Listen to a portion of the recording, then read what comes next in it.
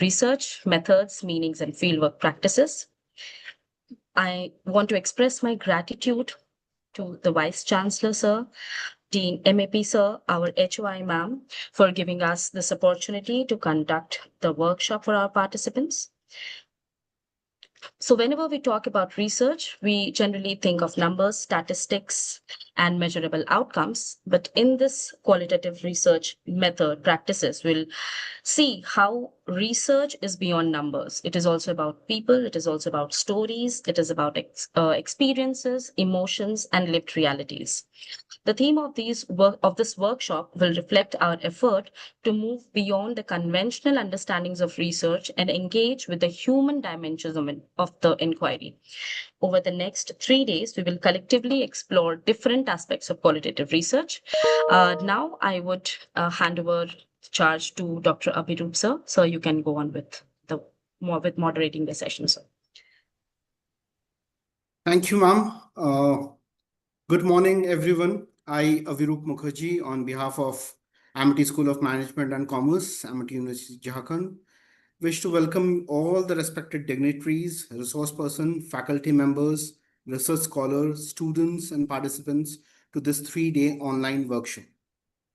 We are delighted to share that more than 130 participants from different parts of India and across the globe are participating in this workshop, making it a truly diverse and intellectual vibrant gathering. The structure of the workshop has been carefully designed for practical and continuous engagement. Over the next 3 days, we will have 3 academic sessions each day, covering different dimensions of qualitative inquiry, from foundational understanding to field practices and secondary and tertiary source analysis, followed by a validatory session on the final day. This workshop is also very special because it is a continuation of the quantitative research method workshop conducted last year, where participants not only learned research techniques, but successfully completed their research papers during the workshop itself and later presented their work in the following international conference. The success and enthusiasm encouraged us to take the step towards qualitative research training. As organizers, we will consider this workshop truly successful if by the end of these 3 days, every participant is able to develop at least the complete structure and framework of their dream research paper using qualitative research methods. The workshop also becomes special as number of researchers who are interested in qualitative research are very special in numbers, and materials found on internet is very less compared to the quantitative research, making this congregation very niche in itself. I welcome all again and wish everyone a wonderful learning experience ahead. To start with, we are deeply honored to have with us our respected chairperson, Dr. Abhishek Tripathi sir, Dean, Management and Allied Program, Amity University, Jharkhand. Sir's academic leadership, research contribution, and constant encouragement towards research and innovative continue to inspire all of us. He is a distinguished academician, internationally certified finance professional, acclaimed researcher, award-winning education leader, TEDx speaker, and transformational institutional builder. Sir is also empaneled as an independent director under the Ministry of Corporate Affairs, Government of India. His academic journey is as extraordinary as it is inspiring. He holds a PhD in Commerce and Business Management, is pursuing his second PhD from IIM Jammu, and a Doctor of Business Administration from Malaysia, and possess globally respected professional qualifications, including Certified Management Accountant, Chartered Wealth Manager, MBA in Financial Management, and Masters of Law in Business and Commercial Law. With these words, I now respectfully invite Dr. Abhishek Tripathi sir to deliver the opening remark and formally inaugurate the workshop. Sir. Thank you, Abhirup sir. Thank you for inviting me. And before I start, I would like to congratulate Amity School of Management and Commerce. You've done a wonderful job. The presence of 130 scholars, 130 great minds in this workshop talks much about the success of this workshop. I'm really happy to invite our resource persons I'm really happy to look at the resource persons we have: Dr. Anant Kumar sir, Dr. Manpreet Arora ma'am, Dr. Ekta Manhas ma'am, Dr. Milan Chauhan sir, Amrita Das Gupta sir ma'am. Right, I'm really happy to have them. Their credentials are really going to add a lot to this research, and the content they're going to deliver is something which is very going to be really useful for all the participants.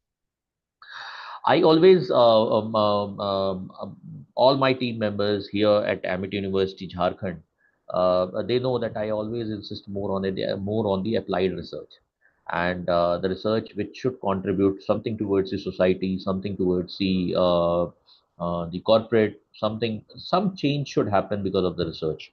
And I'm really happy that we have taken these two steps. That we've already conducted a workshop on quantitative research, and now we are coming up with qualitative research. And it's very important to understand that just framing hypothesis is not a research. So we need to understand the qualitative aspects. We need to understand especially in social sciences, because a lot of marketing research, applied research happening across the corporate, it is absolutely different from what we are doing in academics. So it is very important. Qualitative research is the backbone of the research happening in the corporate. It is happening in the applied research. Uh, People are actually framing products, making products according to the research which has been conducted using these techniques. And the kind of people we have in our workshop, the kind of the resource persons we have in this workshop, I'm sure that our participants will learn everything, not even if not 100%, then definitely 75% of the qualitative research. And believe me, none of the workshops, none of the conferences are just the end of anything. This is just the beginning. So I would recommend each and everyone to whatever we learn during this workshop, apply that, use that for writing a research paper, and that is something which is very, very important. So again, I would like to conclude by congratulating our MIT School of Management and Commerce. You've done wonderful job, and I really want to welcome all the participants, welcome all our resource persons, welcome our guests, everyone over here, all the faculty members we have, the students who are participating, everyone. That and I would just say have a happy learning for coming 3 days. Thank you. Thanks a lot. Thank you so much, sir. I also extend a very warm welcome to our first keynote speaker, Professor Dr. Anant Kumar, Professor and Head of the Rural Management Program at Xavier Institute of Social Services, Ranchi. Sir is distinguished behavioral scientist, public mental health expert, and academic leader whose work in behavioral science, leadership, and social transformation has inspired scholars and practitioners alike. Over the past 2 decades, Professor Kumar has contributed extensively across academia, public health, psychology, research, leadership development, and international collaborations.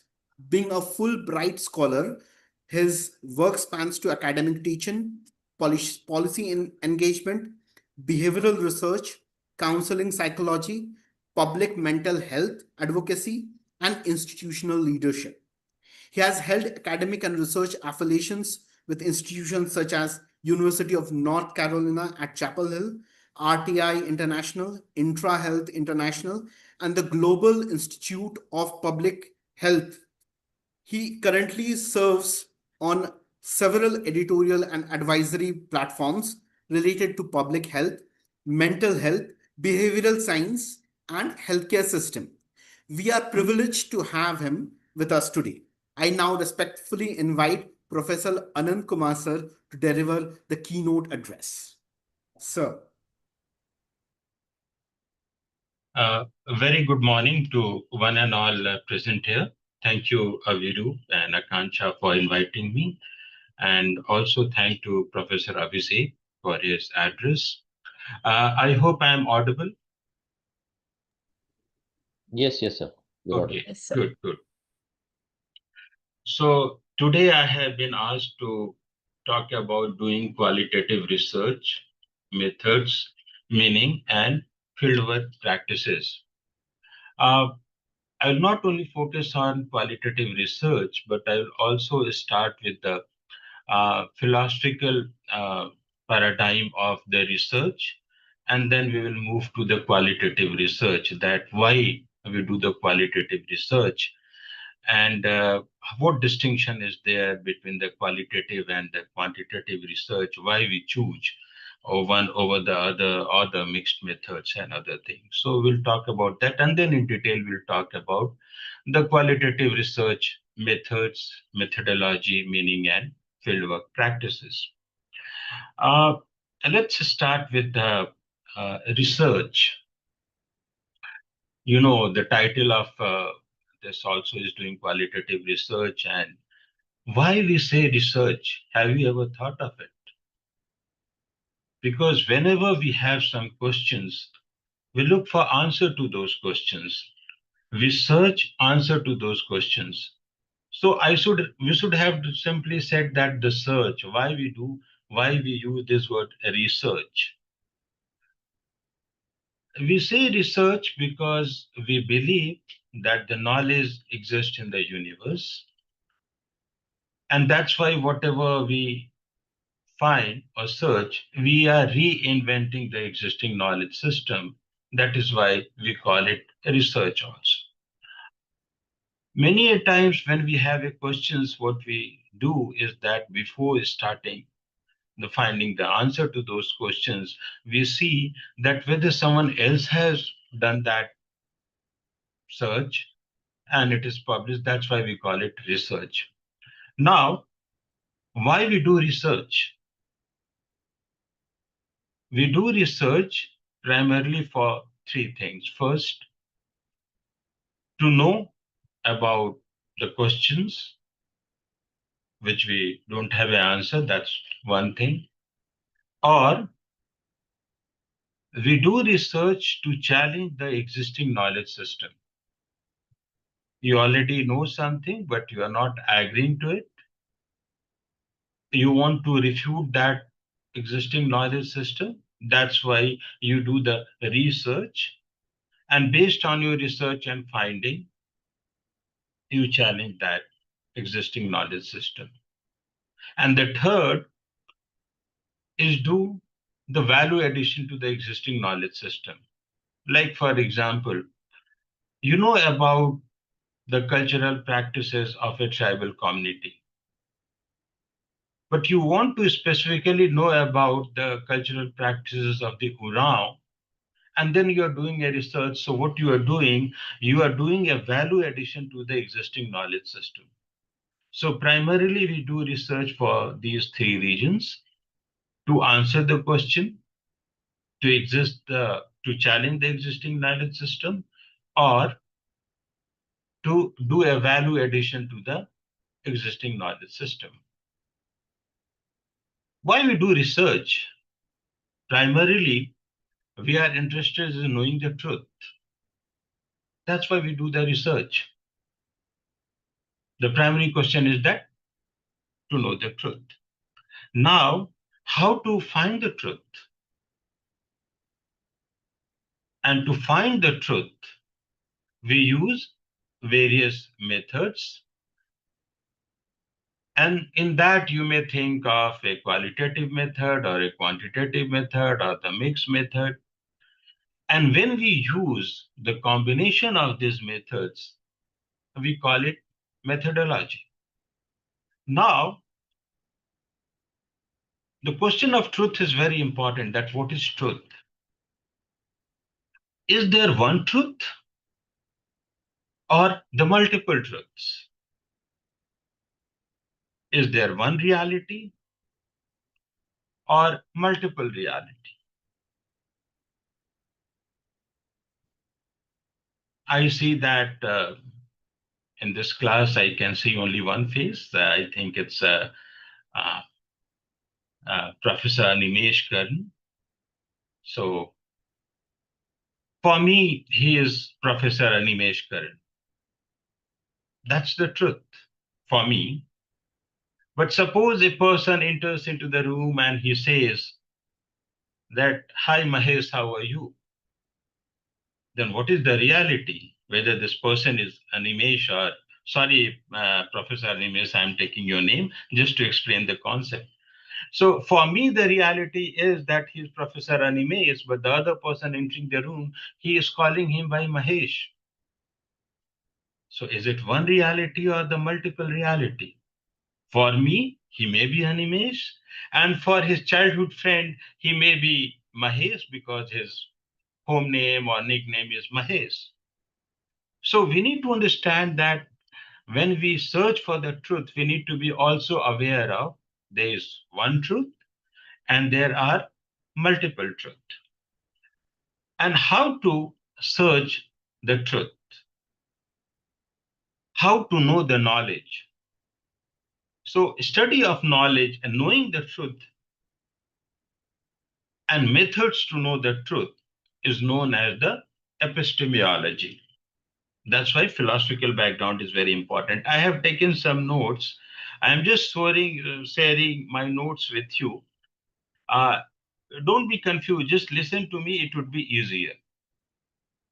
What we talk, why we do the research. So we do research to know, to find the truth, to fill the knowledge gap, or to find the solution to a problem.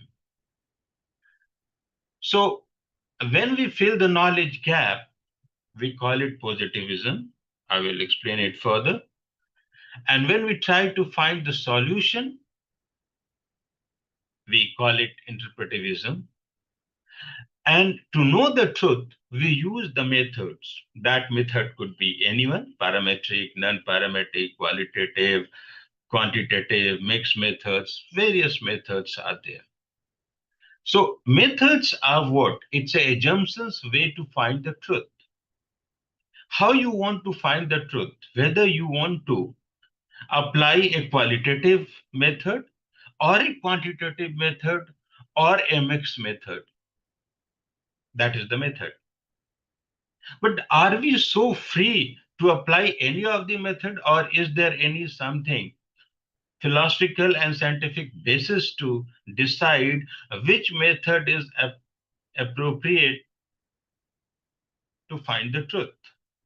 It depends upon the research questions and many other factors also.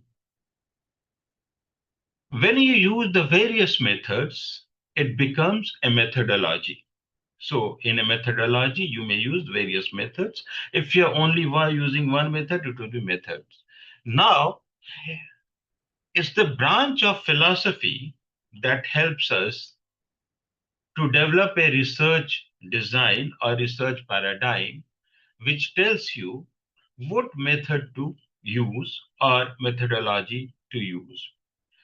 And in that, the first important concept is the epistemology, that is the knowledge of knowing. How I can know the reality? What is the truth? So that is called the epistemology.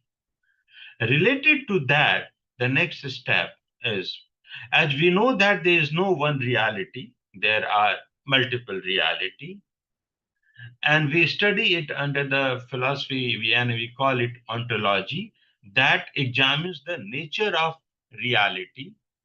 What is reality? One truth or many truth? When you believe that there is a one truth,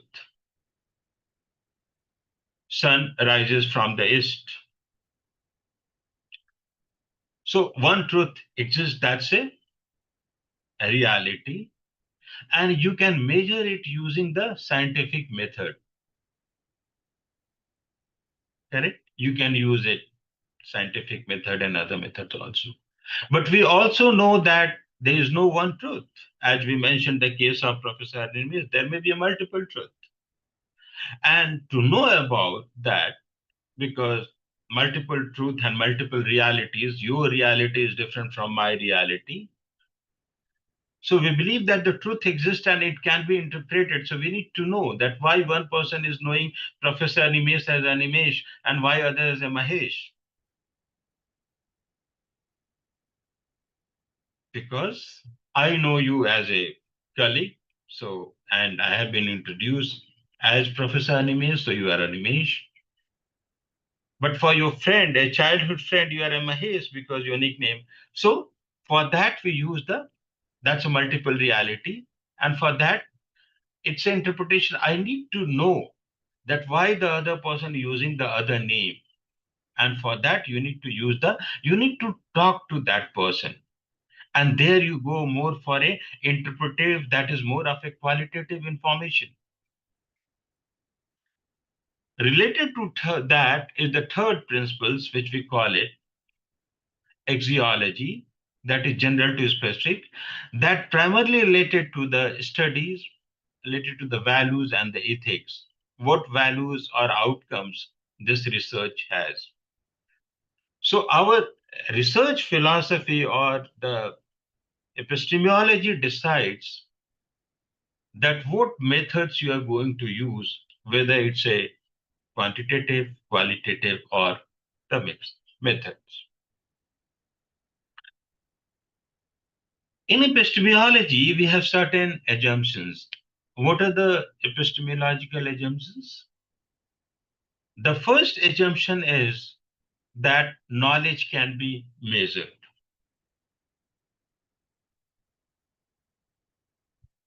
The second is that reality needs to be interpreted because there may be one reality and there may be multiple reality. And the third, which is very important, is that that reality should be examined using the best tools. It's not whatever tool you have, it's about that it should be the best and the most appropriate tool to find the truth. So, as we mentioned earlier, that knowledge is out there waiting to be discovered. So we believe that knowledge exists. That's why we research. Like, for example, who invented the aeroplane? The common answer is the Wright brothers. That's one part of the reality. But we also know that in Ramayana, there was a Pushpak Viman. Ravan came with the Pushpak Viman and abducted Sita. So it is not that the first time, there is other reality also, although you may say that it is in the mythology, but there also this concept and construct of aeroplane is there. The flying object is there, isn't it? And you need to, that's why we do the research. So multiple realities are there. So that's one thing. The second, people develop knowledge based on the perception, their experiences, how you see the things. And there the concept of the post-modernism came, where you define how you are looking at the things. The same object is known at the different places by different names. Truth is one, but the meaning and names are different because they have multiple experiences. Like, for example, very interesting. In India, milk, we say doodh. But if you go to the Malaysia, they call it susu.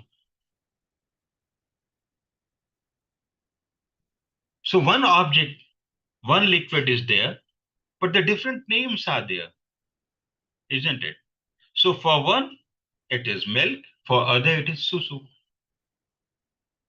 So reality changes based on the experience, socialization. So these subjective things are very, very important. And for that, it's very important that we need to focus more on the qualitative methods, where we focus more of the human experiences of the events. The third assumption is knowledge is measurable and interpretive. So by and large, you understand that what is epistemology, that is, it's a study of knowing the truth. Ontology, that talks about the realities, that may be one reality or the multiple reality. And particularly the ontology studies the nature of human being, their existence. Who am I? For me, who am I would be different from what you are, because it is based on our own experiences. It's more of a meaning of being. To know who you are, I cannot use any quantitative methods. So basically, because we are focusing more on the human experiences, so we need to focus on more on the qualitative side of qualitative methods. Now, how we decide that whether we use the quantitative, qualitative, or the mixed method? It's very interesting that to understand that and to decide the knowledge of ontology and epistemology is very important. The knowledge of ontology and epistemology will help you to develop your research paradigm or the research philosophy that will tell you or guide you that which method is appropriate, so you can use the best tool to find the truth. And there we have three concepts. First is the positivism, which is related to the realism. That means that you have one truth. If you believe in positivism and realism, if one truth is there, where the one single reality or truth exists, that can be easily measured. And there, what you do, you use the quantitative methods. Whereas, when the multiple reality exists, where you construct the reality, different people see things differently. There, you need to focus more on interpretation, understanding the underlying meaning of it. That how different people are interpreting things differently. And thereupon, we focus on constructivism, we construct. Like, for example, generally, I teach all those. I'm not a very, what you say, I'm not very comfortable with the online classes because it's a monologue. I always focus on the interactive classes where I can talk to my students, but there this opportunity is not there. But let me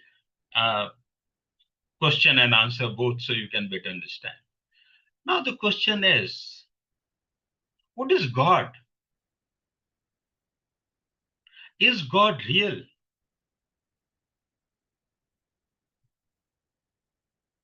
Whether God exists? Some of us are believers, some are non-believers, some are atheists. But what is God? Is it real? For some of you, it may be real. But for many of us, God is a construct. And that is why there is no one God. There are many more, thousand and the million gods are there. And that is why every community, every religion, every tribe have their own God. They have constructed it. How we construct a God? Let me explain you by example so you can understand that how God is not a reality, it is a construct. But before I move ahead, let me, I have a disclosure. Whatever I'm going to discuss in this class is my personal opinion, and it is not against any individual personality, gender, caste, class, and religion. Whatever examples I'm giving, so you can have a better understanding. You know, there is a place in Bihar called Buxar. It's situated on the banks of river Ganges. And there's one very famous temple. One fine morning, a woman went to a temple. She worshipped. And while she was coming out of the temple in a way, there was a gobar on the path. And what happened from her puja thali, a flower fell off to that gobar. She was not aware of, she went. The another woman came and she saw that there is a gobar and on that there is a flower. So she also put a flower and also put a rori or a tika. Then the third woman, and you know, everyone followed it. And within hours, a god was created, constructed. So now you can better understand the ontology, what I'm talking about. There is a one construct, there's one reality, and there is a multiple reality. So the first is the positivism, that is the one truth, which can be measured. And mostly what we do, we use the quantitative methods.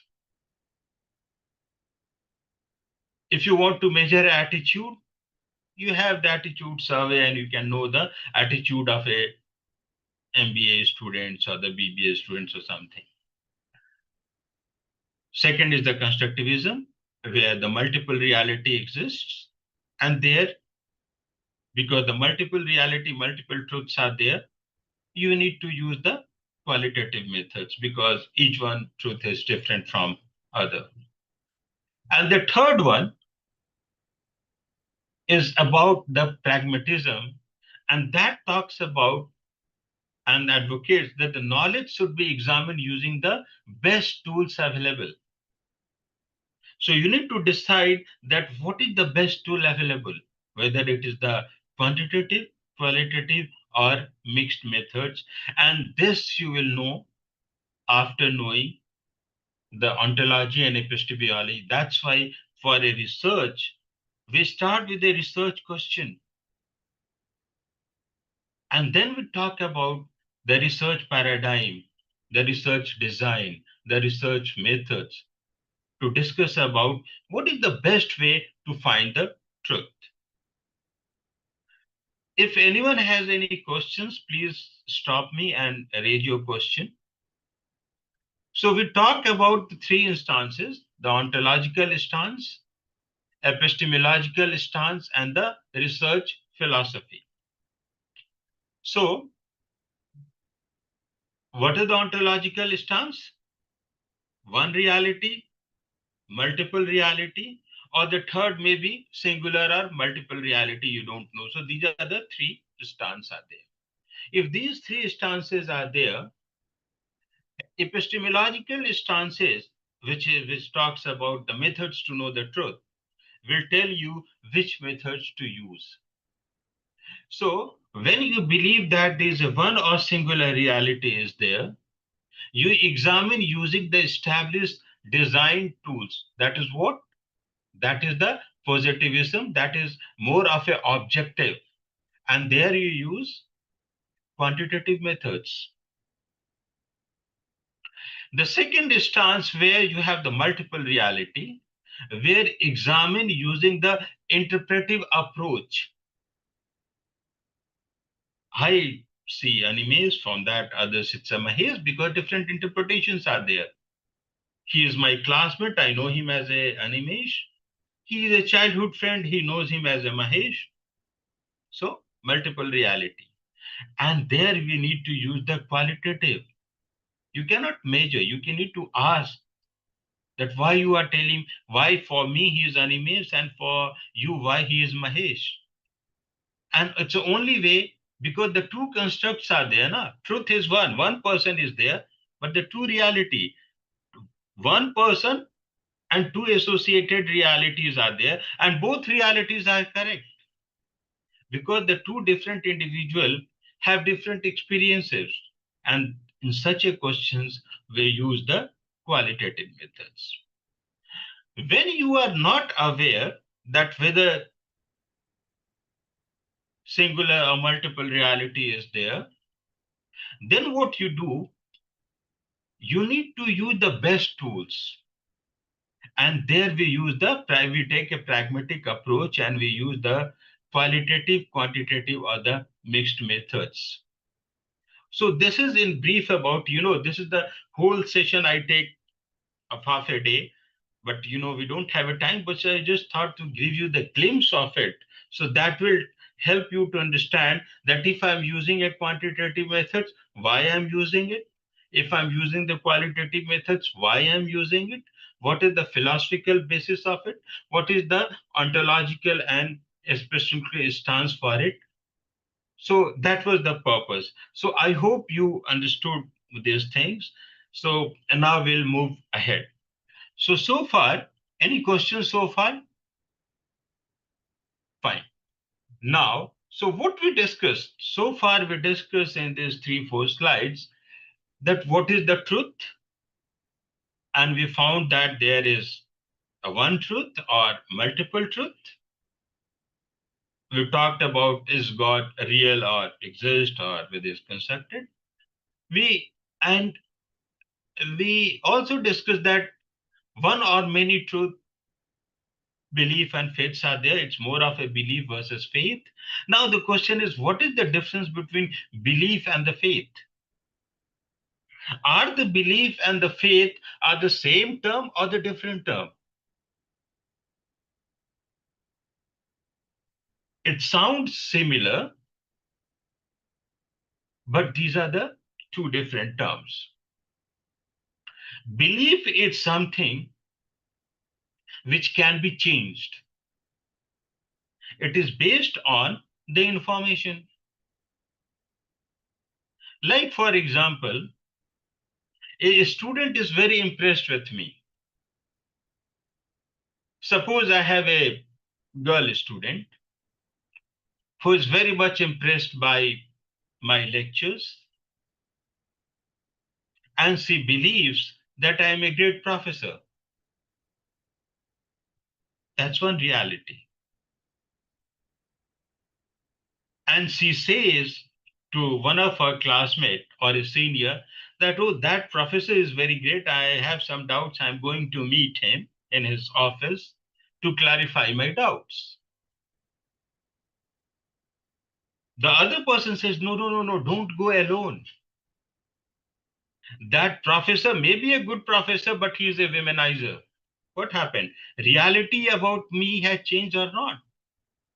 The person who was praising me, now the other angle is also added.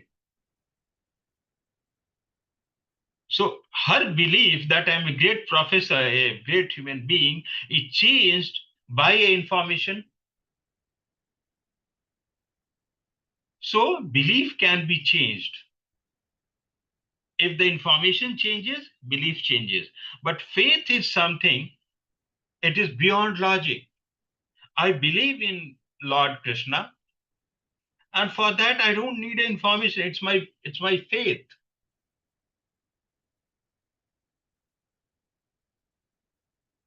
So that's the difference between belief and faith. So whenever there is a belief, it's more related to what? Ontology. Because information changes, your belief is changing, because there's no one reality, multiple reality. You are knowing about one reality, that professor is a great professor, but the other reality is added, that he is also a womanizer. So what happened? Your belief about him has changed. So now only not one truth, there are multiple truths are there. And that's why ontology is there. So to find a truth, knowledge, reality, one or multiple, you study through the ontology. Epistemology, what we discussed? to study of knowledge, the justification of belief, methods to find the truth. That is known as the epistemology. And research involves exploring unknown territory, finding, searching something new, something which you don't know, that we have already discussed. Now, we as a human beings are explorers, inquisitive, researchers historically. If you give a toy to a small child, a baby, what he does? He opens it, break it, because he is inquisitive how it works. So we as a human beings are always interested in knowing, inquisitive, and our knowledge is evolved based on our own experiences and observation. What we are, how we see the world, it is based on our experiences and the observation. And that is why in a study, in a latter part of qualitative research, we also say that we need to be culturally sensitive. Because one culture, one thing may be right, it may not be right in the other culture. Because their experiences, observation, and reality changes. If death happens, what happens? We all are very sad. But in some of the African communities, they celebrate it, they dance it.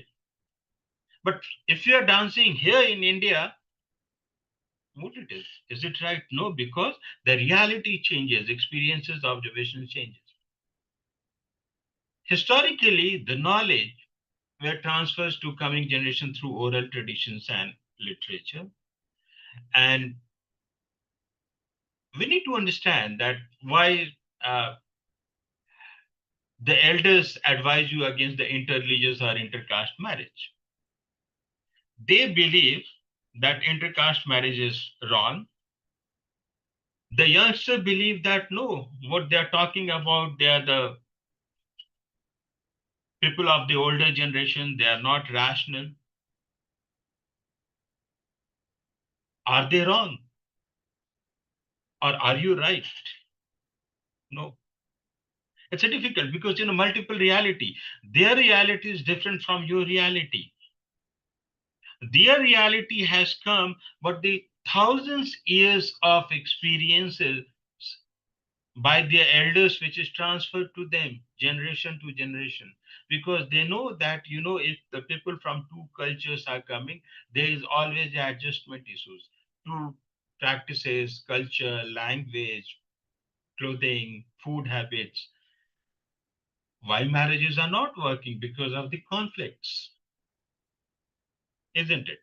So what our elders were saying, they were right, but you are rational, you are rationally challenging the existing, but it's not that that reality does not exist. Both reality exists. Now we need to find what is the real one, and that for that we need to do the qualitative research. What is research? We have talked about explore something which is unknown. Search of knowledge through systematic method and scientific way. This is important. We as a social scientist or a management students or students of interdiscipline disciplines,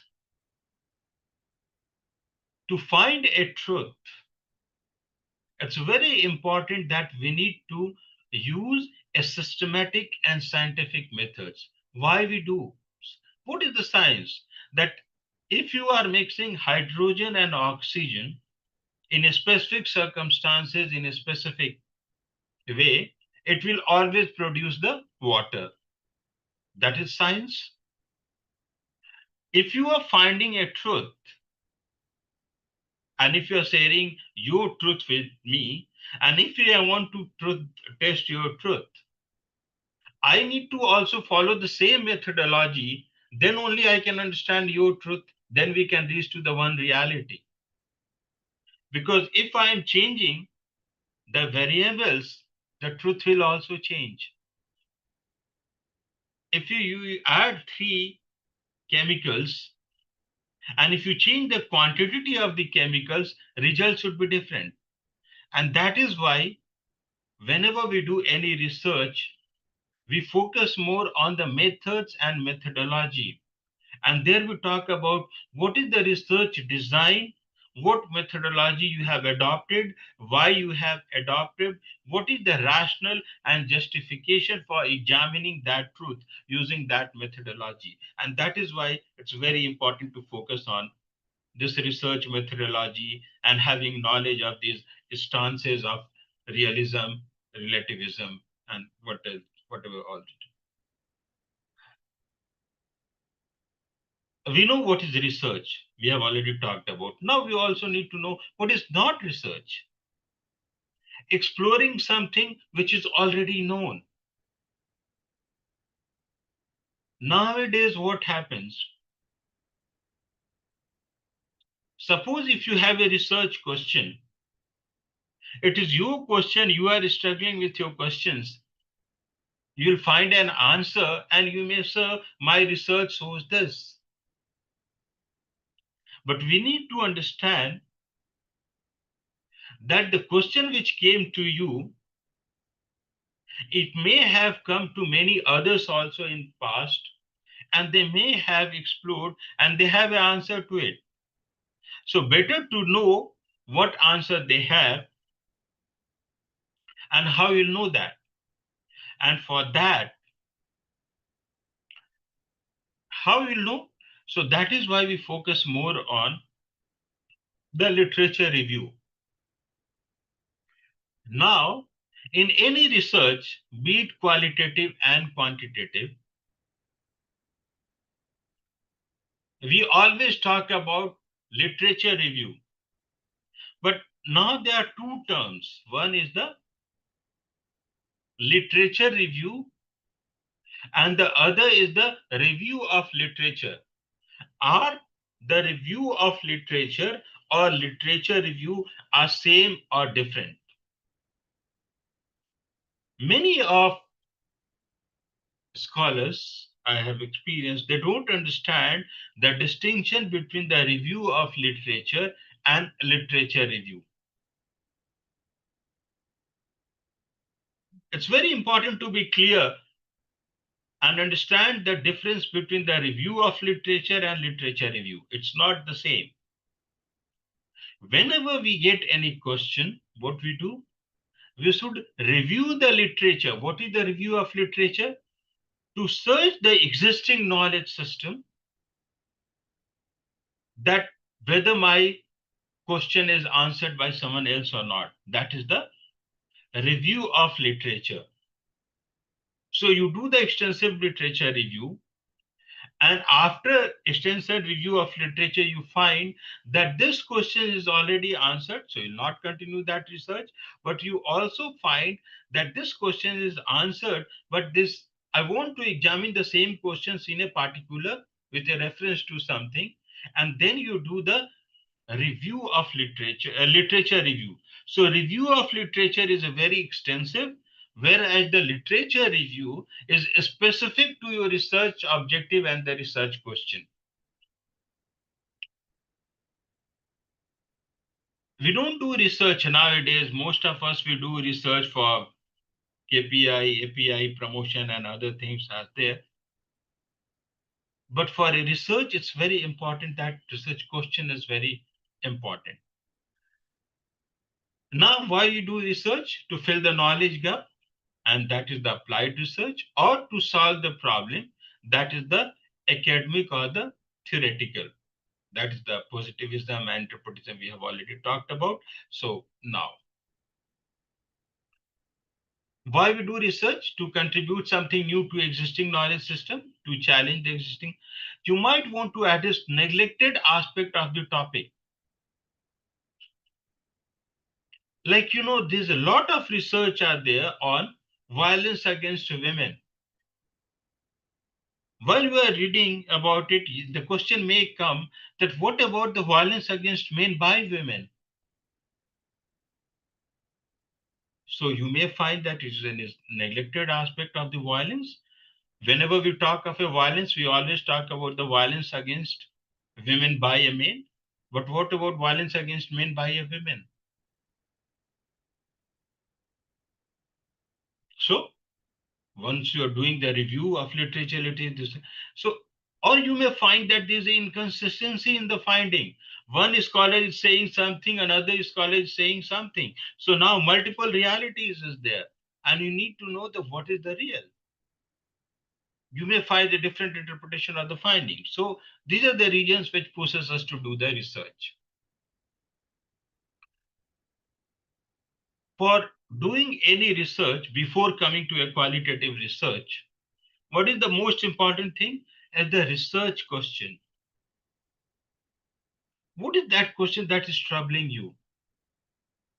And for that, you need to have a passion to answer to a research question. All the time you are struggling. You go for literature review, you go to the expert, supervisor, or to find the right guide supervisor. And most of the time you use the methodology not based on the paradigm which we discussed. You use the methodology because your supervisor has suggested to do a mixed method, qualitative or quantitative methods. That is not right way to do that. Because you need to justify, because you need to use the best tools available. Maybe your supervisor is having expertise in quantitative methods, so he wants to examine all the things from the quantitative methods, but that may not be a right methodology. And that is why these research paradigms are very important. Because many times a guide may influence your research question positively or negatively, or as per his research interest area. So that is why for research passion is very important. That should be your research question.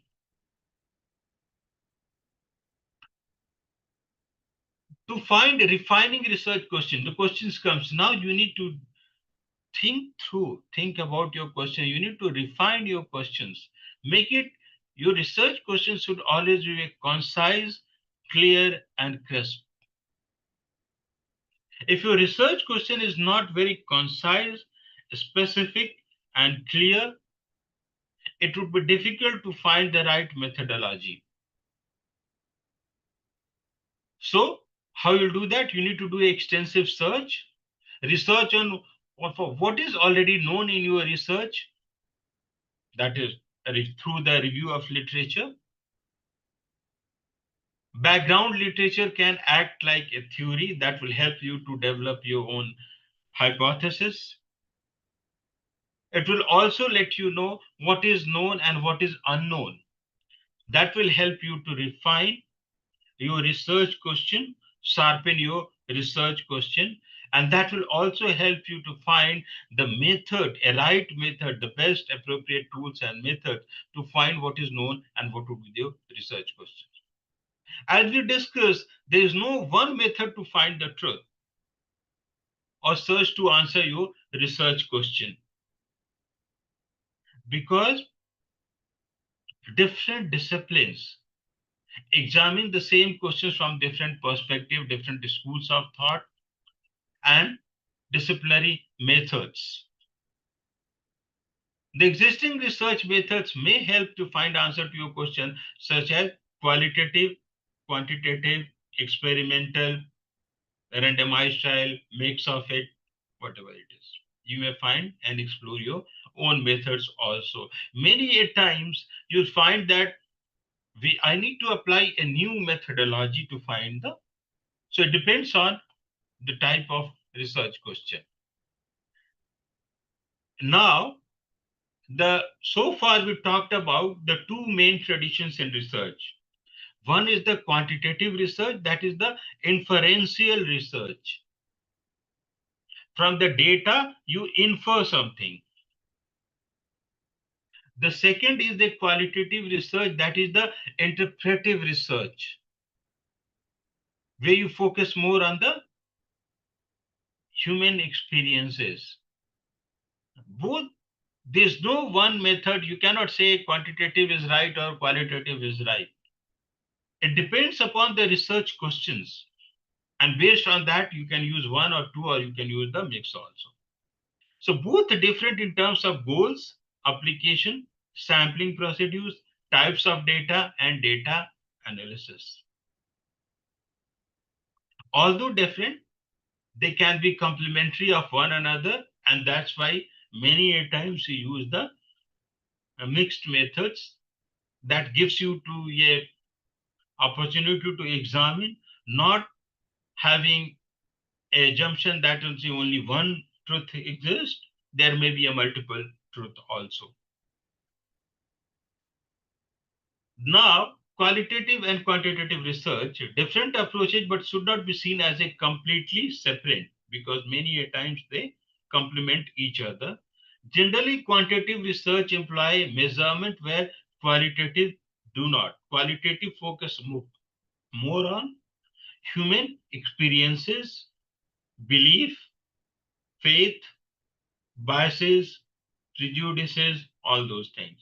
So some of the methods we use in the quantitative are the structural interview, content analysis, or the statistics, whereas in the qualitative methods, we focus more on the participant observation, discourse analysis, ethnography, focus group, or participatory methods like participatory rural appraisal, etc. Now, we need to understand that, as we mentioned, that what we do, whether we induct or deduct. So deductive theories are based on hypothesis is deducted and then tested. So what you do, you study the existing knowledge and then you come out with the hypothesis. So you study theory, hypothesis, you collect the data, finding, and based on that you reject or confirm. That is the deductive theory, whereas the inductive approach draws generalized inferences out of observation, where we focus. So these are important to understand the deductive and inductive methods. Now, some of the values and practical consideration while you're deciding the methodology, what we call about the axiology also, it's the choice of research strategy, research design, research methods, tools, and have to be detailed to the specific research questions, whether these methods are answering your research questions or not. For example, quantitative strategies may not suit to a study on which nothing has been done in the past because there is no literature to base a study on. Other consideration may be the nature of the topic. Now, the process of research. So what we do, we start with a research question. We sharpen the questions, and that helps you to identify the problem, sharpen your research question, find and develop methods to answer the research questions, and that is the research framework. These steps are very important. And then you develop the research framework or the design. And based on that, you develop a methodology of your study, and that is the type of methods. It may be qualitative, quantitative, or experimental, validity, reliability, methodology adopted. And then you focus on the methods, and in methods you need to focus on what, how, where, when, what are the tools you are using, whether the tools are appropriate or not, what sample size would be there, who are your respondent, what would be your tools of analysis, and what will be the limitation, then finding, and then how you will communicate the finding. So that we publish in the peer-reviewed journals. We do the dissemination of our research by writing books, conferences, seminars, and then finding appropriate platform to communicate the finding. Now, whatever I have talked far, that was a strong foundation and the background. Now we'll focus more on the topic. It's interrelated. So what is qualitative research? So you know that why we do qualitative research? What are the epistemological and ontological stances are there? Qualitative research is a systematic approach. It's a science to understand human experiences and meanings. It focuses on perception. Perception changes, so reality changes. Emotions, beliefs, belief changes, reality changes. I gave you the example. Interactions, we do the ethnomethodology, and the social context, as we mentioned, that the truth changes depending upon the place and the social context. You cannot dance on death at one culture, in other culture you can. So these are very important. So in qualitative methods, we focus on perception, how we perceive, what are the background, what are the human experiences, socialization, emotion, belief. And the third, it helps us to answer not only the how, but also how questions rather than how many. In a quantitative methods, we focus more on the how many, the numbers. Here we are not interested in the numbers, we are more interested in why and how. And it's very useful when little is known about a phenomena. So whenever we do a study of the phenomena, particularly in the social sciences like the sociology, psychology, anthropology, in these disciplines, we are not interested in the numbers, we are interested more in the process, in the phenomena itself. We are more interested in the history of it, origin of it. For a quantitative researcher, if he is going to a village study, for him, quantitative demography may be important, but if for social scientists, the first questions will come, oh, this village name is Sakarpada. Why this village name is Sakarpada? Because he's more interested in how this name came. In so many villages are there, and in the end, all the villages ends with the pada. What does it mean? So we focus more on the how and the why, and we are more interested in the phenomena than the numbers, because the number in itself says nothing. Many a times the students come to me, sir, how much marks I got in your paper? I always say that marks will not tell you anything. Even if you say that you got 80 or 60, you will know that where you are in a class in relative way. But if you are asking me, sir, how I can improve my marks, why I got the less marks, so students are not coming to that. Sir, how I can improve my marks? Or why I got the less marks? They are just coming that how much marks. So they are more interested in the numbers rather than how and why. And their qualitative studies are very, very important. For a teacher, for me, qualitative informations are more important than the quantitative information. Vice versa. Suppose a student is coming from a Hindi medium high school, or a student is coming from a convent, I can better interpret their performance in a context and help them to understand to do better. So that's why we do the qualitative research. We have already talked about it, so I'll not repeat that. Now, the question is when to use the qualitative research. We understood what is qualitative research.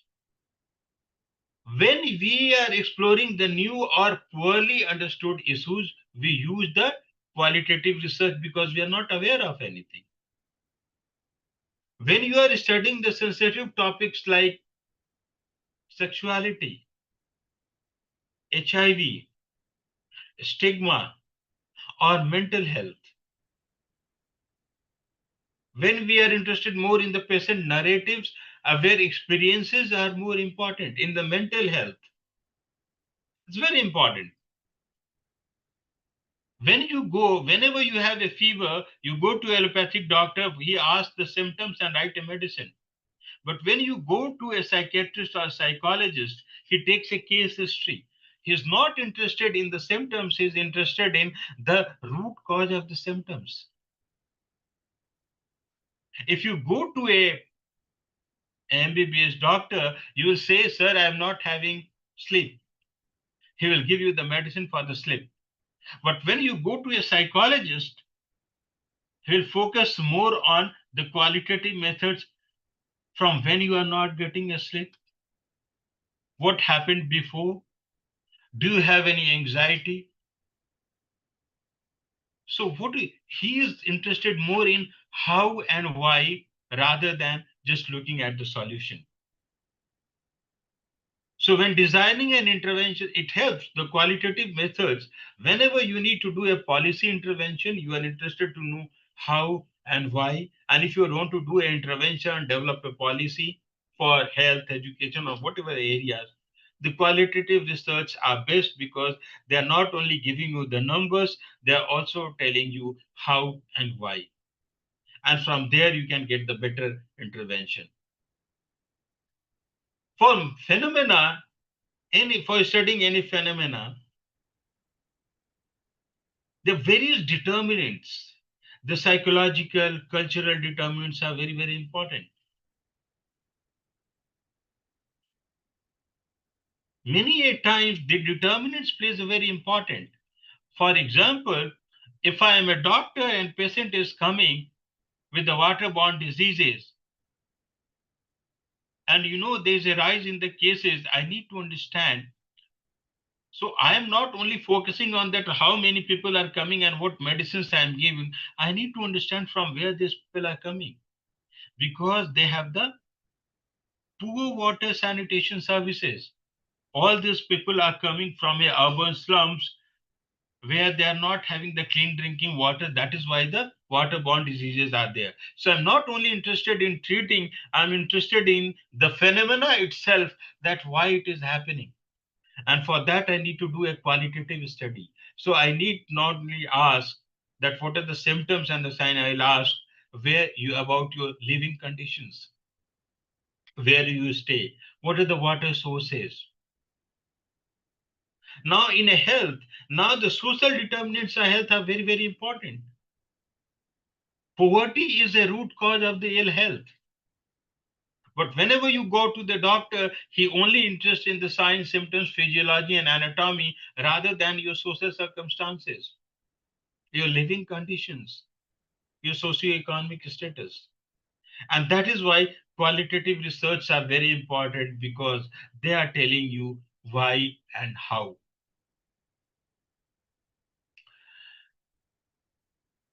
In qualitative research also, we do the different types of qualitative research. When you are doing developing a research design, you need to think that what I'm doing, whether my methods, qualitative method is focusing on the phenomenology, ethnography, case study, because even in qualitative research, you need to have a justification and rationale for adopting a particular tools. In qualitative methods, you have hundred of tools, but which tools is best and appropriate for your research question? You need to think through, and that is why research design is important. Phenomenology. Whenever you are focusing on, you are trying to understand the lived experiences. When you are doing a study on the LGBTQ population or the third gender, what is most important? The most important is their lived experiences. If you want to design an intervention for them, you need to understand what are the practical challenges they are facing. And now the institutions have opened their doors in name of diversity to the third gender also. But unless until you do a qualitative study, you'll focus on their lived experiences, because you have opened your door for the third gender, but in an institution you have only the washroom for the males and the females. And they are saying, sir, we are neither male and female, we need a separate toilets. For that, what is important? You need to do equality. You need to understand lived experiences, what they are experiencing when they are going to the male toilets or the female toilets. So the phenomenology is very, very important. Then you also have a grounded theory, developing theories from data. It may be a qualitative or it may be a quantitative data. Mostly in anthropology and sociology, where we study cultures and communities, we focus more on ethnography. In Jharkhand, when we go to the villages, various institutions are there. But we need to understand those institutions. There is a concept of yuva greh. What those institutions are there? When you have to do case study, when you need to do FGD, it depends upon the questions, the sample size, and many other factors that helps you to decide the best tools. Where you need to the in-depth analysis of the case or an event, there you need to do a case studies. Like for example, the farmer's suicide. I'm not more interested in the number. As a social scientist, I'm more interested in that why farmers are doing suicide. And for that, what I have to do, I need to do a qualitative study. And in qualitative study, what we need to do, I need to do a case study, because the farmers may be committing suicide, but I don't know the truth, and I don't have an assumption, because one farmer may have committed suicide due to the loan debts, other may be because he's not happy in his personal life. So it's only the case study will tell me that why farmers are doing suicide. Yes, quantitative data is important, that the 100 farmers are committing suicide. That tells you that we need to do something, because why farmers are doing suicide. But if you are really interested why they are doing, you need to do the case study. And then we also focus on the narrative research, where we focus on the studying the personal stories. Because whenever we do study on the humans, for the same phenomena, we all have a different experiences, different effects.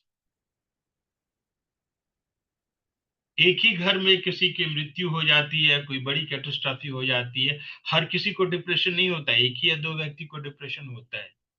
Why? Because we need to focus on the how that person perceives that phenomena. And that is why phenomenology is very important, and that will help you to design what methods you will use. I hope I am clear. Even if I'm not clear, you may raise the questions, or even if you want some other session to answer your questions, I can do that. So please note. Now, research question for a qualitative research, developing research question, as I mentioned, the research starts with the research question. Developing a research question, your research questions should be exploratory and open-ended. If you know the answer, there's no point to do a research or qualitative study. You do the qualitative study, you don't know. Farmers are doing suicide. There may be one reason that it may be debts, but I need to be open that there may be other regions also. So questions should be exploratory and open-ended. Whenever you are developing, whenever we do the qualitative study, many a times we use the interview schedule and the questionnaire. And many a times I ask my students that why you're using interview schedule or the questionnaires, they're not able to differentiate. We need to understand that these are the two tools. When we are studying a village community, we will not administer the questionnaire because people may be illiterate. People may not understand the question because in a questionnaire, you are distributing the questionnaire and the respondent is filling the question. So in a qualitative study, we give more value to the interview schedule where researcher is asking the questions and noting down the answer.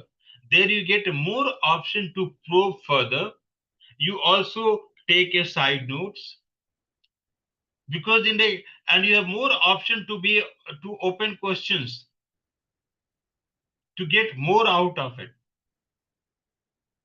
How do diabetic patients manage lifestyle changes? What are the challenges faced by the rural ASA workers?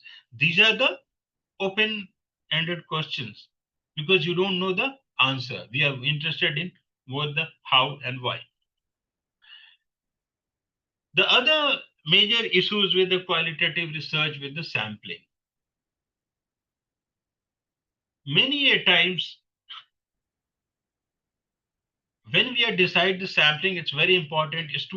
Most of the time students say, sir, I have done purposive sampling or the random sampling. For any sampling, you need to keep three things in mind. That you need to have very strong justification and rationale for selecting that particular sampling methods. Because it's easier to do, that's why you're doing a purposive sampling. That may not be a right strategy.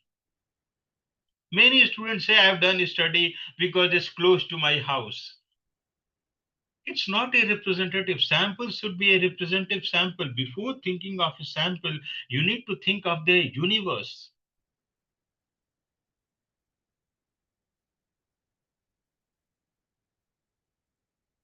And then you may decide that what would be your sample size and what sampling method you'll use. Selecting information-rich participant is very important. In that case, you may think of a purposive sampling, where you will do the snowball sampling. Like, for example, what is snowball sampling and why we do the snowball sampling? Snowball sampling, you have a snowball, and when you throw what it spreads. But suppose if I am interested in doing a study on the third gender, or specifically the male having sex with male. Sexuality is very personal. Why people will disclose your sexuality to you? So you're not able to do any study because you don't know who is the MSM. And there what we do is that we do the snowball technique. So we go to the one person, we ask who is his partner, then we ask who is further. So that's how that is a snowball. So whenever you do a research with the hidden population, like the female sex workers, injecting drug users, third gender, men having sex with men, or the other vulnerable groups who do not want to disclose their identity, in those methods, snowball sampling is important. The point I'm trying to make is that whatever sampling methods you are using, you are free to decide. But end of the day, you need to justify that why that is the best sampling methods you have used. What is the theoretical basis for selecting that sampling method? That's very, very important. In a qualitative methods, as we mentioned, that generally what are the different methods we use? Interview schedule, focus group discussion, key informant interview, case studies, ethnomethodology. Depending upon the discipline, if you are a psychologist, you will use the different sets of methodology. If you are a sociologist or anthropologist, you'll focus more on the observation methods. Many a times I ask people, what is observation? We need to be clear, observation is not what we see from our open eyes. Observation is the systematic recording of a particular event and phenomena.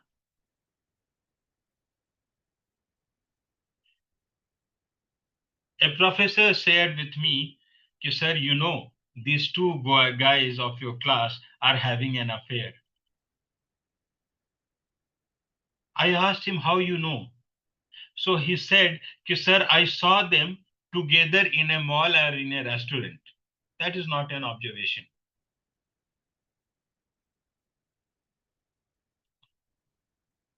Because you are finding two students together in a mall, male and female, or in a restaurant twice or thrice, and based on that you are saying that they are having an affair, is it an observation? No, it is not an observation. Observation is the systematic recording of a phenomena. If you're doing an observation, you need to set a parameter before you're doing an observation. That what are the different time slots you'll do the observation? What are the different behaviors you are observing? Then it will become observation is a scientific method. It is not the random walk that you see somebody and say that affair is going on. So our understanding of observation is a methodology. And in that you need to understand that it's a participatory observation or non-participatory observation.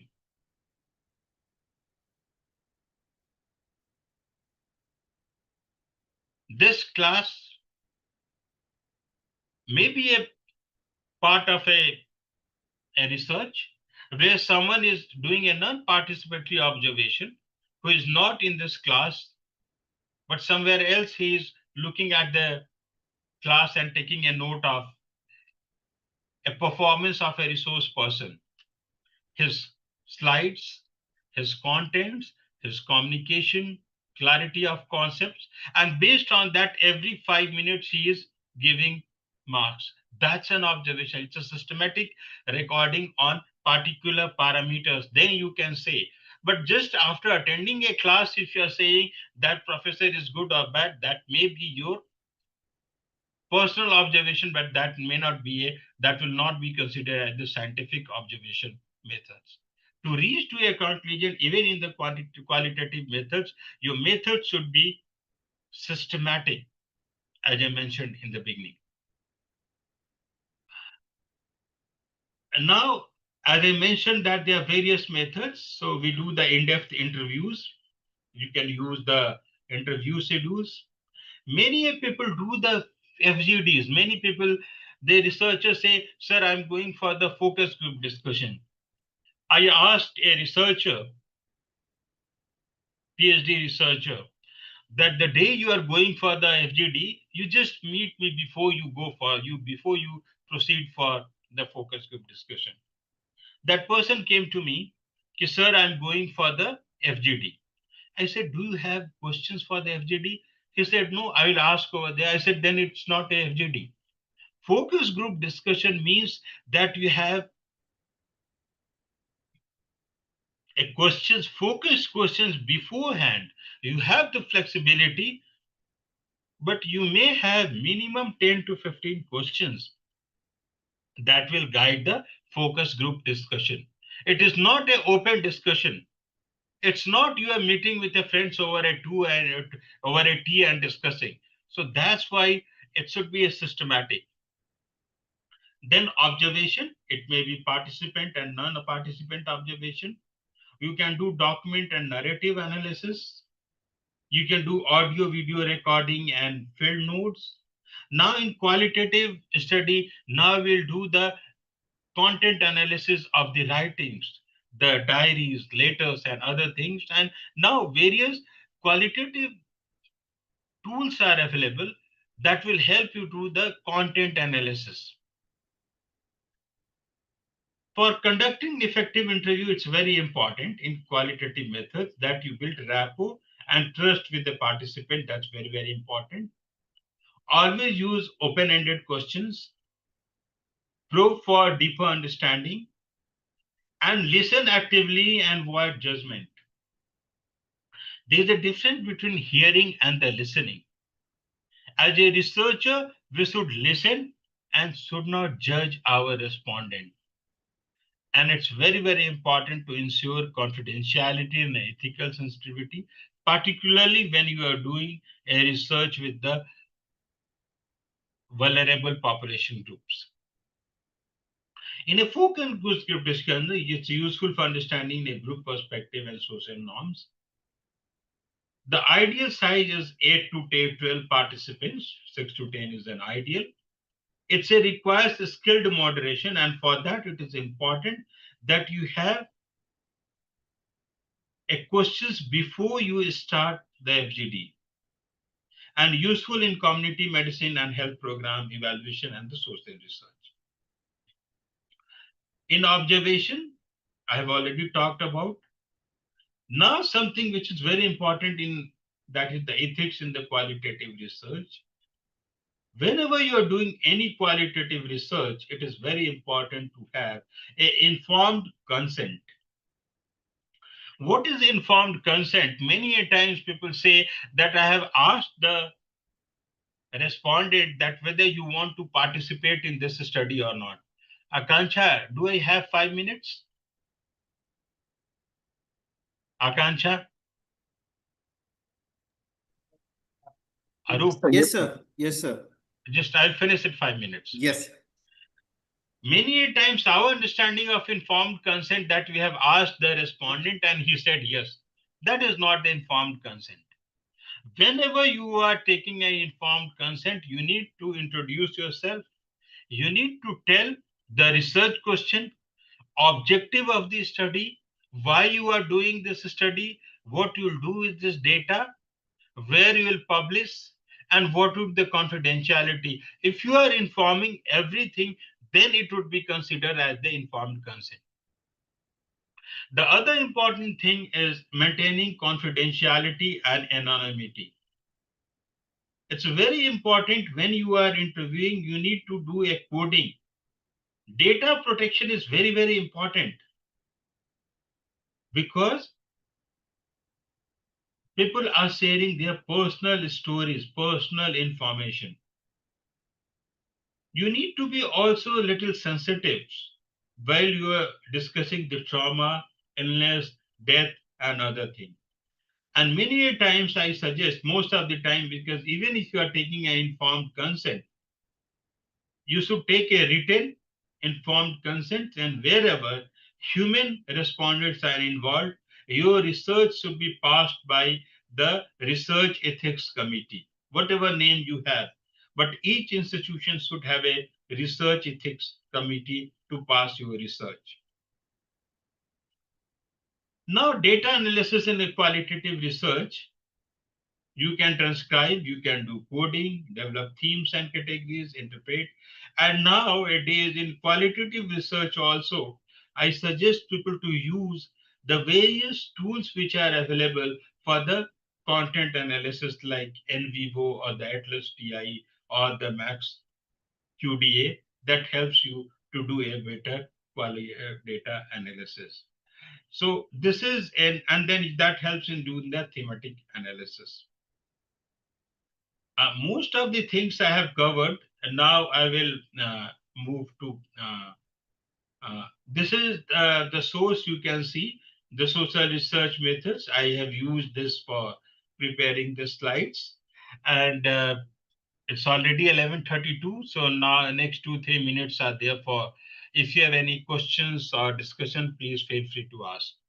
So over to audience, you can write your questions in your chat box or you can ask. So I will stop here and yeah, over to moderators.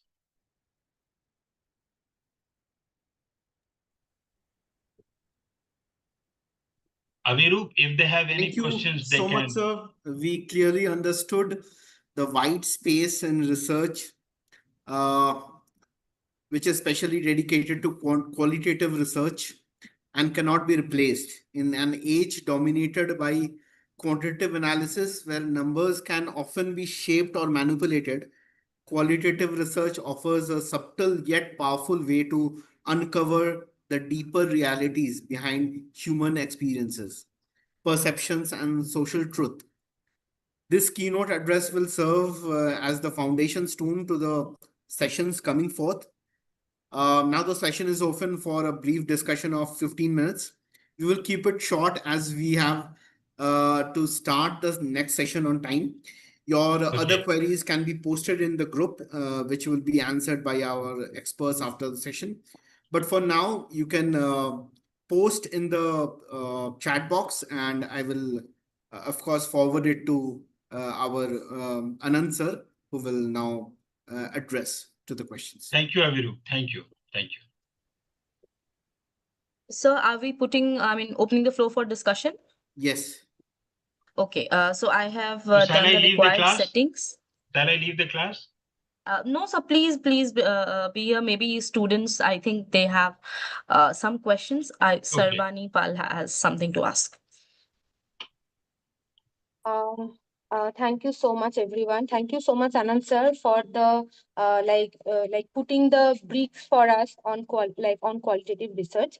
Sir, my question to you is, if I'm doing purposive sampling, like what are the things that I should keep in mind before doing that purposive sampling for a research? Okay, good question. Purposive sampling, the foremost important thing is that you need to think of your research question and research objective. Why you are doing purposive sampling? For example, like when you are doing a study with the vulnerable population group, you cannot go to the everyone. So what in that case you'll do the purposive survey sampling, because that serve the purpose of the research. So whenever you are doing a purposive sampling, you check three things. First, whether it serves the purpose of research, whether it answers my research questions or not, or do I have the better sampling methodology? If you have the better sampling methodology, and you need to also think that whether that represents the universe or not. So these are some of the questions that will help you to decide that whether I should do the purposive sampling or not. Many a times people do the purposive sampling based on the availability of the respondent. That is not the best way to decide the purposive sampling, because there you are compromising, because you are limiting your universe. And representative sampling is very, very important. So foremost is that you need to focus on that whether it serves the purpose of the research or not.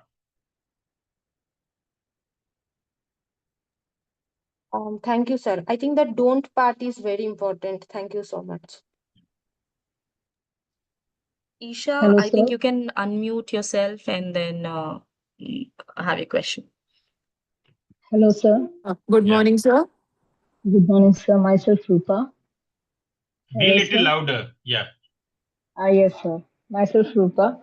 Sir, can you suggest any tool that we can use um, to analyze the data retrieved through while doing qualitative research, say the interview? While doing interview and all, we get a lot of data. And how would we analyze it with the help of any tools that you could suggest? Aviru, can you repeat the question? It was not audible. Rupa, can you be a little louder with your question? Yes, sir. Am I audible, sir? Yes. Yeah, Hello? audible. Yeah. Yes, sir. Okay. So my question is, while doing qualitative research, if you're collecting data through interview of many people, like after that, is there any tool that you could suggest that will help us in analyzing the data? That was my question, sir. Aviru, Okay. tell me. After collecting data, she is asking what are the methods of analyzing data. I think we will be taking those questions in the coming sessions. But of course, Anand sir It can. depends on what type of data you have collected. Like, for example, if you have done a 5-10 case studies, you can do the content analysis. or nowadays, now Atlas TI, other tools are also available that will help you to do the content analysis. For a content analysis, it's a very interesting, like for example, let me explain it to you how to do a content analysis so you'll be better understand it. Like for example,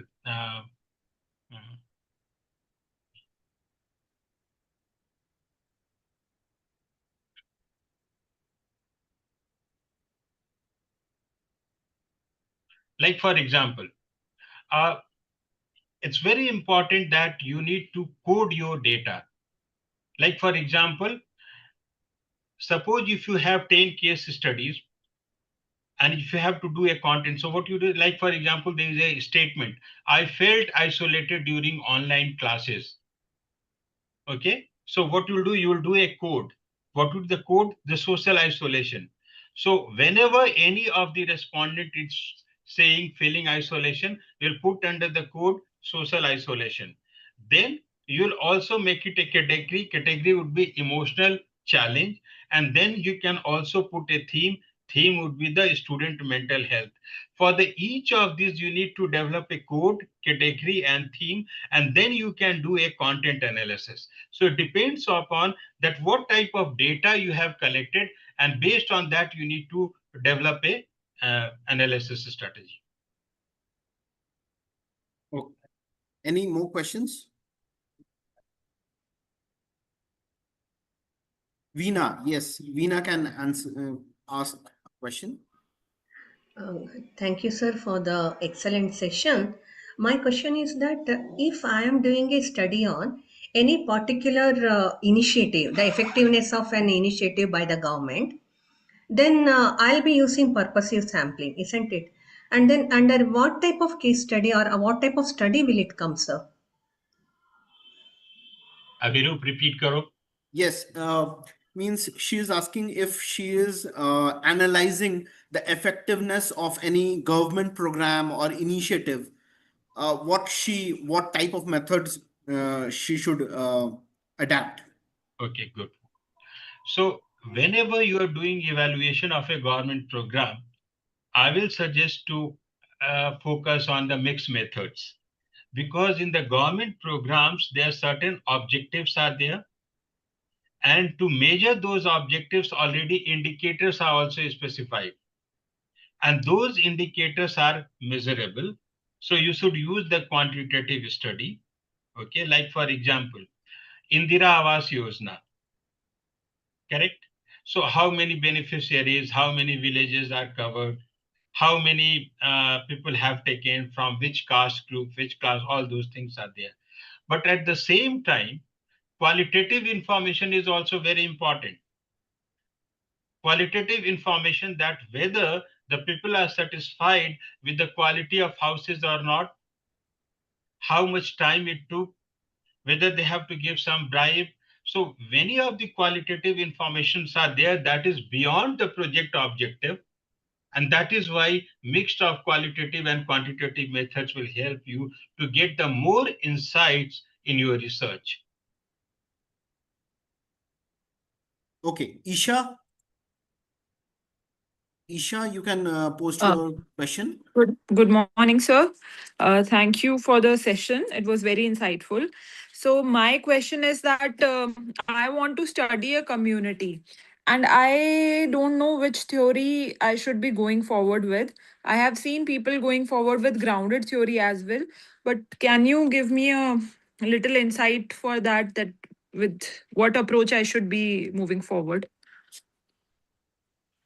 Aviru? She is asking about a certain theory where she want to use grounded theory. So what are the cases where grounded theory can be used? No, sir. I want to study a community, like Okay. their lived experiences and what is the current state of that community. So Okay. I want to understand what theoretical framework I should be going forward with. I have seen other researchers going forward with grounded theory, but I'm not sure how that is applicable with the community study. Okay, good. See, if you are doing a study of any community, But in that community, but you must be planning to study certain phenomena. You have certain objective. So based on that, either I will suggest the first, that if you are not aware of anything that what to study, you can first initial few days, you can do a observation study. That will help you to understand their cultural practices, behavior, and that will help you to come out with a sharpened research questions. And then you can do the case study, observation study, and the key informant interview. So first do the observation study. Observation study, as I mentioned, that it should be a systematic recording of a particular phenomena or the event. You may also decide, depending upon that how strong rapport you have with that community, that whether that would be a participatory observation or the non-participatory observation. Then you can have some case study. At certain point of time, you can think that now I want to focus on certain practices. You can do FGD also. And then with the resource person or the key informant, you can also do the key informant interview. So it depends upon your research questions and methodology.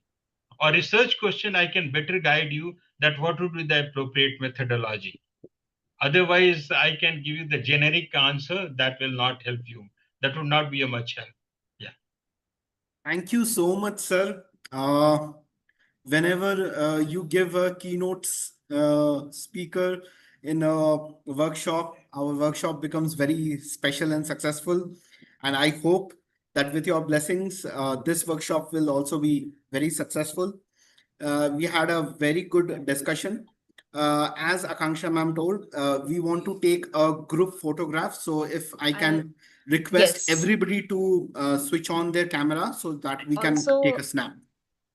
Also, sir, our next keynote speaker, Manpreet ma'am, has also joined. We welcome her, and we will have a session after 12:30, so we can have a picture together, all of us. I think Animesh sir will be doing the needful. I would request all the participants as well to have a picture. It is great having sir and also Manpreet ma'am together with us. Thank you so much. Ma'am, camera is disabled. Somebody will have to enable it. Yes, Animesh sir is doing it. Just give me a second.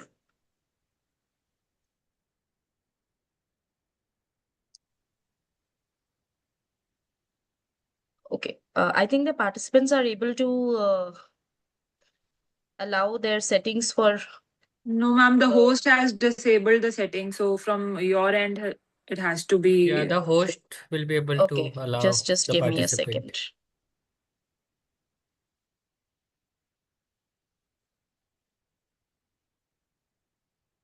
Okay, I have kind of started. I just give it a try. I have made some changes in the settings. Yes, ma'am, it's done. It's done, Yes, yeah. I have started video. So please check if you all can switch on your camera.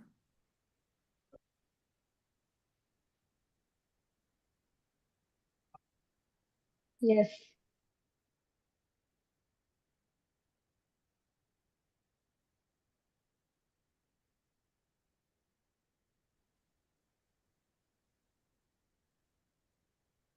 Hmm?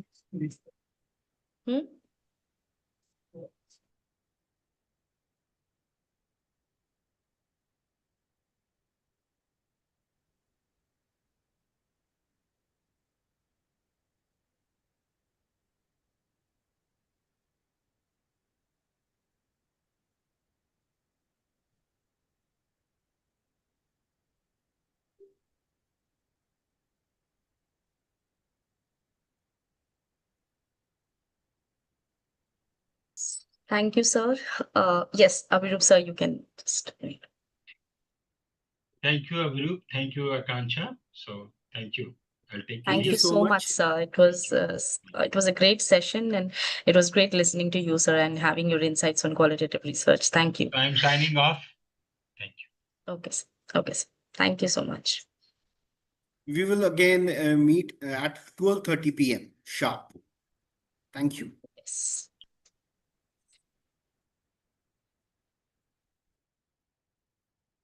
I'm not ending the meeting. I'll just share the screen. So you can join, you can have a break, and then maybe you can come back by 12:30.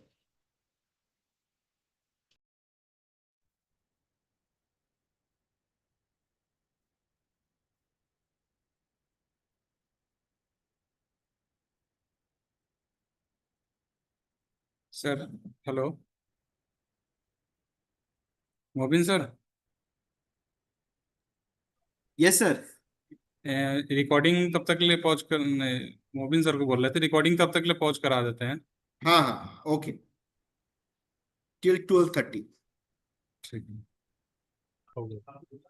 Thank you, Satish sir, and all the IT team for conducting this session so well. We will meet at 12:30 p.m. Thank you. Thank you, sir. Thank you so much.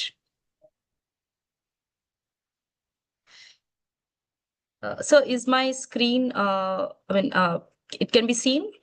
I have yes shared the visual screen. Ma'am Can you see the slide there? Yes, yes. Yes, Okay. yes. It's visible. Okay. Thank you, sir.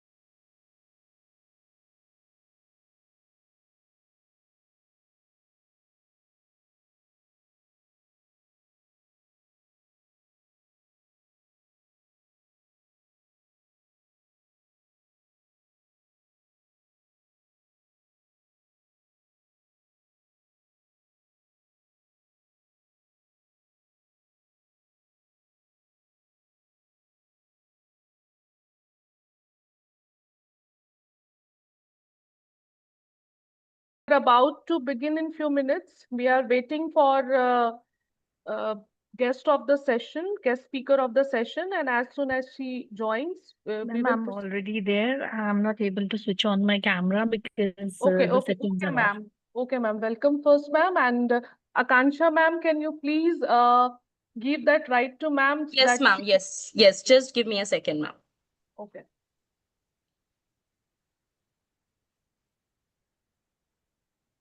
I think, ma'am, now you can do it. Good afternoon, ma'am.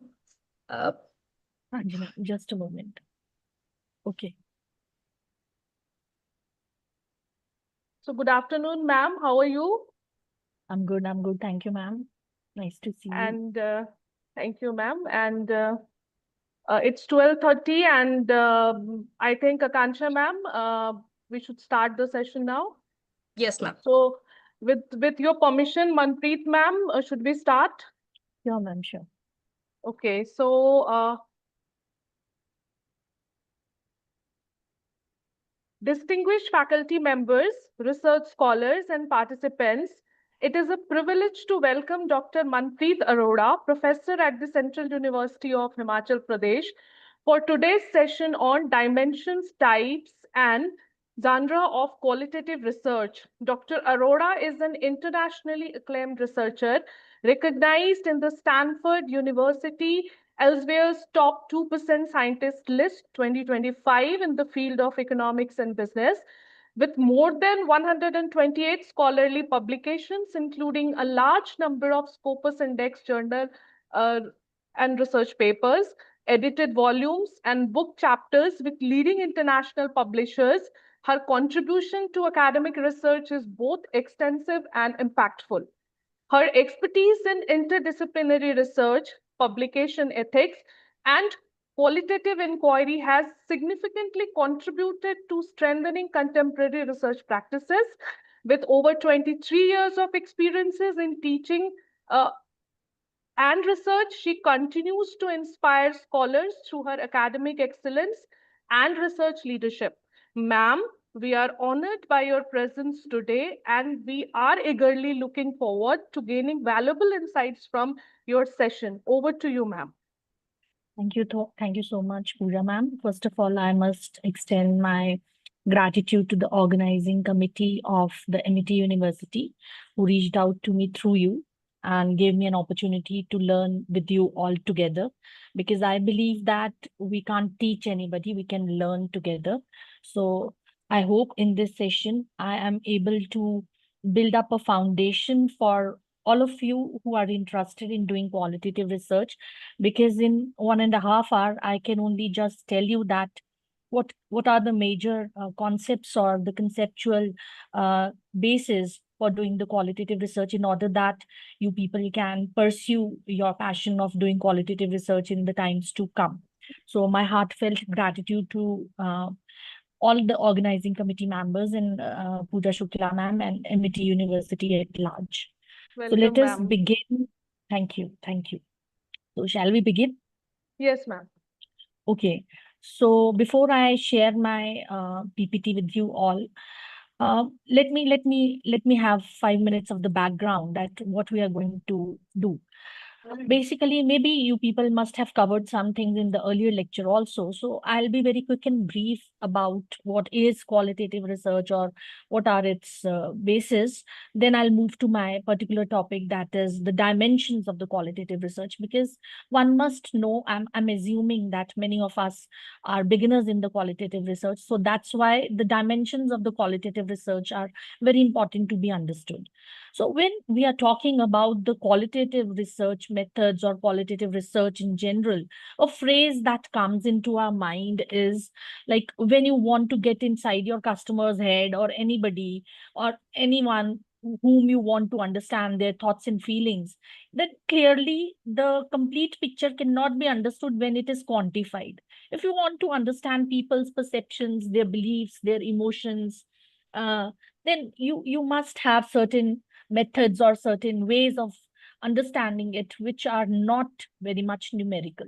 So the best solution in this scenario is to maybe ask people or to interview them or to understand what is their perception or to have a dialogue with them or to understand the narrative. So qualitative research methodologies are majorly dependent upon all these things, which are non-numeric in nature. So when we are talking about especially the business and management scenario, the relevance of qualitative research in every aspect is increasing day by day. So whenever we are talking about doing anything which is systematic in terms of research, and it requires the interpretative approach to understand especially the human behavior, the experiences of the people, the perceptions of the people, the beliefs of the people, or maybe the emotions and the social interactions, how they do it. At that time, the relevance of qualitative research is much, much higher than the quantitative research. Unlike quantitative research, which generally focuses only on the numerical measurement or the statistical analysis, the qualitative research majorly is emphasizing on the meanings or the interpretations or the subjective understandings of the social phenomena. So with this, I hope you all have a little background that why it is so important to understand about the qualitative dimensions of research. Let me start with the presentation. My presentation is quite big because I believe that I should give the major chunk of the base of the qualitative research in 1.5 hours. So I'll be a little having a pace which is, I can say, which is fast, so that I'm able to cover it. So common sense, and I hope you don't mind keeping my PPT in this manner, not on a slideshow, because I like to see the window where people are there. Especially I can see Pooja ma'am. So if I go on a slide share, then I'll not be able to see the window. So please bear with me. I go with this style only so that I can see the people who are listening to me. So when we talk about, applying the common sense in the research especially, they both involve an attempt to understand the various aspects of the world. However, when we are talking about research and common sense, it involves very much explicit and systematic approach of finding the things out, often through the process of testing. And we are not, dependent upon the preconceptions only. So at this time in the qualitative research, we are beginning with the process of deciding with what would be our research question. So it is very necessary for every researcher that first of all, we should conduct a literature review and then to decide upon what is the research design which will address my research question without having any preconception. So whatever decisions you'll make at this point, it will include and consider that what kind of data will be collected, how that will be collected, who will be invited to participate, and how that data will be analyzed. I may sound weird that in the very beginning, I am asking you to think about the type of data and the method of the data. But believe me, whenever we do the qualitative research, if you have not thought of these things in the very beginning without understanding your problem, then you may end up in problem later on.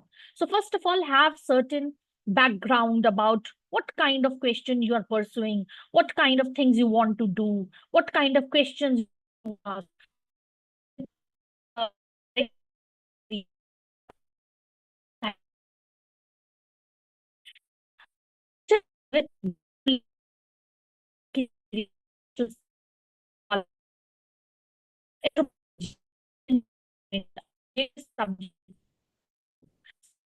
Manpreet ma'am, your voice is breaking. I think there is some issue related to internet. On a Wi-Fi of university, and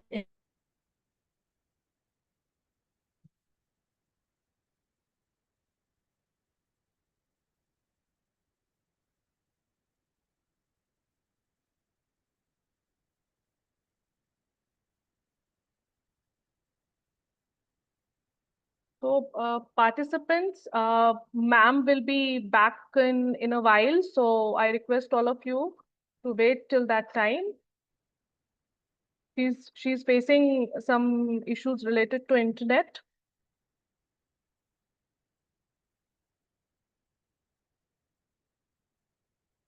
Yes, ma'am is back. Ma'am, please unmute yourself. Manpreet, ma'am?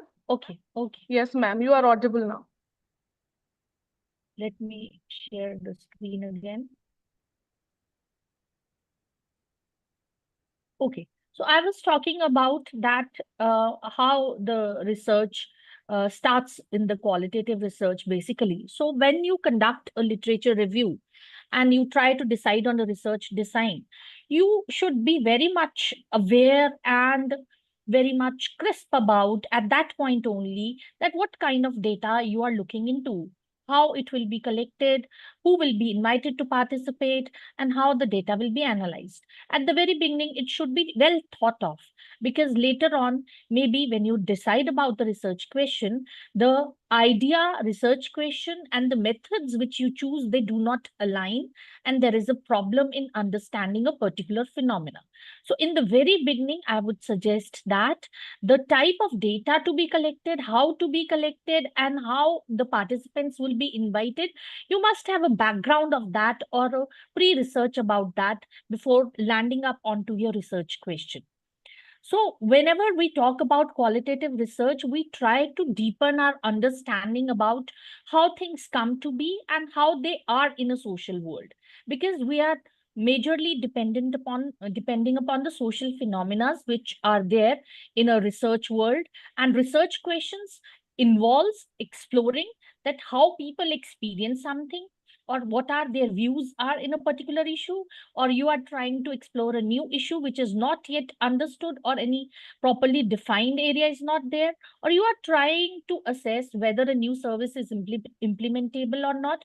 That means we are trying to look at a real life context in qualitative research, or maybe there is a sensitive topic which needs a very flexibility to avoid causing distress. For example, understanding the coping mechanism of a rape victim or underprivileged sections of the society, where you need flexibility to understand a research problem, then also the qualitative research comes into picture.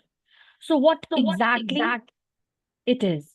So qualitative research can be defined as a systematic and the approach which is interpretative in nature, in order to understand the human experiences or behaviors or perceptions, beliefs, emotions, and social interactions. Unlike quantitative research, which totally focuses on the numerical measurement and the statistical analysis, we here focus on meanings, interpretations, and subjective understandings of the social phenomena. Generally, in qualitative research, we try to seek answers to questions like, why do people behave in a certain manner? How do individuals interpret their experiences? What meanings do people attach to the events, relationships, or institutions? How do social, cultural, and organizational contexts they influence the behavior? So this is a widely used way of doing research in social sciences, psychology, education, tourism, marketing, entrepreneurship, and so on. So if we go on a definitional aspect, I'll be very quick in this. So assuming that you people know about it and you must have covered in the last lecture also, that it is situated activity which locates the observer in the world and consists of interpretative practices which makes the world visible. That means we are trying to report the reality. We are trying to report and research the reality. Moreover, it is dependent upon the inquiry process of understanding, which is based on certain methods or traditions that are totally focusing on social or human problems. So majorly in qualitative research, we are exploring a phenomena which has a social impact or which has a human problem in nature. So it is very interpretative in nature. Whatever we do, it is done in the natural settings. We go into field, we try to explore the human emotions or their, any kind of interventions which are required at a social aspect. It not only includes the various aspects of a particular phenomena, it majorly covers all the aspects of that particular phenomena. That's why it is very holistic in nature. We need to have certain subjective understanding of the phenomena. We should be very much flexible in the qualitative research. Generally, we do not use, but we can do the mixed methods also. Non-numerical data is in hand. Whatever we do, it has got certain context. It should be based on certain context. We will discuss later on. So that's why it is based on the context-based analysis. And we are in the process of developing the theory from the reality. That's why it is inductive-based reasoning. That's why we can say that qualitative research is that research which helps us in theory building also. So whatever we do, whether quantitative or qualitative, we must as researcher involve an explicit, that is quite auditable, disciplined, and a very systematic approach in order to find out that what are the methods which we can use to, explore a particular phenomena or explore a particular dimension of a research problem. So consideration should be given to those common goals. Although there can be differences between the qualitative and quantitative research, but we should be focused on our problem. If it requires the mixed methods, it should be done in a mixed method. If it requires the exploration in the qualitative fashion, then it should be explored in the qualitative fashion only. So qualitative research is helping us to develop the explanations of the social phenomena. That is to say, we are aiming to develop the understanding of the social world through qualitative research in which we live, in which we try to find out the reality that why things are as the way they are. So it is concerned majorly with the social aspects of the world and seeking to answer the questions like why people behave the way they do, how their opinions and attitudes are formed, how people are affected by various events which go around them, how and why cultures and practices have developed as the way they are. So majorly, our objectives in the qualitative research are to understand the social reality and to understand the lived experiences of the people. We try to explore new and under-researched phenomena. We try to generate theories and concepts. We are in the process of understanding why people feel motivated, how their attitude is formed, what is affecting their attitude. We are trying to also investigate in qualitative phenomena the cultural and organizational practices, how they build organizations, how the cultures are built, how the people are affected by those cultures. We also, in a very, very, major sense, try to explore and examine the emotions, the values, the perceptions of the people, how they are formed, how they are affected, how people understand a particular phenomena. That means we are encoding and decoding the meanings behind a behavior. So that's why it is very, very important if we look at the experiences of the people who have done qualitative research. They always agree to a point that it has got academic importance, it has got a managerial importance, it has got a practical importance in every aspect. With the help of qualitative research only, we are able to build the new theories. No quantitative research solely can do it. So we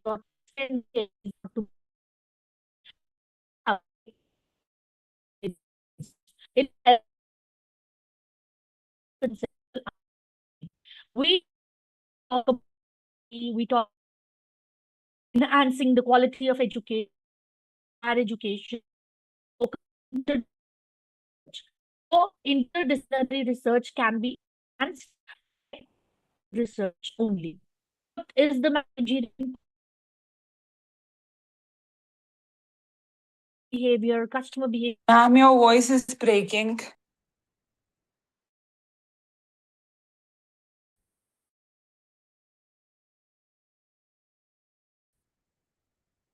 Is it okay now? Should I proceed? Am I audible?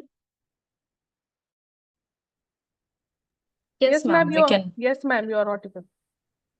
Okay, so when we are talking about the managerial importances, then there can be so many aspects which can be covered under it, like the organizational cultural studies, and majorly policy formulation is always there.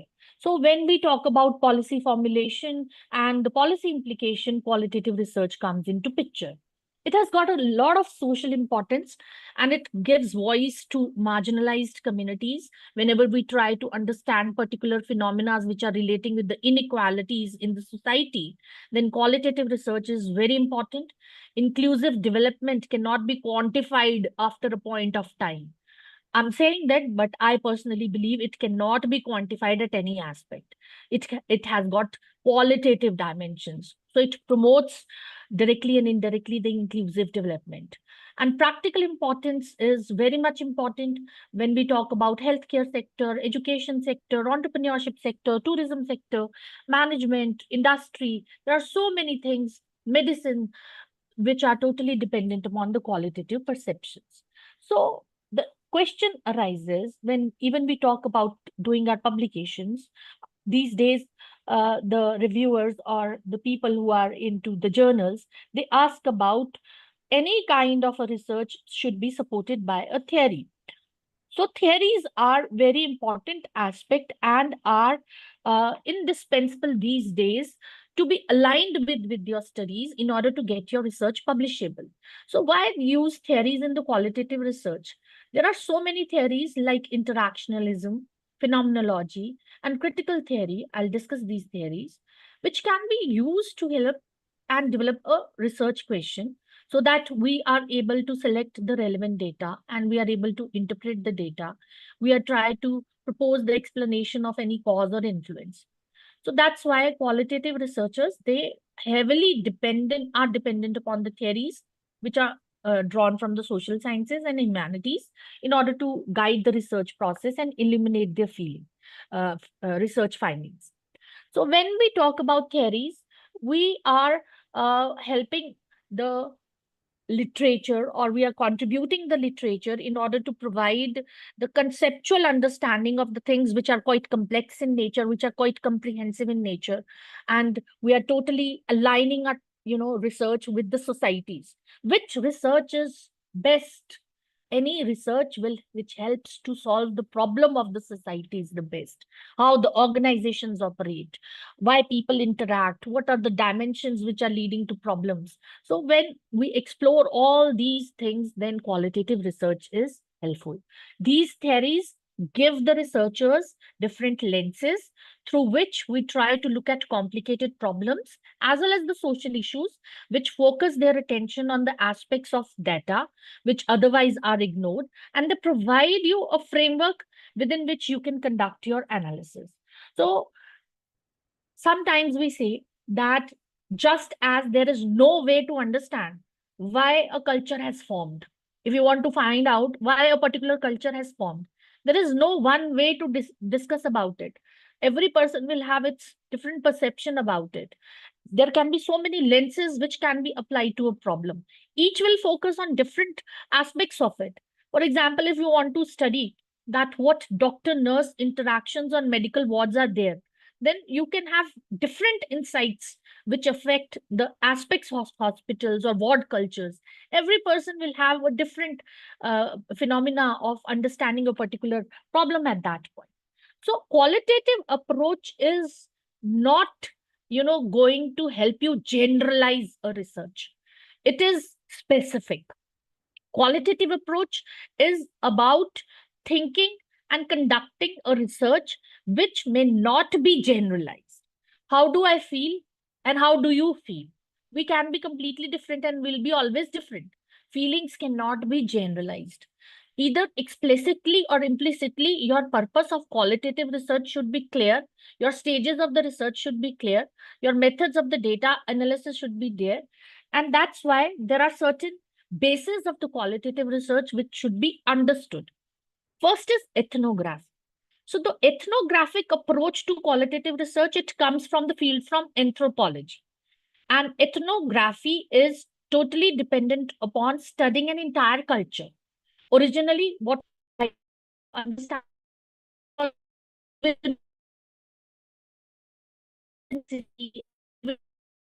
different have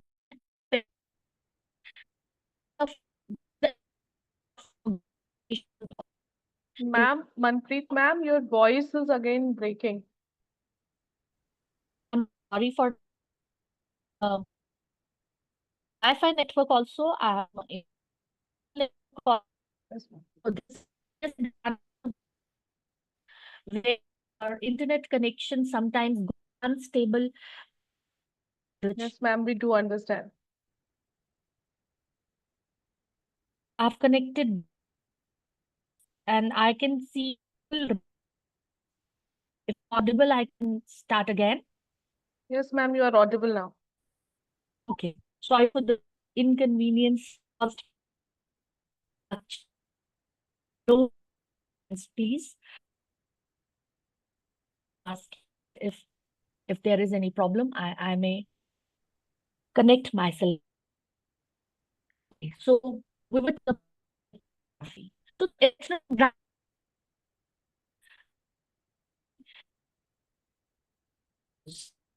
is types of culture and phenomena. It is Ma'am, difficult to understand. again, your voice is breaking, ma'am. Is it breaking, buddy, or can other people confirm that? Am I audible? Is ma'am audible to the participants? Okay.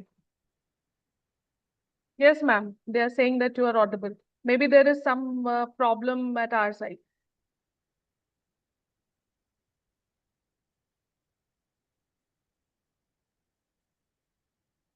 Okay. Somebody said to start from ethnography again. I'm starting from ethnography again. I'll keep this chat box in front of me. If it is to be repeated, I'll repeat again. All right. So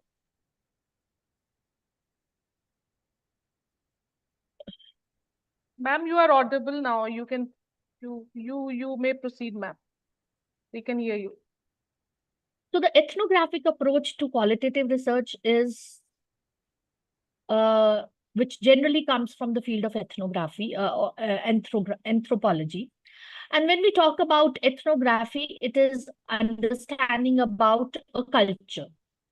Originally, the idea of culture was very much related with ethnicity and understanding the effect of geographical locations, maybe the culture which is on particular islands. But gradually, it has been broadened because as we are virtually connected, we are virtually having a group to understand a phenomena that is qualitative research. In the same manner, the virtual realities are affecting the way the ethnography is being done. But understanding a particular culture or a business or a defined group, it is done under the concept of ethnography. The next one is phenomenology. So phenomenology is sometimes very much philosophical in nature, and it is regarded as the root and the base of a qualitative methodology. And we can find out there is a long history in several social research disciplines like psychology, sociology, social work, where the people have used the philosophical approaches to understand a particular phenomena. And phenomenology is a very, very strong school of thought which emphasizes and has a focus that people's subjective experiences can be there, they should be understood, and they should be analyzed and researched, and how they can be interpreted to the world. So phenomenologists, they particularly try to understand how world appears to others. How do I feel about others? How do I feel about a particular problem? So it's quite philosophical in nature and purely qualitative in nature.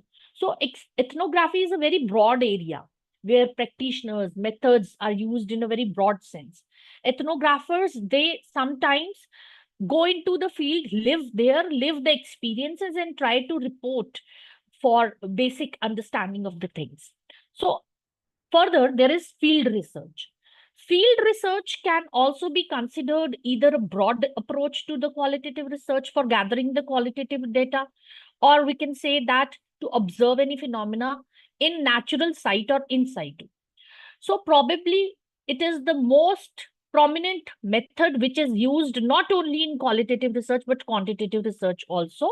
But for qualitative research, the field research is very important. You have to rely upon field notes. We have to visit the natural site plenty of times to observe, to add, to take pictures. Everything which we can do in the field is very much important in the qualitative research.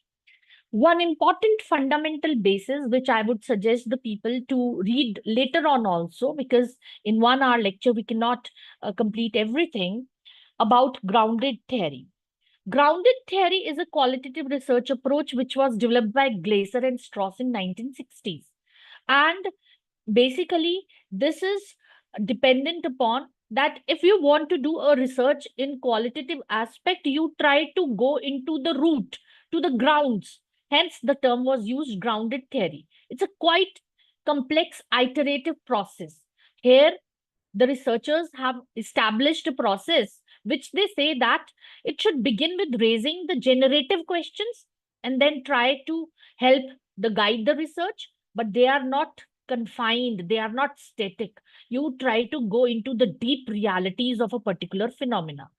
Deep particular phenomena have to be understood at its core, their theoretical concepts to be undermined and understand.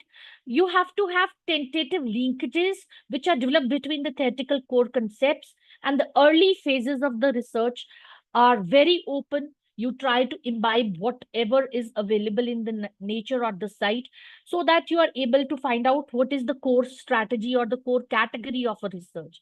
So it is very, you can say, very dense kind of a research which helps to theory building. Now, let us move to philosophical foundations of qualitative research, because if you do not listen about, yes, we are going with the examples. I was just going with the 4 pillars of the qualitative research, because these 4 pillars are itself are the total different fields which have to be explored in a dimension which is very, very deep in itself. If you want to talk about philosophical dimensions, then studying the feminism is one of the biggest example of philosophical dimension. Studying about the inclusive development is the biggest philosophical dimension. If you talk about grounded theory, any subject where the theories have been developed and later on modernized or later on revised, they are always based upon grounded theory. The theory of any subject can be there. It can be a numerical theory of commerce like Modigliani and Miller approach, or it can be any theory which was established by Newton, that there is gravity. So theory-based grounded theories are totally based upon the basis, the ground realities, the fundamental aspect, the core concepts which are there. And when you talk about ethnography, I told you it is about cultures. When you study about culture, it can be an organizational culture, it can be a Facebook group, it can be a community, cockroach community, it can be about any particular dimension which is related with human aspects, human emotions. We are talking about culture, we are talking about any particular ethnicity, or even religion based studies can be there. So the name itself is telling you that what kind of study can be created. They are different fields, they are different, I must say, disciplines in itself, which require an understanding that what field which you want to work upon. If you are from medicine, then your theories would be different. If you're from commerce, your theories are gonna different. If you're going, you are from social aspects, you're gonna be different. See, I cannot take every question in the chat box, because if I go on like this, then I'll not be able to even cover my half of the lecture. Who decides the concepts are core? People who are authorities are the core. If there is Amartya Sen and he has propounded certain theory on economics after researching and developing concepts for decades and decades, we can say that he is an authority. If he says something about an economy, then it has meaning. It has got a meaning. But if Manpreet Arora says something, it may not have meaning. I am not the authority. If any person in any subject which has been established as a profound researcher, say in qualitative research, there is Catherine. I follow the book of Catherine. If Catherine is saying something on a particular subject, she has worked for decades and decades. She can tell you about core concept. It is about you, whether you want to accept it or not. If Catherine says that social inequalities can be well understood by qualitative research, it's upon you. You want to accept it or not to accept it. It's not like quantitative theories or quantitative dimensions that if p value comes to be 0.5 or above or below 0.5, the hypothesis will be accepted or rejected. That's why we are talking about subjectivity. We are talking about various dimensions which are dealing with the subjectivity and the reality. For me, the reality can be different. For you, the reality can be different. It is the ethics and the morality of the researcher. How do you report that reality? How do you explore that reality? If you go to a college, which is a medical college in nature, and it is giving you free of cost healthcare, you you talk to people over there. If somebody who's very poor in nature was treated well by the doctor and was saving thousands and lakhs of rupees because he's getting free of cost benefit from there, his reality would be different. But if there is another person who was standing in lines, who could not get medical care in time, who's any person of his family died because of not getting the care in time, his reality would be different. A nurse who works in COVID, his reality, her reality would be different. But a nurse who works in a private hospital in a air conditioning situation and in a very perfect environment, with a proper room to sit, with a proper lunch break, with a proper time to have relief from a particular problem, then her reality would be different. So here we are not talking about what exactly mattered to you. We are talking about how people perceive it, how people emotionally feel it, how people understand it, because we are dealing with reality. We are not dealing with numbers. We are not dealing with the numerical digit. How motivated you are. How much motivated you are. Is this a right question? 20%, ma'am. 30%, ma'am. 40%, ma'am. No, this is not a right way to give you an answer about how motivated you are. When I go to my class, there are different students. They have got a different expression on their face. I can look into their eyes and find out they are motivated or not. But if I say Ankit is 20% motivated, Nitish is 30% motivated, Raju is 40% motivated, this is not a right way of understanding the reality. The motivation level can be understood only by asking them, talking them with them, having a dialogue with them, understanding their base. If a person is having a problem at home and his father or mother is having an ailment, he's under stress, he's sitting in the class, he's not able to concentrate, then the motivation level will not be there. And I say, you are not motivated, I am teaching well, I am doing well, then this is not a right way or a path to do research. We are human beings, we carry our heart and soul with us. So every phenomena which is to be reported in reality has got subjectivity and has got different dimensions. That is why we talk about lenses. We talk about that how do you feel and how do I feel, they can be different, and it cannot be, mind it my dears, generalized. Where the research which is qualitative in nature has no goal of generalizability.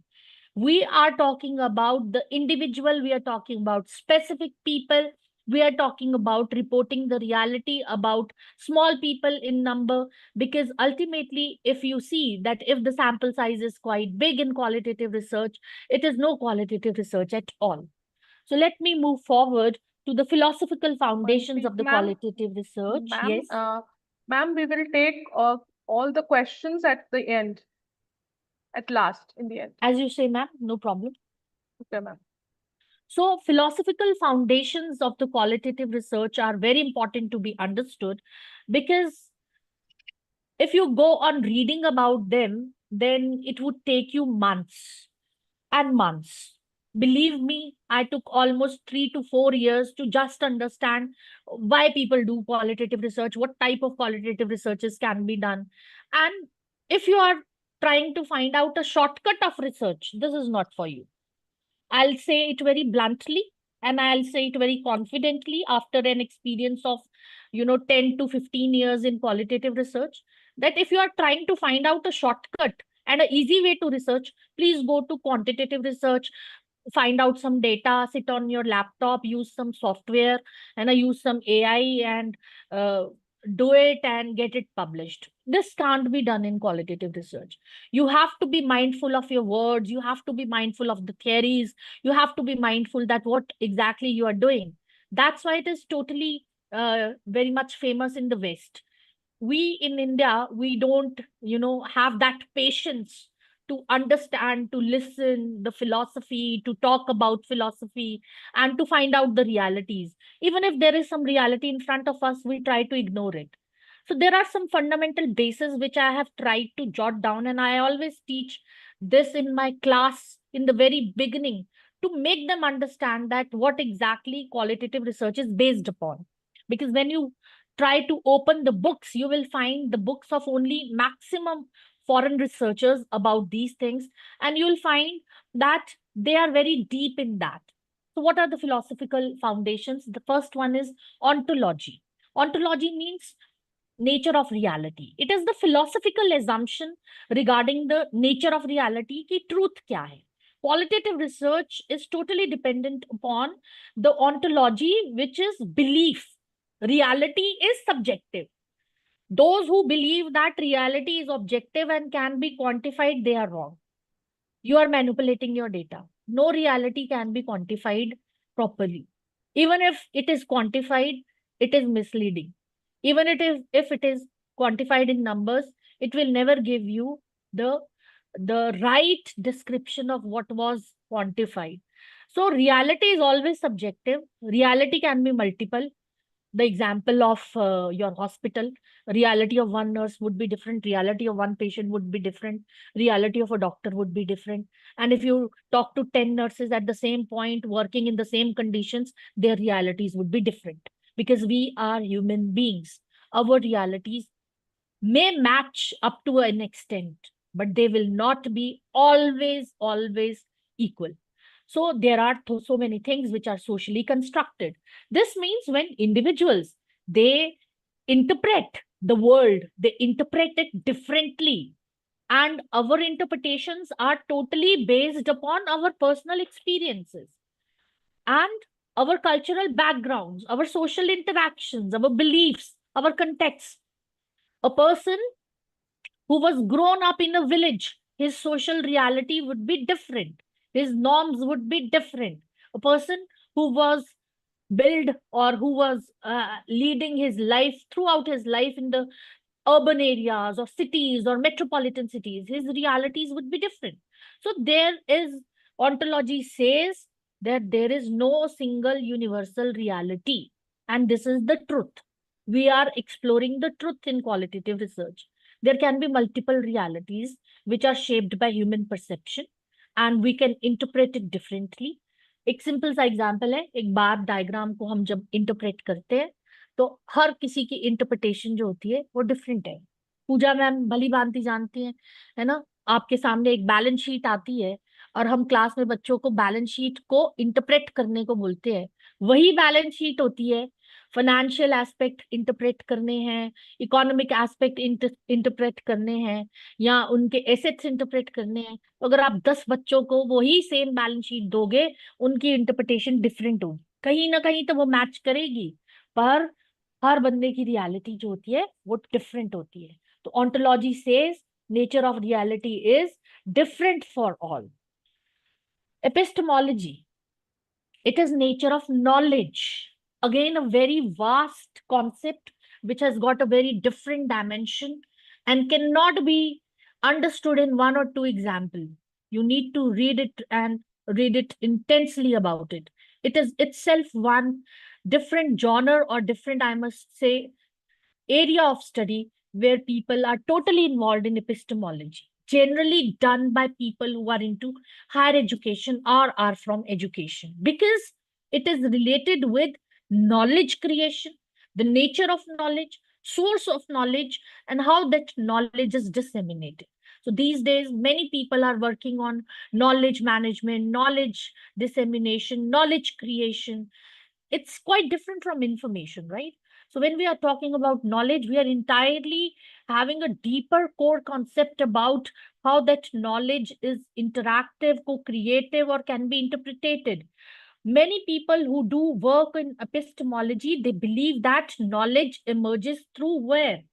Dialogue, communication. In older days, there were universities where people used to talk about particular phenomena. They used to deliberate on particular phenomena. They used to have conversations on them. Till now, in various big universities, people have dialogue sessions, roundtable sessions. They talk about things because perspectives matter.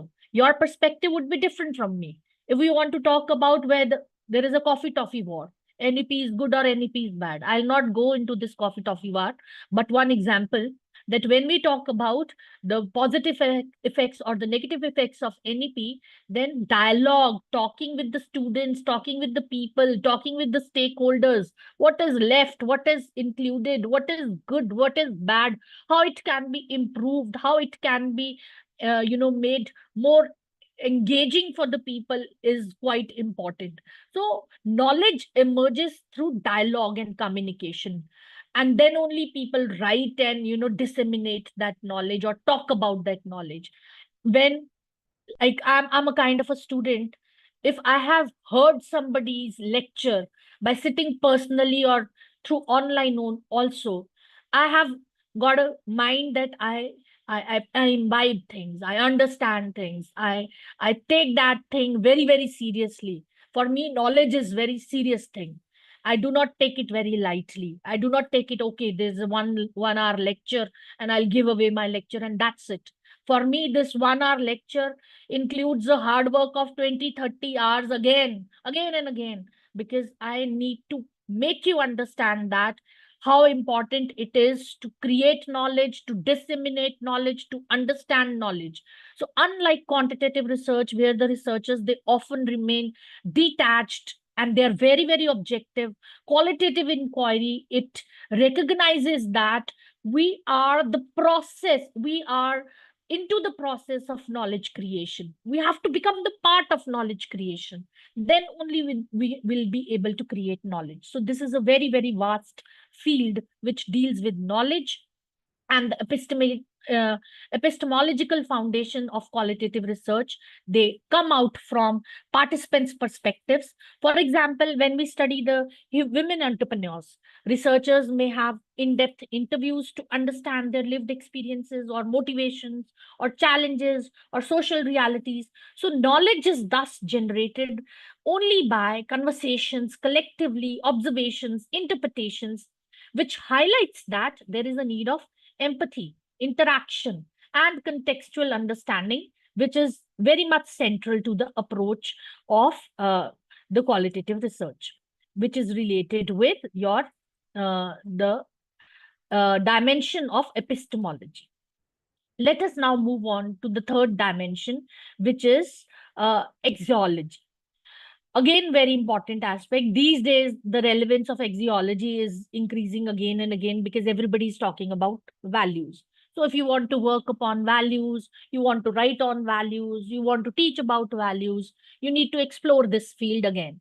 I can give you one simple example, that philosophical stance which encourages reflexivity, where the researchers are critically examining that how their personal beliefs and biases may shape the research findings. It is related with axiology. For example, if a researcher is studying sustainability or women empowerment, then it may possess strong social values which influence the interpretation of a participant narrative.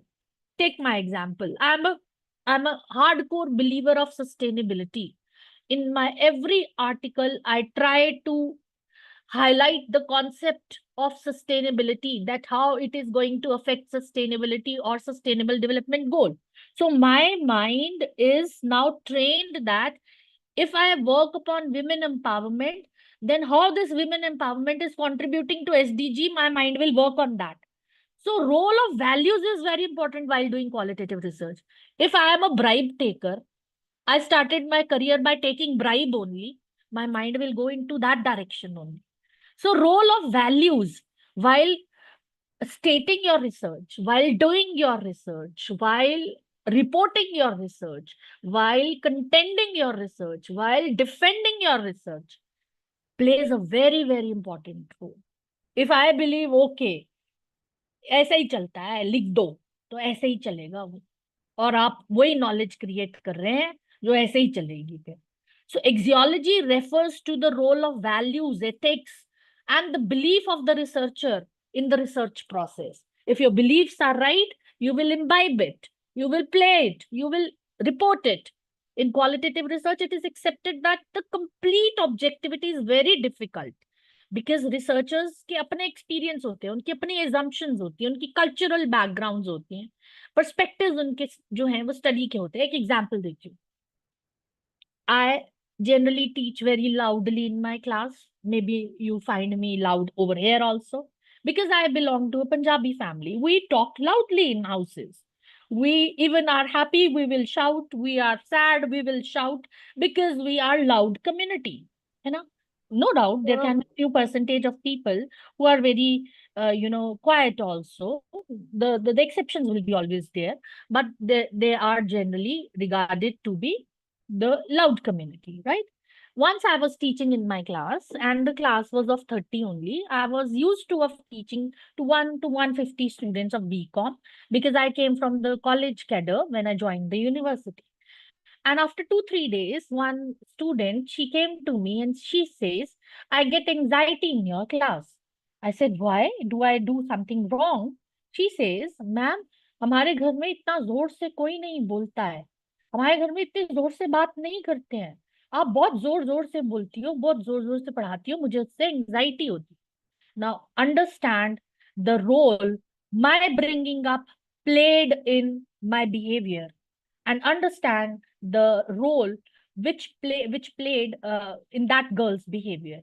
उनके घर में कोई जोर जोर से बात नहीं करता, मेरे घर में सब जोर जोर से बात करते हैं. तो ये तो एक छोटा सा एग्जाम्पल है. जब हम रिसर्च करते हैं, हमारा वैल्यू का रोल, हमारे एक्सपीरियंस का रोल, हमारी एजम्पशंस का रोल, हमारे कल्चरल बैकग्राउंड्स का रोल, हमारे पर्सपेक्टिव का रोल प्ले होता है, लिखने में भी, रिपोर्ट करने में भी.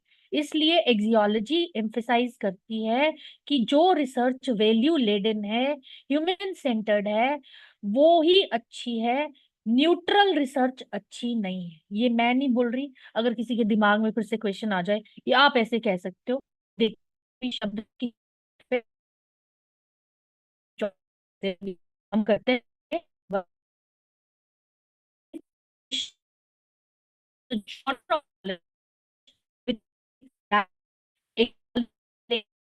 of values, be value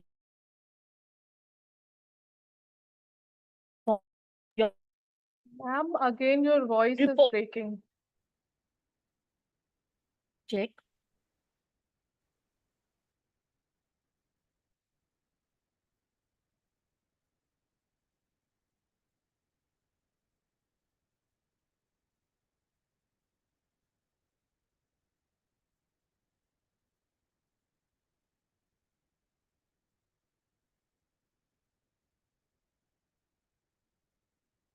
Participants, ma'am is facing some problem related to internet. She will come back in a while. I request all of you to be patient till that time. Okay, ma'am is back. Ma'am, please unmute yourself. You are audible, ma'am. Right. Let's proceed further. Yes, ma'am. We are now on to the next genre, that is methodology. So methodology means the overall strategy, the design. My PPT is visible? PPT is not visible, ma'am. Okay.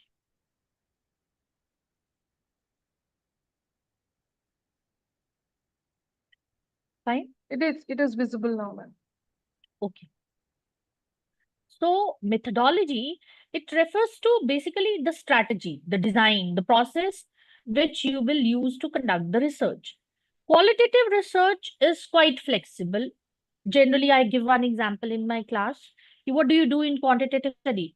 You sit on your laptop, you wait that if you have to do your PhD, then you will explore some literature, you will find out some objectives, you will tentatively write about, I will use Excel, I will use Stata, I will use SPSS, and this would be tentative, the chapterization of my particular topic, and I'll do like that. And the title will be decided, you will defend your synopsis, and then you will start doing your PhD.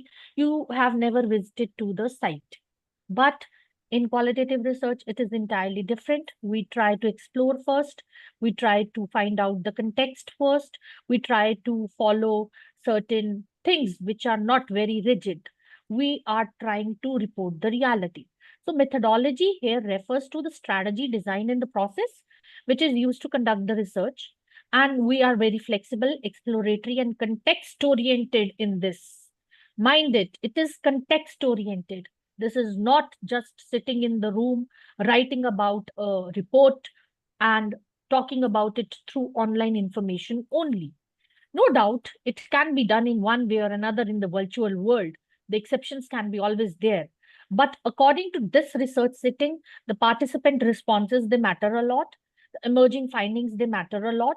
And flexibility, if is not there, then you will not be able to explore the concept deeply. That too in a complex social phenomena in the human experience.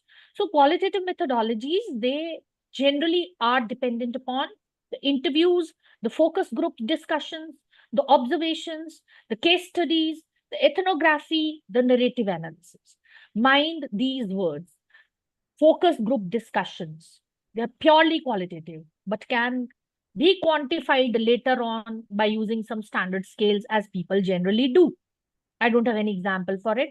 You can explore and find out, because most of the focus group discussions are generally carried out in West. It is a quite expensive tool of doing research. Generally, people do not give their time to do focus group discussions. They generally are to be paid in the West for doing focus group discussion on a particular topic. And then observations. As teachers, we are the best in observations because we observe our class, which student is working hard, which is not working hard, who is working, who is not working. We try to, change our behavior, change our learning style, teaching style as per the students' behaviors. We observe them, we generally ask them, and then we try to devise our strategy. In the same manner, in the qualitative research, observation is one of the most important aspect, जिसको हम generally quantitative research में 3 line में लिखते हैं. Observation method ये होता है, that's it. उसके बाद thesis भी खत्म हो जाता है, उसकी तरफ हम देखते भी नहीं. Observation method qualitative research में सबसे important होता है. आपकी observations को आपने कैसे report किया है, आपने उसको कैसे लिखा है, आपने किन किन बारीकियों के notes लिए, आपका जर्नल जो है उसमें किन किन ऑब्जर्वेशंस को आपने लिखा, आपके पास सपोर्टिंग एविडेंसेस अगर उसके हैं तो और भी बढ़िया है. तो केस स्टडीज में ऑब्जर्वेशंस बहुत मैटर करती है नरेटिव एनालिसिस के साथ साथ. सो फोकस किस चीज पे होता है? We try to obtain rich detailed contextual information which is more contextual rather than numerical. जैसे कोई ऑर्गेनाइजेशनल कल्चर स्टडी करना है तो qualitative researcher significant time spend करेगा ऑब्जर्विंग एम्प्लॉय इंटरैक्शन पे, उनके साथ ओपन एंडेड इंटरव्यूज को कंडक्ट करेगा to understand the hidden meanings and behaviours. तो क्वालिटेटिव मेथडोलॉजी जो है वो कहाँ पे एम्फेसाइज कर रही है? डेप्थ पे, इंटरप्रिटेशन पे, कंटेक्चुअल अंडरस्टैंडिंग पे. और फिर जाके अगर आप कोई स्टैटिस्टिकल टूल यूज करते हो तो स्टैटिस्टिकली उसको जनरलाइज करने की कोशिश करेंगे. बट क्वालिटेटिव रिसर्च जनरलाइजेशन की तरफ नहीं ध्यान देता है. ये बेसिकली जो एस्पेक्ट है क्वालिटेटिव उसी पे ध्यान देता है. इसके अलावा भी बहुत सारे रिसर्चर्स ने बहुत सारी डायमेंशंस क्वालिटेटिव रिसर्च की जो हैं वो over the period of time establish की हैं. I have half an hour, I will try to complete all these dimensions, because अगर किसी को क्वालिटेटिव रिसर्च करनी है तो उन डायमेंशंस को दिमाग में रखना पड़ेगा. आप कभी भी हर डायमेंशन पे काम नहीं कर सकते हैं. आपको अपने एरिया, अपना प्रॉब्लम, अपनी फील्ड ऑफ स्टडी को ध्यान में रखते हुए कोई ना कोई एक दो डायमेंशंस के ऊपर पहले लिटरेचर पढ़ना पड़ेगा, उसके बारे में जानना पड़ेगा, उसके बारे में एक्सप्लोर करना पड़ेगा, फिर आप तय कर पाएंगे कि आप ये कर पाएंगे कि नहीं। देखिए, हवा में बात करना क्वालिटेटिव रिसर्च नहीं है। A proper systematic way of doing research, and how do you justify it? The onus lies on the researcher. It can be easily criticized. अब मैं बोलूं जी चॉकलेट तो बड़ी स्वाद है, चॉकलेट तो हेल्थ के लिए बहुत अच्छी है, अब यहाँ पे 20 लोग खड़े हो जाएंगे, फलां ने तो कहा था चॉकलेट खराब है, डॉक्टर्स तो कहते हैं चॉकलेट से ये हो जाता है, कोई ये भी बोलेगा डार्क चॉकलेट अच्छी है, कोई बोलेगा 50 वाली नहीं अच्छी, 70 वाली अच्छी है, कोई बोलेगा ये वाली चॉकलेट तो है, इसमें तो कीड़े मकोड़े भी पाए जाते हैं क्योंकि उसमें कॉफी का बेस होता है। तो हर एक इंसान की जो डायमेंशन है क्वालिटेटिव रिसर्च की वो डिफरेंट होगी, उसको क्रिटिसाइज करना बहुत आसान है। पर अगर पी वैल्यू 0.5 से ऊपर है, नीचे है, नॉर्मेलिटी टेस्ट लग गया, ये टेस्ट लग गया, वो टेस्ट लग गया, तो लोग कहते हैं हाँ जी ठीक है, आपने टेस्ट को सेटिस्फाई कर दिया, कहानी खत्म हो गई। बट हम रियलिटी की तरफ नहीं जाते हैं और हम अपने डेटा को मैनिपुलेट करते हैं। हम कहते हैं हाँ, अगर हमने 200 ट्राइबल विमेन का डेटा लिया और 2000 ट्राइबल विमेन थी, तो 200 अगर जो है विमेन एम्पावरमेंट की तरफ जा रही हैं, तो सारी जो है 2000 विमेन एम्पावरमेंट की तरफ जा रही हैं, क्योंकि मेरा जो डेटा था वो तो बहुत रिप्रेजेंटेटिव था, वो पर्टिकुलर एरिया से था, मैंने जो सैंपल साइज लिया वो पर्टिकुलर फॉर्मूला लगा के लिया, मैंने जो सारी डिस्क्रिप्शंस लिखी हैं वो पूरी अच्छे रिसर्चर्स को साइट करके लिखी हैं, हेंस मेरी रिसर्च जो है वो जनरलाइज होती है। मैं इसको क्रिटिसाइज नहीं कर रही, हम भी यही करते हैं, हमारे रिसर्चर भी यही करते हैं, बट हम क्वालिटेटिव रिसर्च में इस ऑब्जेक्टिव को परस्यू नहीं करते हैं। That is why it is difficult. So qualitative research को क्रिटिसाइज करना बहुत आसान है। आप किसी भी शब्द को, किसी भी चीज को क्रिटिसाइज कर सकते हो, तो ओनस किस पे है? वो रिसर्चर पे है कि आप उसको कैसे स्टेप बाय स्टेप बनाते हो, उसकी जस्टिफिकेशन, उसका बेसिस कैसे क्रिएट करते हो। डायमेंशंस जो क्वालिटेटिव रिसर्च की हैं वो उसके कंपोनेंट्स, ओरिएंटेशंस, पर्सपेक्टिव्स को बताते हैं through which qualitative inquiry is conducted. जो फिलोसफिकल डायमेंशन है क्वालिटेटिव रिसर्च की, सो क्वालिटेटिव रिसर्च की जो सबसे बड़ी डायमेंशन है वो फिलॉसफी है। फिलोसफिकल डायमेंशन जो क्वालिटेटिव रिसर्च की है, it refers to foundational assumptions, जो हमने अभी बात की, epistemology, ontology, ethnography and so on. अभी तो हमने 4-5 की बात की, अगर आप एक्सप्लोर करेंगे और बहुत सारी हैं। सो वो जो एजम्पशंस हैं, बिलीव्स हैं, वर्ल्ड वाइड व्यूज हैं, वो आपकी रिसर्च को इंटायरली गाइड करती हैं। वो आपको डिटरमाइन कराने में हेल्प करती हैं कि रिसर्चर रियलिटी को कैसे परसीव करे, नॉलेज को कैसे अंडरस्टैंड करे, ह्यूमन बिहेवियर को कैसे इंटरप्रेट करे, और पार्टिसिपेंट्स के साथ ड्यूरिंग द स्टडी कैसे इंटरैक्ट करे। अनलाइक क्वांटिटेटिव रिसर्च जो लार्जली ऑब्जेक्टिविटी पे, फैक्ट्स पे, क्वांटिटी पे डिपेंडेंट होती है, हम क्वालिटेटिव रिसर्च में complex, subjective, socially shaped human behaviours को अंडरस्टैंड करने की कोशिश करते हैं। दैट इज व्हाई फिलॉसफी जो है वो बहुत ही ज्यादा क्रूशियल है in shaping the research questions, data collection methods, interpretation of the findings and overall understanding of the social phenomena. ये डायमेंशन इसलिए भी इंपॉर्टेंट मानी जाती है क्योंकि ये आपको माना जाता है कि इंटेलेक्चुअलिटी की तरफ लेके जाती है। देखिए, बहुत डिफरेंट चीजें हैं, इंफॉर्मेशन है ना, नॉलेज, इंटेलेक्चुअलिटी, विजडम, ये बहुत डीपर शब्द हैं। जब हम क्वालिटेटिव रिसर्च की बात करते हैं, हम कहते हैं कि ये इंटेलेक्चुअल फाउंडेशन है जो आपको विजडम की तरफ लेके जाती है। सो रिसर्चर्स को ये अंडरस्टैंड करना है कि इंफॉर्मेशन बहुत छोटी चीज है, नॉलेज भी उसके सामने कह लो कि नो डाउट बड़ी है, but intellectuality is very much important for knowledge creation, generation, and developing wisdom. Highest level of various things which need to be understood at their different dimensions. So it helps the researchers to understand the reality may differ from person to person. The meanings are constructed through social interactions, the cultural practices, Even the language plays the role. The lived experiences that play the role. So the philosophical orientation of a researcher, it influences कि कैसे data को interpret किया जाएगा, कैसे conclusions draw किए जाएंगे, और philosophical जो थियरीज हैं उनमें सबसे जो मेजर पर्सपेक्टिव्स आते हैं वो 3-4 हैं जो मैंने जॉट डाउन किए हैं। पहला है कंस्ट्रक्टिविज्म। कंस्ट्रक्टिविज्म एक ऐसी फिलोसफिकल पर्सपेक्टिव है जो ये स्टेट करता है कि रियलिटी सोशली कंस्ट्रक्ट की जाती है इंडिविजुअल से, उनके एक्सपीरियंस से रियलिटी बनती है, उनके साथ इंटरैक्ट करने से रियलिटी बनती है। और अगेन कोई सिंगल ऑब्जेक्टिव रियलिटी नहीं होती, हर इंसान का मीनिंग किसी चीज के लिए, किसी सोशल और कल्चरल कंटेक्स्ट के लिए डिफरेंट होता है।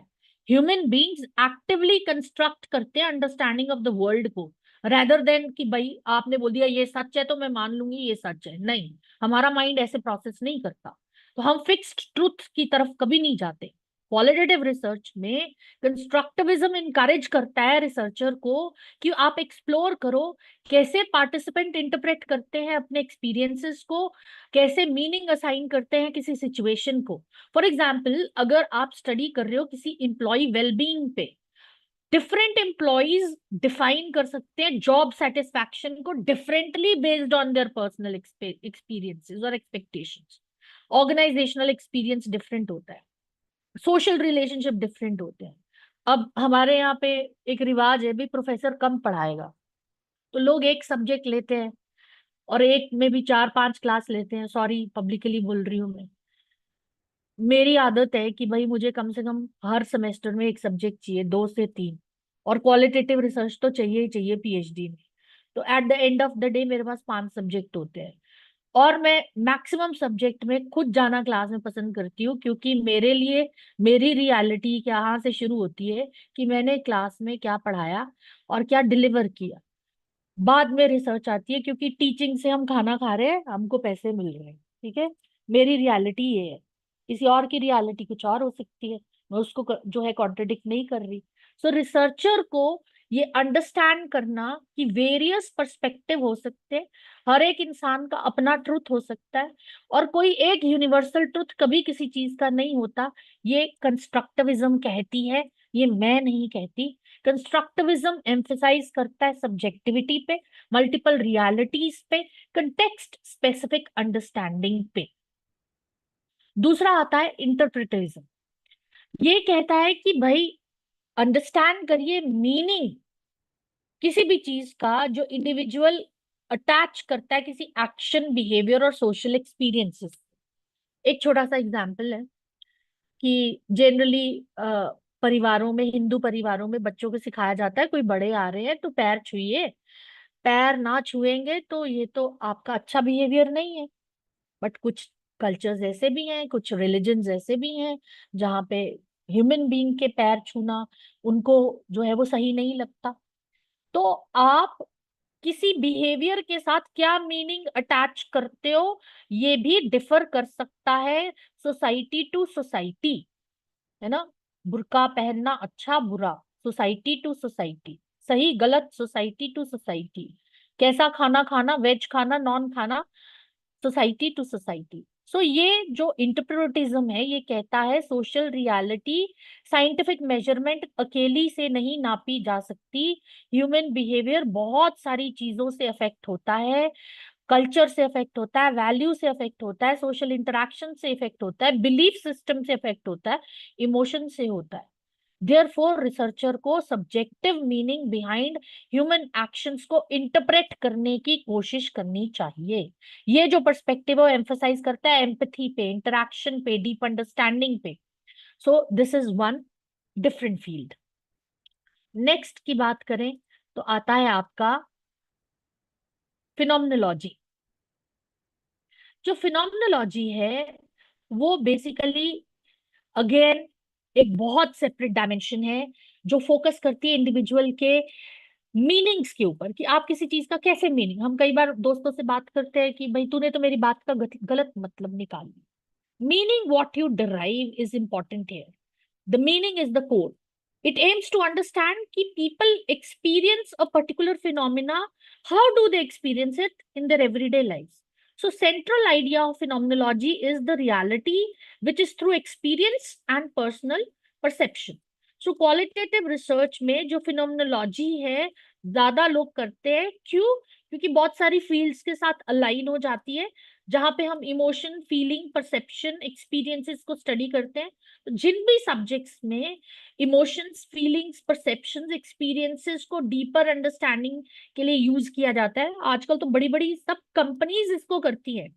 जो आप मेटा को देखो, फेसबुक को देखो, सेंटिमेंट एनालिसिस देखो, टेक्नो स्ट्रेस को देखो, जितना भी डिजिटल वर्ल्ड है, शॉपिंग बिहेवियर है, डिजिटल प्रेशर है, वो उसके पीछे सब फिनोमिनोलॉजी यूज की जाती है। The big companies are spending millions and millions of dollars to understand the research behind it, how people experience things, how they derive meaning out of things, what is their experiential things into that. Then is symbolic interactionalism. So symbolic interactionism जो है वो sociological perspective है, जो ये explain करता है how people create meanings through social interactions, language के साथ, जेस्चर्स के साथ, कम्युनिकेशन के साथ। तो जितने भी verbal, non verbal communication, cues, gestures, behaviours, attitudes हैं, उसको हम इसके साथ जोड़ते हैं। फॉर एग्जाम्पल, किसी ऑर्गेनाइजेशनल सेटिंग में एम्प्लॉय इंटरप्रेट करे लीडरशिप बिहेवियर को differently depending upon work place culture, interpersonal relationships. Researchers study करते हैं consumer behaviour, organizational culture, social identity. तो इस पर्सपेक्टिव से वो एनालाइज करते हैं कि how meanings evolve within the social context. ये जो अप्रोच है बड़ी डायनेमिक होती है और इंटरैक्टिव होती है। Then is critical theory. Critical theory power पे फोकस करती है, इनइक्वालिटीज पे फोकस करती है, डोमिनेशन पे फोकस करती है, सोशल इनजस्टिसेस को फोकस करती है। इसमें और भी डायमेंशंस लोगों ने आगे स्टडी करी हैं जो इस वक्त तो नहीं बताई जा सकती। It not only seeks to understand social realities, but ये आपको चैलेंजेस को स्टडी करने में हेल्प करती है in the oppressive systems, social transformations कैसी लाएंगे। सो क्रिटिकल थियरिस्ट वो बिलीव करते हैं कि जो सोशल इंस्टीट्यूशंस होते हैं या इकोनॉमिक सिस्टम्स होते हैं या कल्चरल प्रैक्टिसेस होते हैं, they often create inequalities related to class, gender, race and power. So qualitative research में critical theory encourage करती है रिसर्चर को कि वो investigate करे issues like discrimination, marginalization, exploitation, inequality. So जो aim है critical theory का वो है कि आप voice दें to disadvantaged groups and they can contribute towards social change. अगर आप ट्राइबल विमेन एंटरप्रेन्योर्स पे स्टडी कर रहे हैं तो आप एग्जामिन कर सकते हैं कि कैसे social barrier, economic limitations, institutional discrimination उनको अफेक्ट कर रही है एंटरप्रेन्योरियल अपॉर्चुनिटीज अचीव करने में। सो जो रिसर्चर्स एडॉप्ट करते हैं क्रिटिकल थियरी, वो एडवोकेट करते हैं एम्पावरमेंट। तो अगर आप एम्पावरमेंट पे कोई स्टडी कर रहे हो, आप कहते हो कि इस चीज से एम्पावरमेंट हो रही है, तो आपको अपनी स्टडी में लिखना चाहिए कि you are following critical theory. उसको पढ़ना चाहिए, उसको एक्सप्लोर करना चाहिए, क्योंकि बड़े बड़े जर्नल्स आपको पहले थियरी बेस मांगेंगे और आप कहेंगे कि हमने तो बताया है, हमें तो किसी ने बताया है, भी लिखते हैं। तो ये जो जितनी भी आपको 1 घंटे से चीजें बताई जा रही हैं, ये थेरेटिकल बेस हैं अपनी स्टडी को सपोर्ट करने के लिए कि आपकी क्वालिटेटिव स्टडी किस डायरेक्शन में है और किसको बेस मान के चल रही है। ये जो क्रिटिकल थियरी है, पर्सपेक्टिव है जो कंबाइन करता है रिसर्च को सोशल अवेयरनेस से, ट्रांसफॉर्मेटिव एक्शन से। सो ओवरऑल जितनी भी ये डायमेंशंस हमने पढ़ी वो किसकी थी? Philosophical dimension of qualitative research की थी, जो आपको हेल्प करती हैं टू अंडरस्टैंड कि conceptual and intellectual basis for understanding human experiences and social realities क्या हो सकता है और उनकी डिफरेंट डायमेंशंस क्या हो सकती है। Second last dimension, because I think I'll not be able to cover all of the dimensions. So majorly 3-4 dimensions. Human experience dimension in the qualitative research जो majorly use किया जाता है। So human experience dimension one of the most important dimension है qualitative research का, क्योंकि मैं शुरू से ही बोलती आई हूँ कि it focuses on understanding the realities and that to lived realities feelings, perceptions, and personal meanings of the individuals. So qualitative research is not, merely pointing on some data or statistical unit. We are trying to focus on unique experiences which are shaped by social, cultural, psychological, economic, or environmental factors. So we try to do what? We try to explore how people experience, how they interpret, how the world makes sense for them. Unlike quantitative research, primarily हम किस पे focus करते हैं? Observable variables पे, उनके numerical patterns पे.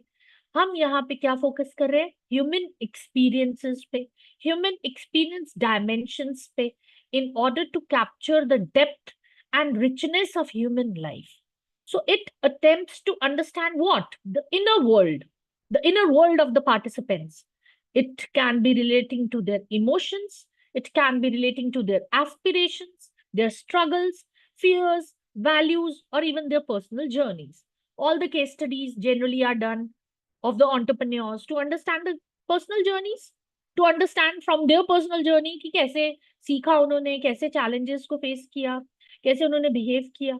So researchers, Harvard जैसे institutions जो हैं, सक्सेसफुल entrepreneurs की केस स्टडी को पढ़ाती हैं, पढ़ती हैं, उन पे डिस्कशंस करती हैं, 3-3 घंटे के सेशन लगाती हैं बच्चों की, ताकि वो जो रियल वर्ल्ड में मैनेजर्स जब जाके किसी बड़ी कंपनी में बैठे तो उनको समझ रहे इस चीज की कि किसी रियलिटी को किसी सक्सेसफुल इंसान ने कैसे हैंडल किया था, किन चैलेंजेस को फेस किया था, किन प्रॉब्लम्स को उसने परसीव किया था, उसने क्या गलतियां की थी, क्या सही स्टेप्स उठाए थे.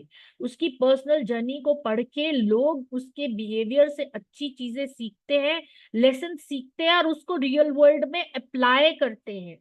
So researchers who adopt this dimension often engage directly with the participants, with maybe interviews, maybe conversations, observations, reading their life histories, talking with them, having certain narratives with them, or having certain focus group discussions in order to gain meaningful insights into their experience. So the human experience dimension जो है, वो specially important in the fields like management, psychology, education, healthcare, tourism, sociology, इनमें होता है. So अगर आप इन सब की बात करें तो basically हम बहुत ज्यादा human aspects के ऊपर बात करते हैं. So major focus area within this dimension is emotions. Human emotion significantly influence करते हैं decision making को, relationships को, workplace behavior को. दूसरा important aspect होता है इसमें beliefs. Belief study करना. Belief refer to ideas, values and assumptions or the convictions जो आप hold करते हो within yourself, in the world around yourself. ये belief आपके decisions को influence करते हैं, social practices को influence करते हैं, organizational behavior को influence करते हैं. So whosoever do the studies in these areas, they are attempting to understand how cultural beliefs, regional values, social norms, or personal philosophies, they influence human behavior. For example, human entrepreneurs in tribal communities, they may have strong beliefs regarding family responsibilities. वे मेरे को family responsibility पहले निभानी है, self reliance भी करना है, sustainability की तरफ भी जाना है. इसी में आता है attitudinal studies, experiential studies also, and motivations also. Excellent example हो सकता है human experience dimension का कि आप कोई particular segment of society पे काम कर रहे हो. जैसे again I'll take the example of women entrepreneurs. Maybe they reveal the feeling of empowerment तब जब उनके पास financial independence आए, उनको uncertainty का fear ना आए, उनको societal expectation से stress ना हो, उनको indigenous cultural practices entrepreneurship के through preserve करने में pride feel हो.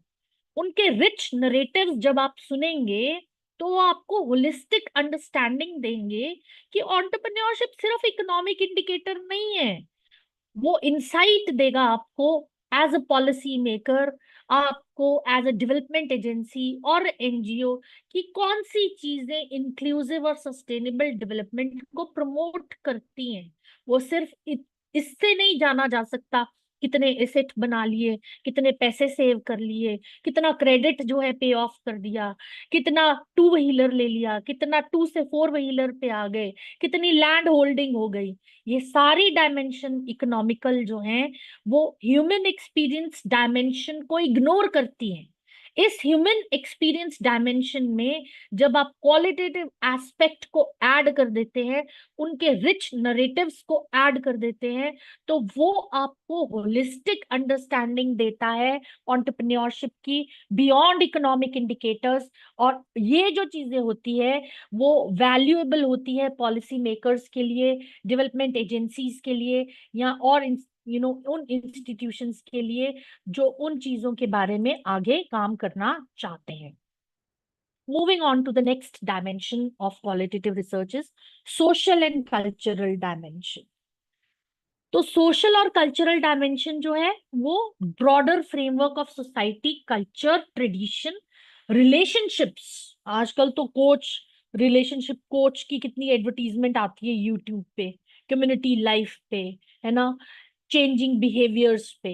तो जो सोशल और कल्चरल डायमेंशन है ये वो सारी चीजें हैं। क्वालिटेटिव रिसर्चर्स बिलीव करते हैं कि human action, attitude, belief, experience सिर्फ ये फुली अंडरस्टैंड करें आइसोलेशन में या काफी नहीं है। आप सोशल सराउंडिंग से बहुत इफेक्टेड होते हैं, आप अपने कल्चरल इन्वायरमेंट से बहुत इफेक्टेड होते हैं। अब मैं छोटा सा एग्जांपल देती हूँ। I am not a cricket watcher और क्रिकेट फैन, बट हमारी बिल्डिंग के पीछे ही स्टेडियम है और कल यहाँ पे मैच था और मैंने अपना बैग उठाया और मैं घर चली गई, अपना जाके अपना लेक्चर तैयार किया। और जब मैंने रात को लोगों के स्टेटसेस देखे, फेसबुक देखी, सुबह आके लोगों की डिस्कशन सुनी, मैच में ये हुआ, मैच इतना अच्छा था, मैच में विराट कोहली ने ये किया, ऐसा हुआ वैसा हुआ, स्टेडियम इतना सुंदर लग रहा था, ये सारी चीजें जब लोग बात कर रहे थे तो मुझे भी 2 पल के लिए लग गया यार मैं तो पढ़ रही हूँ, इतनी आजकल का है, और मैं वो हिसाब से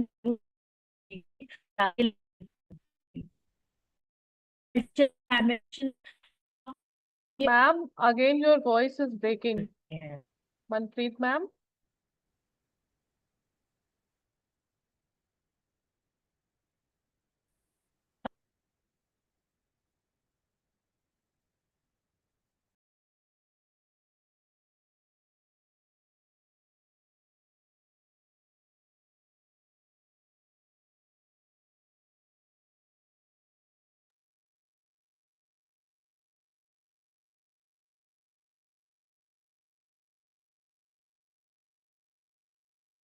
So as ma'am is facing some technical issue, she'll be back in a while. Till that time, I request you to be patient. We'll have ma'am shortly. Yes, ma'am is back.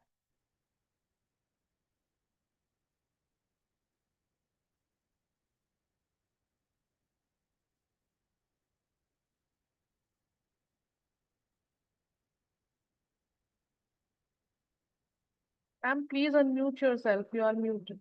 You are on mute.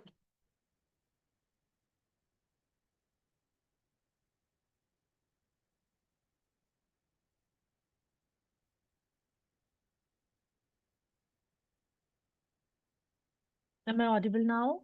Yes, ma'am. Yes, Now, ma'am. now you're audible. Thank You're you. audible. So we were talking about how human behaviors, they shape and they affect your mind.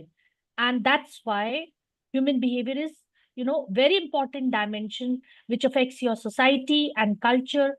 So human behavior is deeply shaped by social structures and cultural systems, family background, religion, traditions, language. What is your social role? What is your community relationship? What is your cultural identity? How all these things influence you, like how do you think, how do you behave, how do you interpret the world around them. All these things are the social and cultural dimensions of the qualitative research, and we try to find out the influences in deeper understanding that how they affect the social realities. So it is one important aspect to be considered over here, which is unlike quantitative approach, which is generally, focusing on generalizing the behavior through numerical analysis. Here we are not trying to do that. This dimension is especially important in the field of sociology, maybe tourism, management, education, communication studies, or even development studies, where social and cultural factors, they strongly affect the organizational practices. One major focus area is social norms. Social norms, they refer to accepted rules, expectations, and the standards. For example, in many traditional societies, women may face social expectations regarding family responsibilities or mobility or occupational choices. So qualitative study on how women entrepreneurship may explore how social norms either encourage or discourage or restrict the personal aspirations, and how community attitudes they influence their business activities can be there. In the same manner, it can be done in the area of tradition, or the cultural practices, or the group dynamics, और the community interactions. आजकल community interactions की studies बहुत ज्यादा होती है. सो ये जो dimensions हैं, they further includes community interactions, which refers to the relationship between community patrons, the cooperation, the social engagement among the members of the community. So communities, they serve as important spaces where social values, cultural practices, collective identities are maintained and transmitted. So qualitative research जो है वो आपको help करती है कि कैसे ये communities interact कर रही हैं, कैसे ये interactions आपके social cohesion, empowerment या development को affect करती है. So ये जो dimensions हैं, इनसे आप sustainability issues को भी find out कर सकते हैं. इसी तरह कुछ contextual dimensions होती हैं कि ये किस context में आप काम कर रहे हैं. कुछ इंटरप्रिटेटिव डायमेंशंस होती हैं जो सेंट्रल टू क्वालिटेटिव रिसर्च होते हैं, जो इंटरप्रिटेशन पे फोकस करती हैं कि आपने इंटरप्रिटेशन किसी पर्टिकुलर फिनोमेना की कैसे की है, आपका फोकस ज्यादा इंटरप्रिटेशन पे है. कुछ एक्सप्लोरेटरी डायमेंशंस होती हैं जहां पे एक्सप्लोरेशन करते हैं कि इन्वेस्टिगेशन न्यू कम्प्लेक्स या इनसफिशिएंटली अंडरस्टूड फिनोमेना की कैसी रही. And the exploration is to be done in a very deeper sense. जो exploration है qualitative research में, वो बहुत ज्यादा important है क्योंकि उसी से new theories establish होती हैं. और AI adoption भी है, कुछ concepts में आज के जमाने में AI adoption भी use की जा रही है, तो उसको हम process orientation dimensions में लेके आते हैं. और जब हम इन सारी dimensions को ध्यान रखते हैं, जो बहुत मुश्किल होता है, उसे हम कहते हैं लास्ट में holistic dimension of the qualitative research. So to end with, I'll talk about 2 minutes on holistic dimension. कि holistic dimension of qualitative research, it totally emphasizes on integrating and interconnecting wholes rather than examining the isolated variables separately. So whatsoever qualitative researchers believe, the social realities are very complex, multi-dimensional. Therefore, understanding the human behavior requires various interconnected factors simultaneously. वो जो आपकी holistic dimension है, वो adopt करती है comprehensive approach that considers psychological, social, cultural, organizational, economic, and environmental influences together. So instead of simplifying human experiences into measurable to capture full it is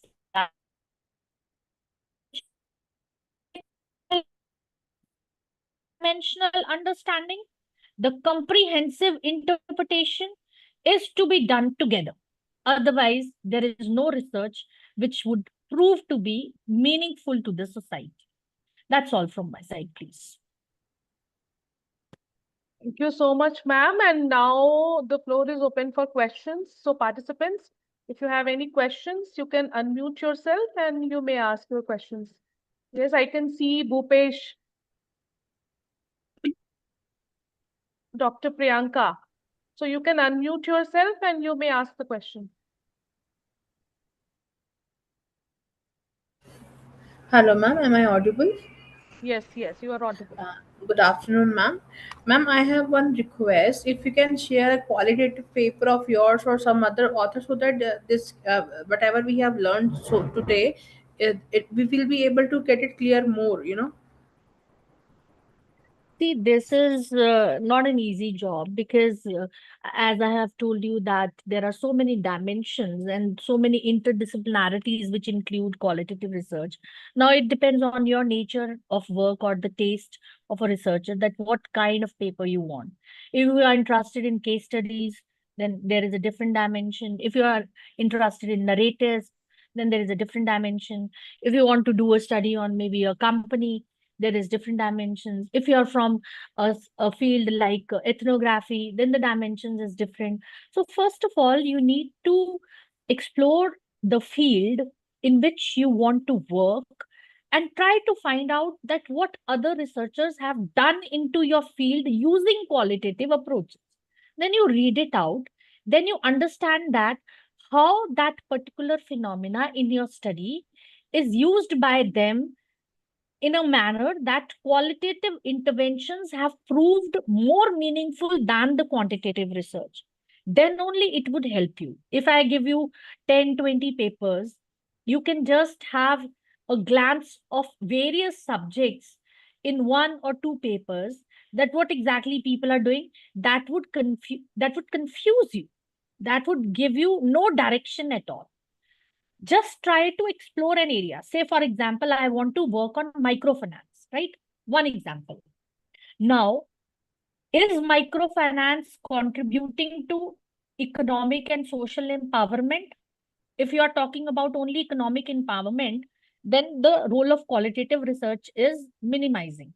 But if I want to see the role of economic as well as social empowerment, then the qualitative research role is increasing. I will try to find out those papers where people have used qualitative approaches to understand how social empowerment is encouraged by microfinance. Then I can see that whether this research is going to give you the meaningful research in your sample scenario or not, or whether whatever thought process you are having, you are able to align it with that particular paper or not. So if I try to read about narratives, if I try to read about case studies, if I try to read about ethnography, if I try to read about anthropology, if I try to read about interpretism, I will land up nowhere. Trust me, I have done it in past 10 years. You will get confused more. Narrow down your idea, you focus on one idea, try to find out whether people have aligned that idea with qualitative research or not, and if any meaningful direction is received by you by the information which is available on the net, then you pursue that direction. Then you will land up somewhere at least. Otherwise, you'll get confused. But still, if you want to have a little glance of various perspectives which people have worked, I'll forward to the organizers and they'll forward to you. But I'm sincerely saying this because it will increase your confusion. Thank you so much, ma'am. I'll try to narrow down my topic. Thank you so much for your help. Thanks. So I can see Bhupesh Gilji here, and Bhupesh Gilji, please unmute yourself and ask the question that you want to ask. I can see Aditya Raj ji here. So Aditya Raj ji, you can unmute yourself and you may ask the question that you are having. Yeah, thank you. So Aditya this side. Thank you first of all, Manpreet ma'am, for very comprehensive presentation. I understand like every approach has its own limitations, whether qualitative or quantitative. Like for in particular, if I'm researching upon a livelihood program impact among the tribals, I'm more into the doing a survey, a kind of quantitative a household survey, and to know the what impact has been like on their socioeconomic determinants. But I would also like to get some qualitative aspects also. So can you please help me like what different methods I can adopt so that I can get I better got your point. results? I got your point, and I'll share my experience with you. My student, one of my students, she was also working on tribal women, and she was working on economic indicators, as you were saying. And later on, people come in RDCs and they give you the suggestions and they try to manipulate your synopsis. Do you understand this process? It happens in every university. When 6 to 7 people who have not read about a concept, they start, evaluating your concept, and they try to forcefully introduce their own opinion into your synopsis. And you have to accept it, because otherwise they'll reject the student's synopsis. You don't have any choice of that, about that. How much you can defend, na? So what happened was, she was working on these areas. So as qualitative research came into fashion, people said she should study about the qualitative dimensions also. Now her sample size was around 1200, tribal women, which was very, very difficult. In fact, it was a kind of a very strong intervention which requires at least 2 to 3 years in the field. And the student was so much desperate that I should complete it in this way only.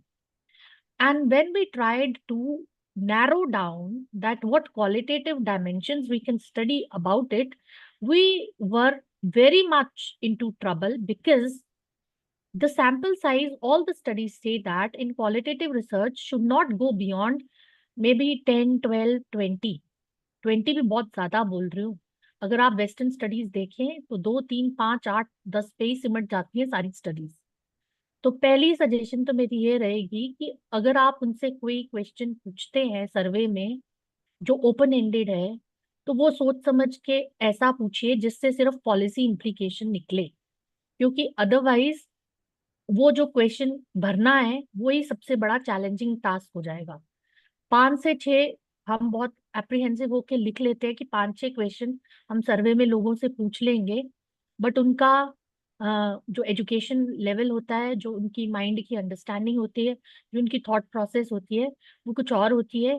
उनकी reality कुछ और होती है, और हम as a researcher कुछ और reality perceive करके चलते हैं.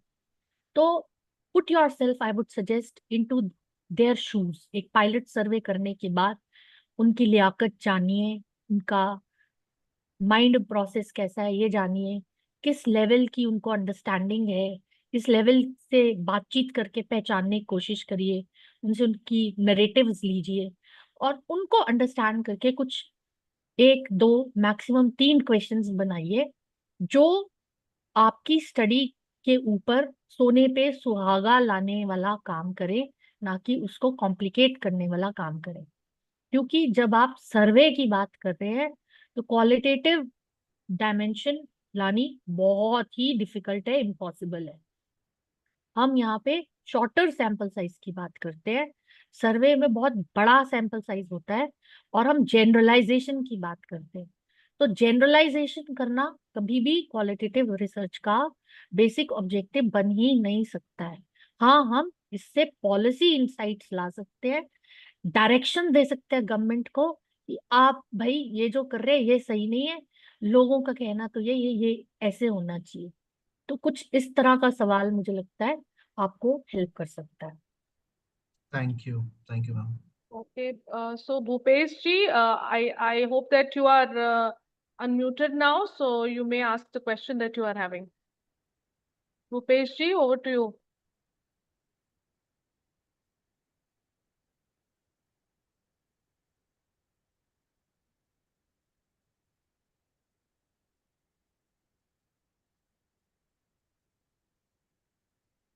Okay, so I'm moving forward. Gagandeep Singh ji.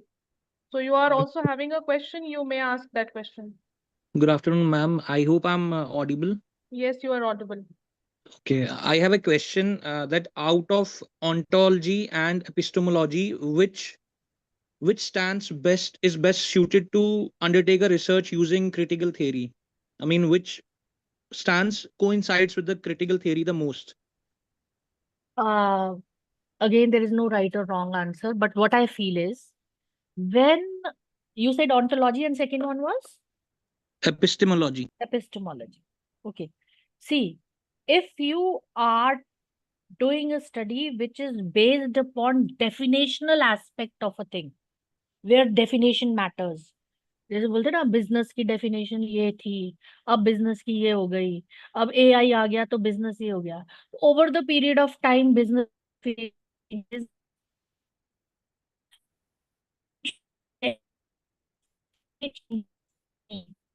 अगर आप objective है impact on Manpreet ma'am, your voice is breaking again. connected.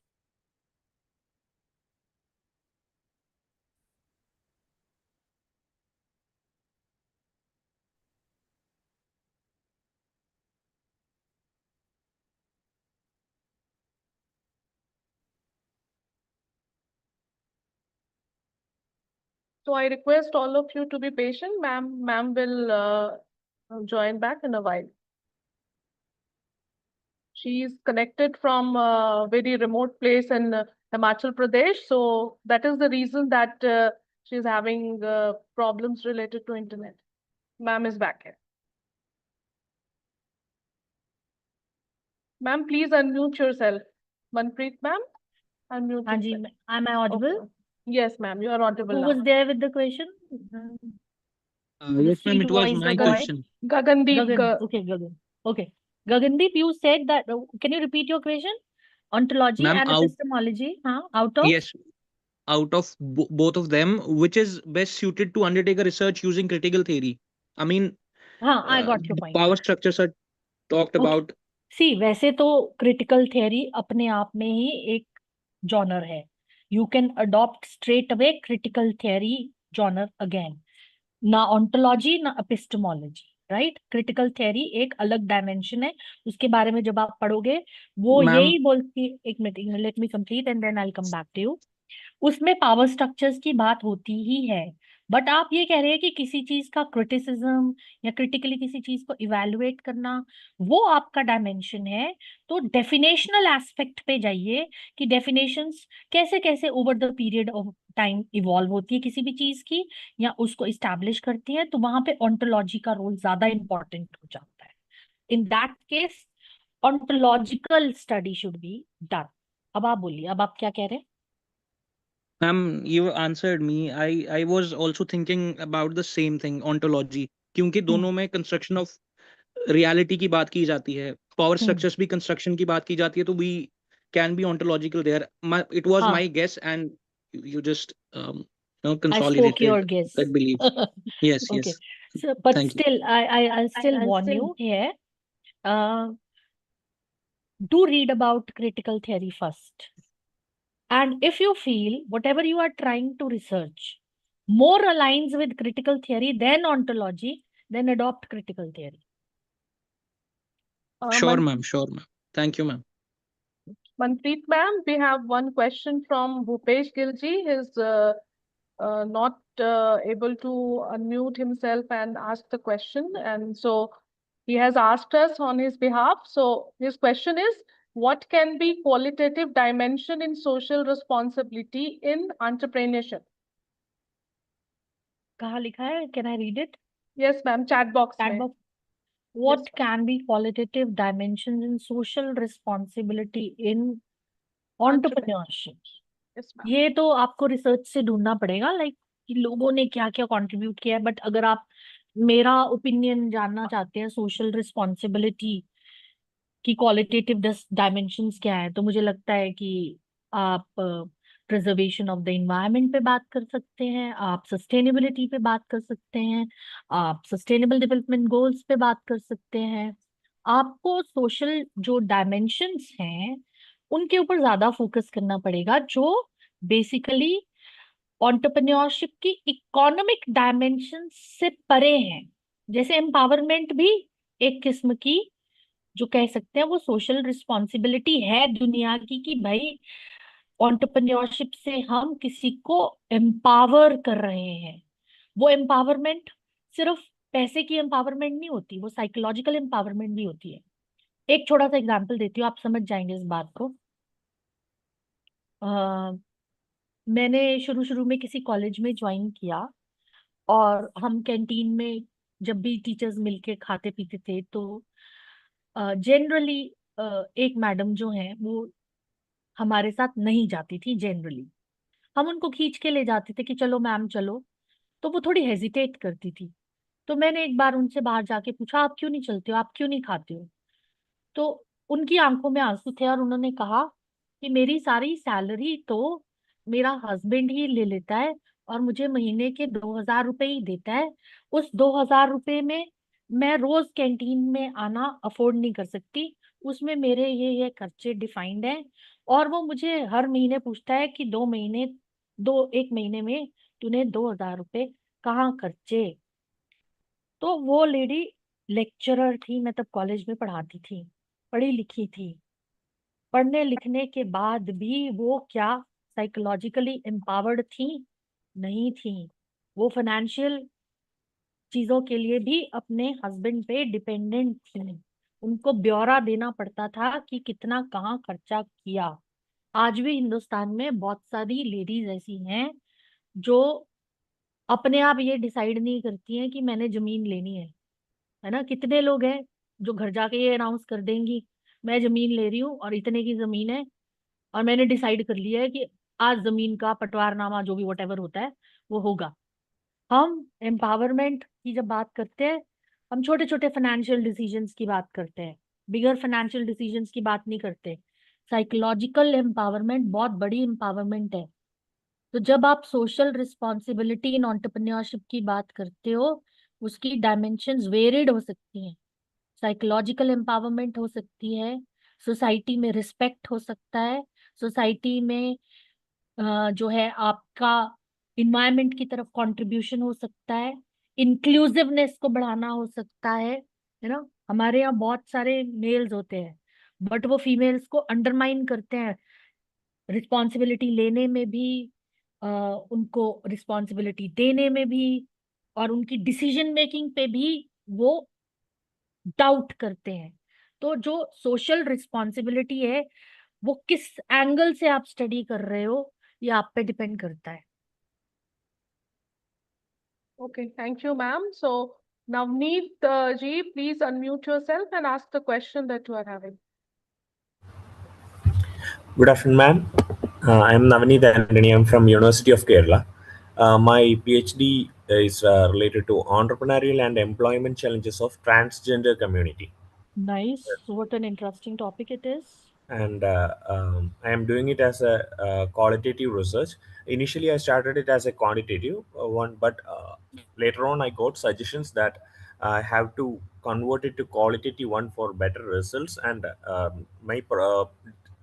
this thesis also is focusing on a policy generation. So, in that case, it is best suited to do a qualitative research. That's what. I The lost in between. Hello. Ma'am, am I audible? I Yes, lost yes. your last sentence. Okay. In that case, it is better to do a qualitative research. That's what the experts said. But during my SRF presentations and all, I got several backlashes on doing such a qualitative research. Actually, I couldn't back my point over there. So in such a scenario, basically majority of the pupil in my university is apostles of quantitative results research, and Well, uh, I'm I am hello. Am I audible? Yes, ma'am, you are audible now. Yes, ma'am.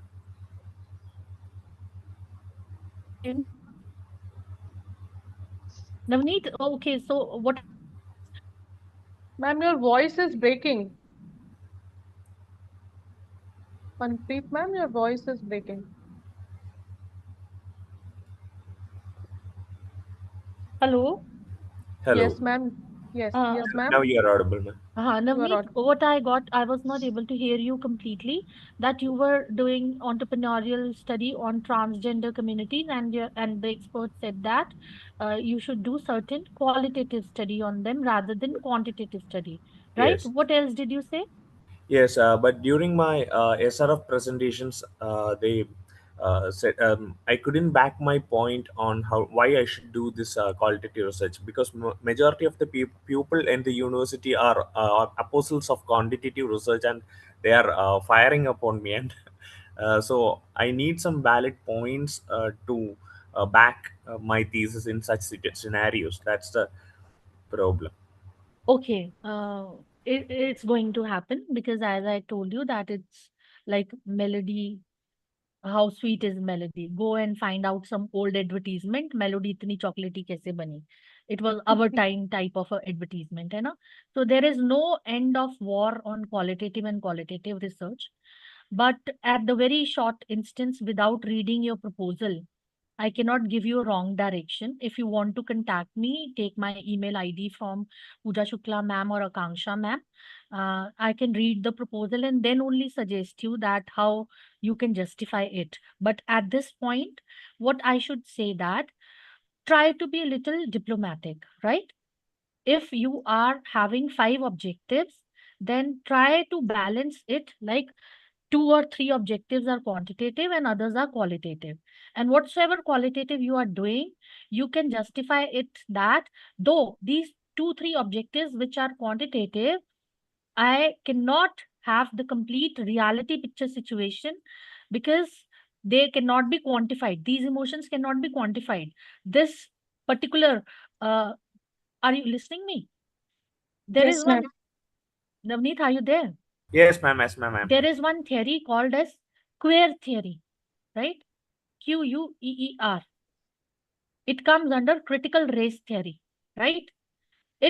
Yes, ये जो queer theory है, it is a theory which help us to understand these communities like transgender communities and what type of dimensions should be studied under them in order to understand their behavioral impacts.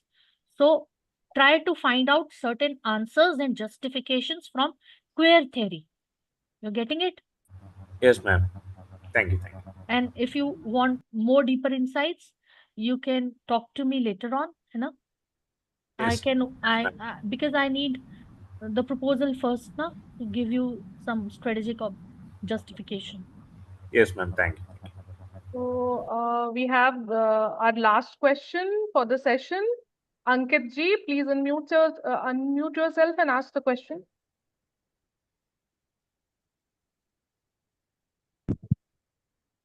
Good afternoon, ma'am. Hello, Ankit. Ma'am, actually, my study in my study for my PhD, I have to prove the effectiveness. You have to? I have to prove the effectiveness. So for proving the Effectiveness effectiveness, for what? I am using John Main's contribution analysis, in which Effectiveness for what? so I am my PhD is around from filmmaking. I am teaching 21st century skills.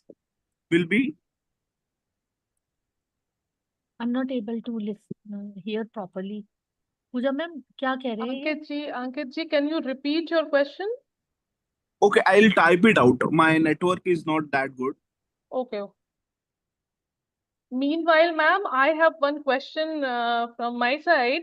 So, ma'am, can you please share that the hard work that is required to be done for coming in this 2% scientist list?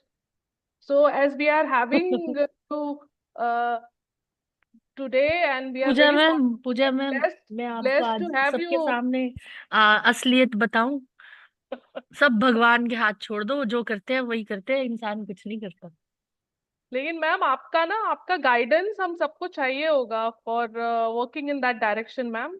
See, I never chased this goal. I never knew about this goal. I was just वो एक advertisement आती है ना eat cricket, play cricket, sleep cricket. So I used to eat research, play research, sleep research, write research, and it automatically happened. That I have seen that you are workaholic and at the same time you are researchaholic. So this is the term that I I have no hesitation in using for you, and I have seen that, ma'am, the way you work and the way you encourage and motivate others as well. So I'm a live Thank you. example of that.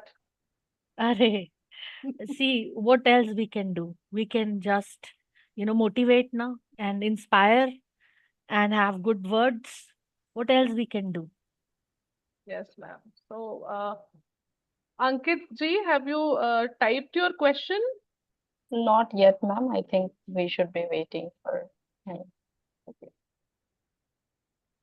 So today we are really very fortunate to have ma'am here, because ma'am is having very busy schedule. So whenever I see status and updates from ma'am, so every day or in couple of days I see that ma'am is delivering some lecture, or ma'am is busy with some conference work or with some book proposal, and I am very, very inspired by the way my ma'am works. It's all blessings of the God that the God made me capable enough to inspire few lives. What else I can give this to, society? No, we can just inspire and help people grow, because we cannot. I believe we cannot teach. We can learn and we can inspire and we can grow. So if there is no jealousy and we get inspired from somebody, then that's the true thing which we can give to others. So there should be positivity and growth. There should be no jealousy. Yes, ma'am. Ma'am, meanwhile, I saw Ankit that ji has I'm typed his using John question. many contribution analysis creating casual change. Ankit, I'm not aware of this concept truly. And what do you want to ask about your study? I'm not aware of this concept more. Causal claims in contribution analysis, it is the extension analysis, outcome of something like that. Ma'am, again your voice is breaking. Manpreet, ma'am.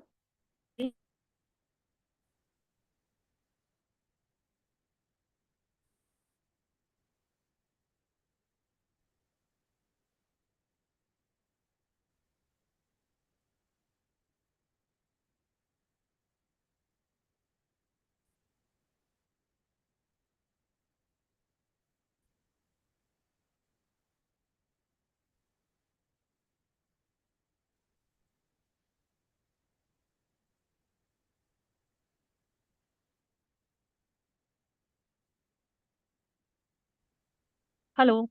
Yes, ma'am, you're audible now. Hello. Yes, ma'am, you are audible.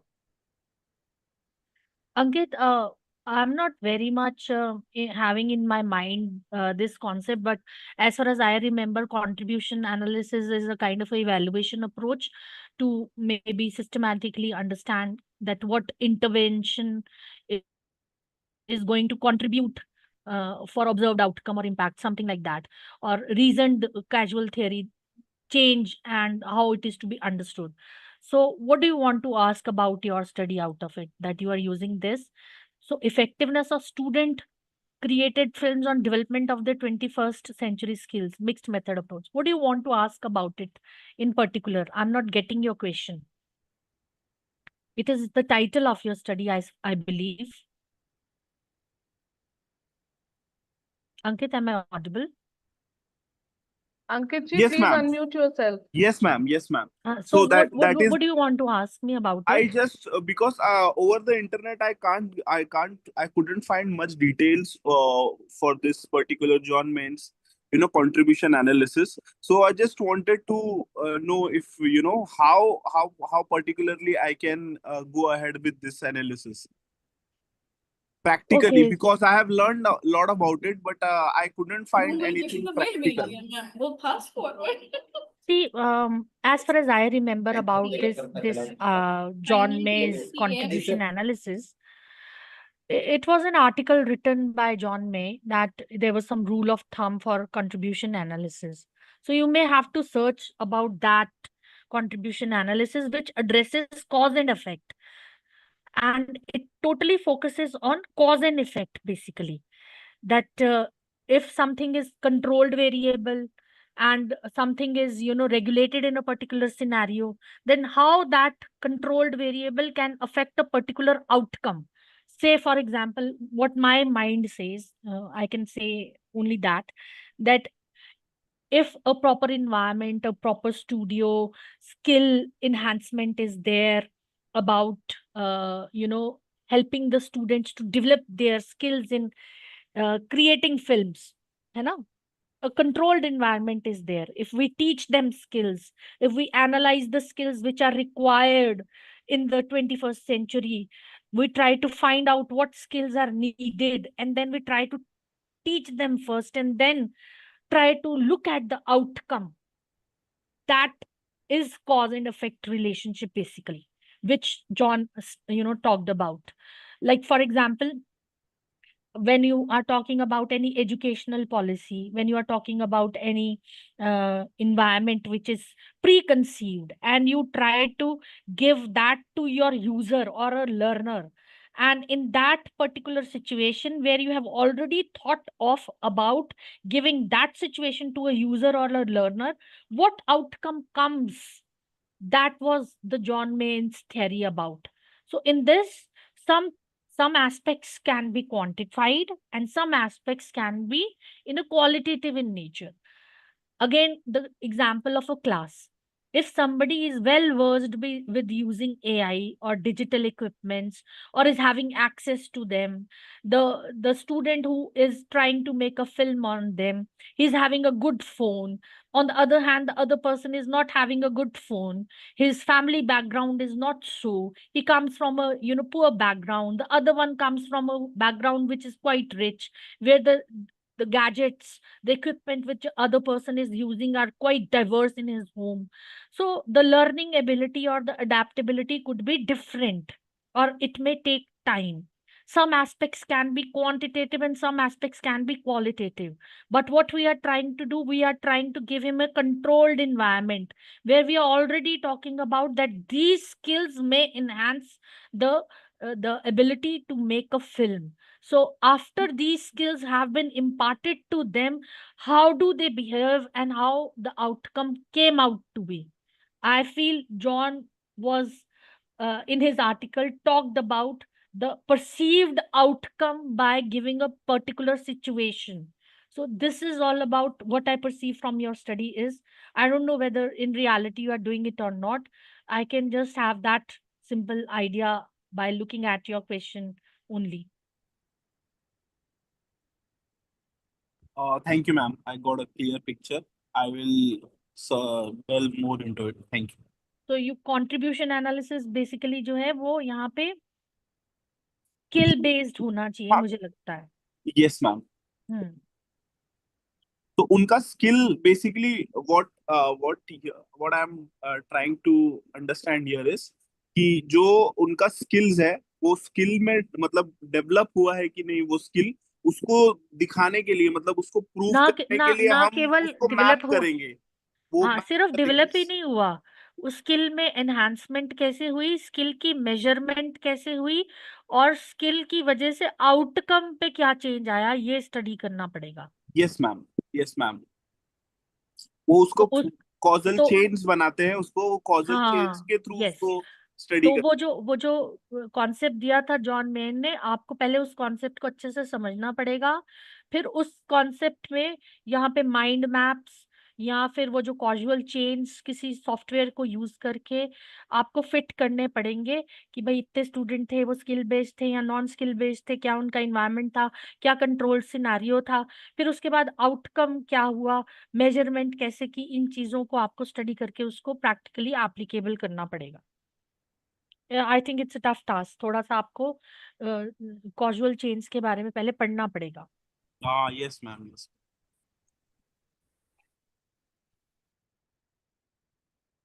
Okay, Akansha ma'am. So, and with the permission of Manpreet ma'am, so shall we move towards close of the session?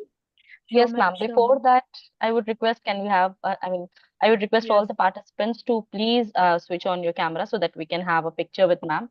And thank you, ma'am, for such an insightful, session. It I become your student, ma'am. There is a formal word of thanks from my side as well. Of That I'll course. give that I'll give See, after this now picture. when this happens, now this motivates me to write more, Pooja ma'am. Yes, You were ma'am. asking ना कि what do you do? So ये इज्जत का सवाल type हो जाता है, फिर इसके बाद कुछ और काम करना पड़ता है. Yes, ma'am. So participants, please turn on your camera so that we can have one group picture. I'm unable to. Akansha ma'am, please enable this. I'll do the needful. I think I've already allowed. Yes, yes. Just a second. Yes, I think now you can do it. Ma'am, am I audible now? Yes, we can hear you. Thank you, ma'am. Thank you, Manpreet, ma'am. Thank you and ma'am everyone. एक और quantitative generalisation हो रखी थी यहाँ पे. मेरा नाम भूपेश गिल है, तो सब मुझे ही कर रहे थे, बट मैं शी हूँ. तो मैम ये we are really sorry for that. Ma'am मैंने ये चीज अप्लाई करी कि हमने ये सीखा क्वांटिटेटिव स्टडी होनी बहुत जरूरी है, बिकॉज लोग जनरलाइज करते हैं और हम एज अ रिसर्चर भी आज जनरलाइज कर लिया था. Thank you, Manpreet ma'am, for the insightful Thank you. So discussion, sorry ma'am. for your experience, but No issues, ma'am. It happens, and ma'am आज बहुत कुछ सीखने को मिला qualitative research कैसे important है. see, I just tried to share what I have learned over the period of time, because ultimately you'll have to do it yourself. It's not so easy. Yes, ma'am. Nobody Thank can you. teach qualitative research. Really inspiring, ma'am. You'll have to walk on that path. Yes, ma'am. बहुत inspiring है. Thank you Thank so you, ma'am. much. Thank you. I'm blessed. Thank you.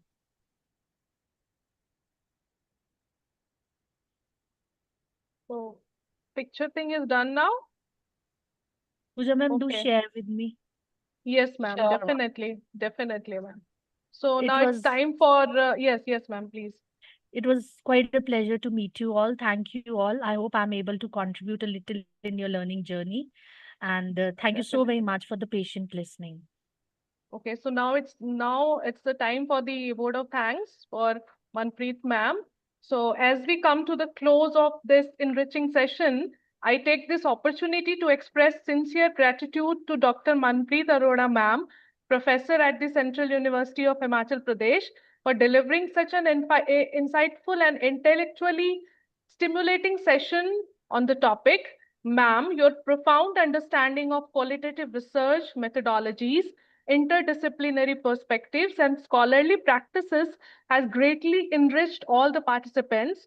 The depth of your academic experience and clarity with which you shared your insights have made this session truly valuable and inspiring for researchers and scholars alike. We are deeply thankful to you for sparing your valuable time and sharing your expertise with us. Your guidance will certainly motivate participants in their future research endeavors. We sincerely hope to have the privilege of welcoming you again for more such enlightening academic interactions in the future. Thank you so much, ma'am. Thank you so much, ma'am, for the kind words. I'll try to meet up your expectations again. Thank you very much. Thank you, Thank ma'am. you for the Thank you, ma'am. opportunity. I'll be in touch with you, ma'am. I'll be sharing some of my works and would want your guidance for that. Sure, ma'am. Sure. Thank you I'll so try much, my ma'am. best. Thank We'll be you. dropping in. Thank you so much.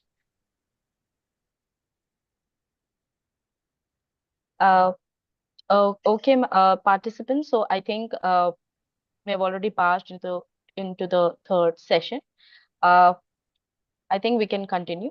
Dr. Rahul will take over for the next session.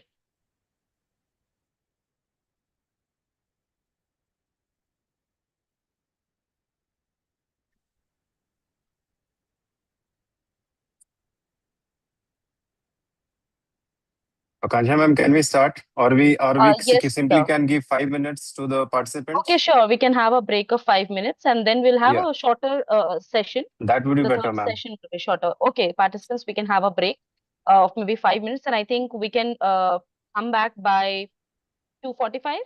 Is that okay? Our speaker is here. Ma'am, is that okay? We come back by 2:45. Tenzin, ma'am.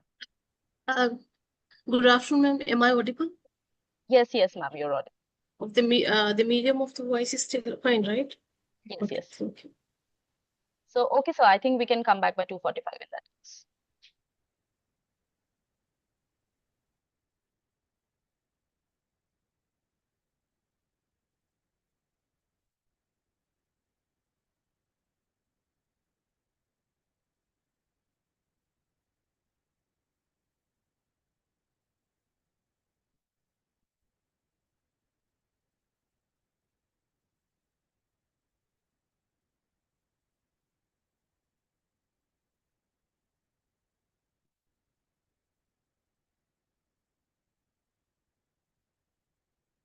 I welcome all the faculty members and participants in this third and last session of day one workshop on doing the qualitative research. We have Dr. Tenzin Nagdon with us.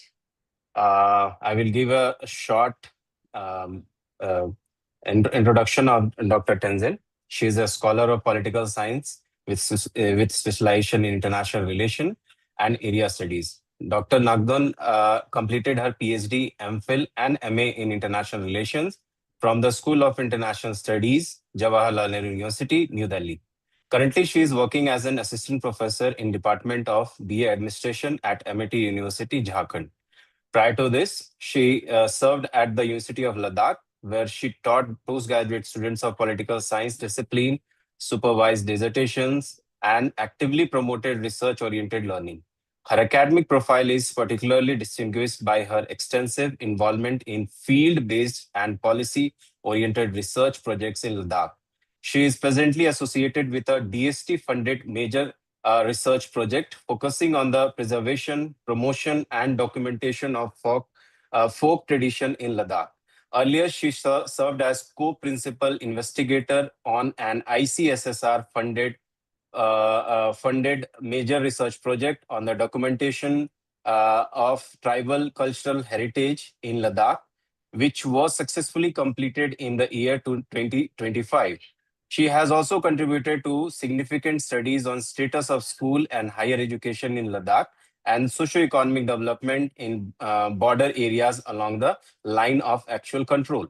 Her research interests include culture and identity, indigenous knowledge system, borderland studies, and international relations, with a strong emphasis on integrating field-based research with academic and policy engagement. With this, I welcome Tenzin, Dr. Tenzin. Tenzin, ma'am, over to you. Good afternoon, everyone.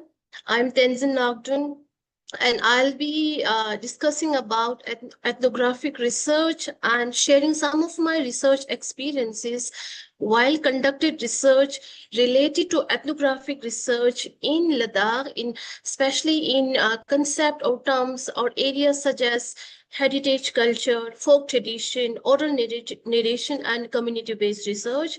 So my discussion and my presentation would be less of theory and more of my real account experiences while conducting ethnographic research.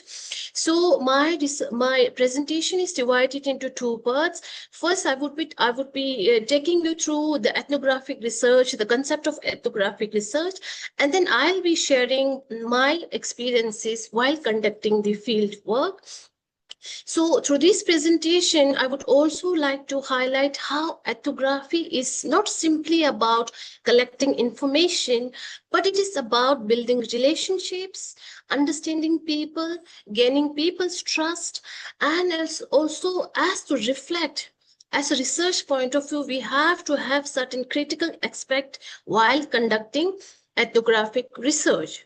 So some of the major themes of my presentation would be, I will begin by introducing ethnographic research and explaining its core methods such as participant observation, interviews, and field notes. Then I'll move towards the field experience section where I discuss trust building and the aspects such as reluctance from the participants while giving their information to us, and also some aspects such as silence where participants refused to give answers saying that they didn't want to get involved in giving interview to to us, and some other important aspect while related to the field work. Finally, I will conclude with reflections on ethics while conducting ethnographic research, especially in terms of field work, and concepts such as reflexivity and positionality while conducting research. So coming to the most important aspect, first of all, we need to understand what is ethnographic research. So ethnographic research is research within qualitative research, where the researcher enters the workplace or a community in order to understand their culture, practices, beliefs, and life experience of people who are already existing there. Unlike surveys or questionnaire, which are conducted in both qualitative and quantitative research, ethnographic research requires immersion rather than keeping ourselves distance from the people. In ethnographic research, what we need to do is there are few important aspects. For example, first important aspect is you observe. While observing, you notice important aspect related to that certain community wherein you wanted to conduct research. Another important aspect is you participate. How do you participate? While conducting research, you participate by living within the community, by observing their festivals, by conducting interviews with the people, by observing the emotions and the experience of the people. And the third important aspect is you listen. Sometimes you listen while keeping your recorders and mobiles on. Sometimes you have to listen in offline mode by talking informally with the people with whom you are conducting the interviews.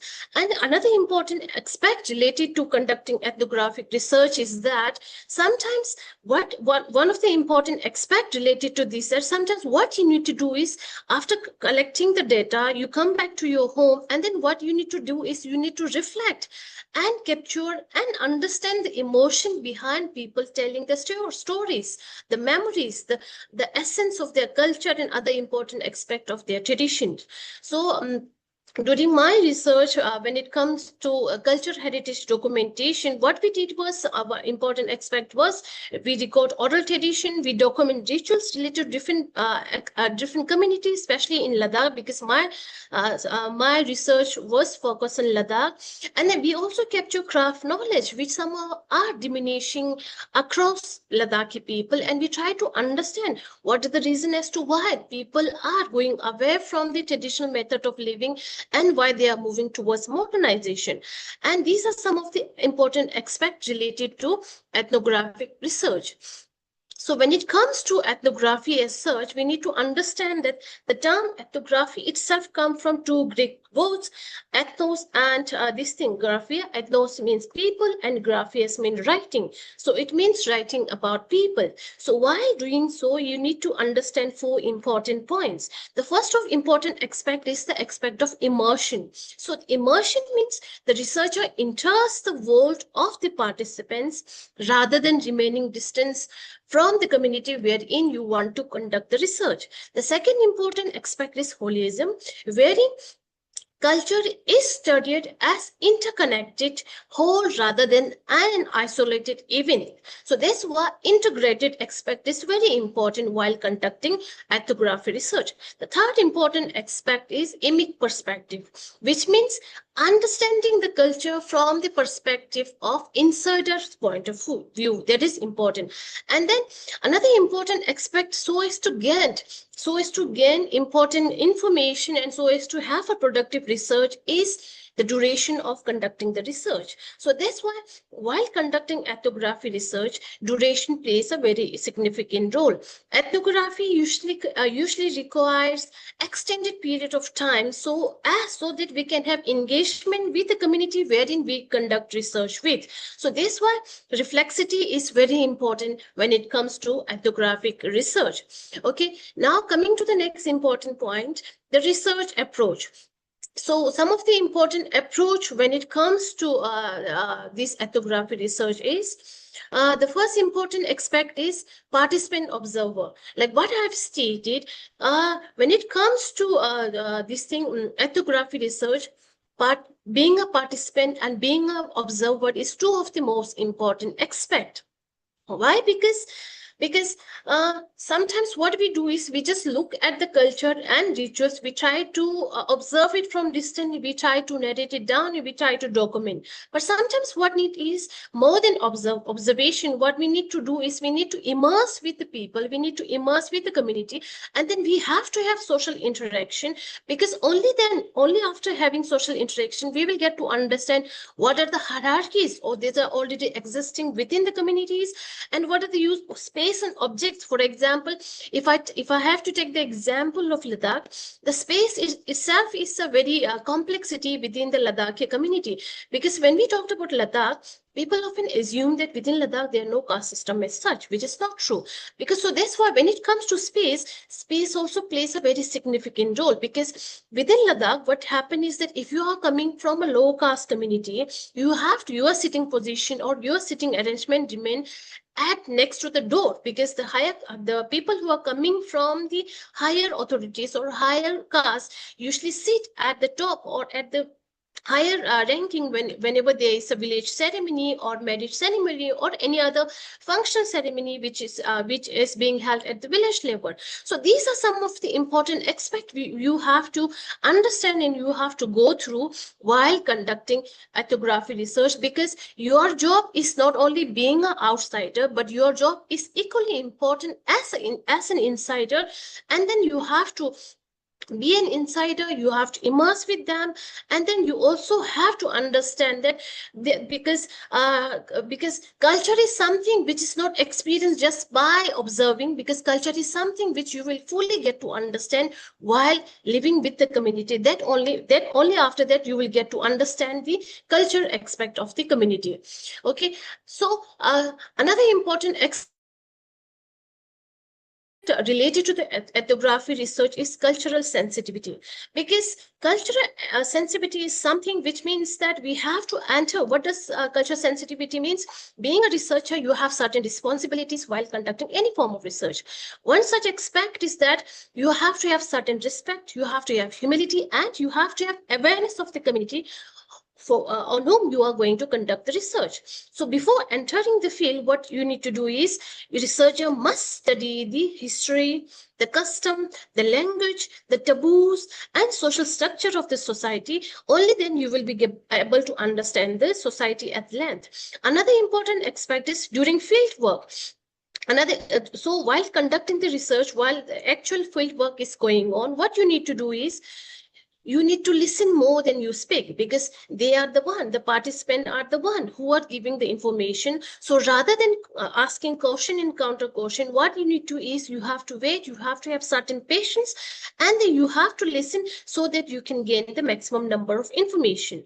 And also, researcher while doing field work must avoid imposing their own worldview, because as a researcher we have our own set of narratives, we have our own set of perspectives, but it's important that while conducting the ethnographic research, you have come here to collect the information from their perspective. So that's why you should also you must also avoid making assumptions about the community from whom you are conducting the research. So these are some of the important aspects. And another important aspect is ethical, because ethics is something which we need to understand and which we need to carry on while conducting the research, because you have to understand that these are information that we are going to collect from community on which we are going to write the narrative. So that's why these are some of the important aspects while conducting research.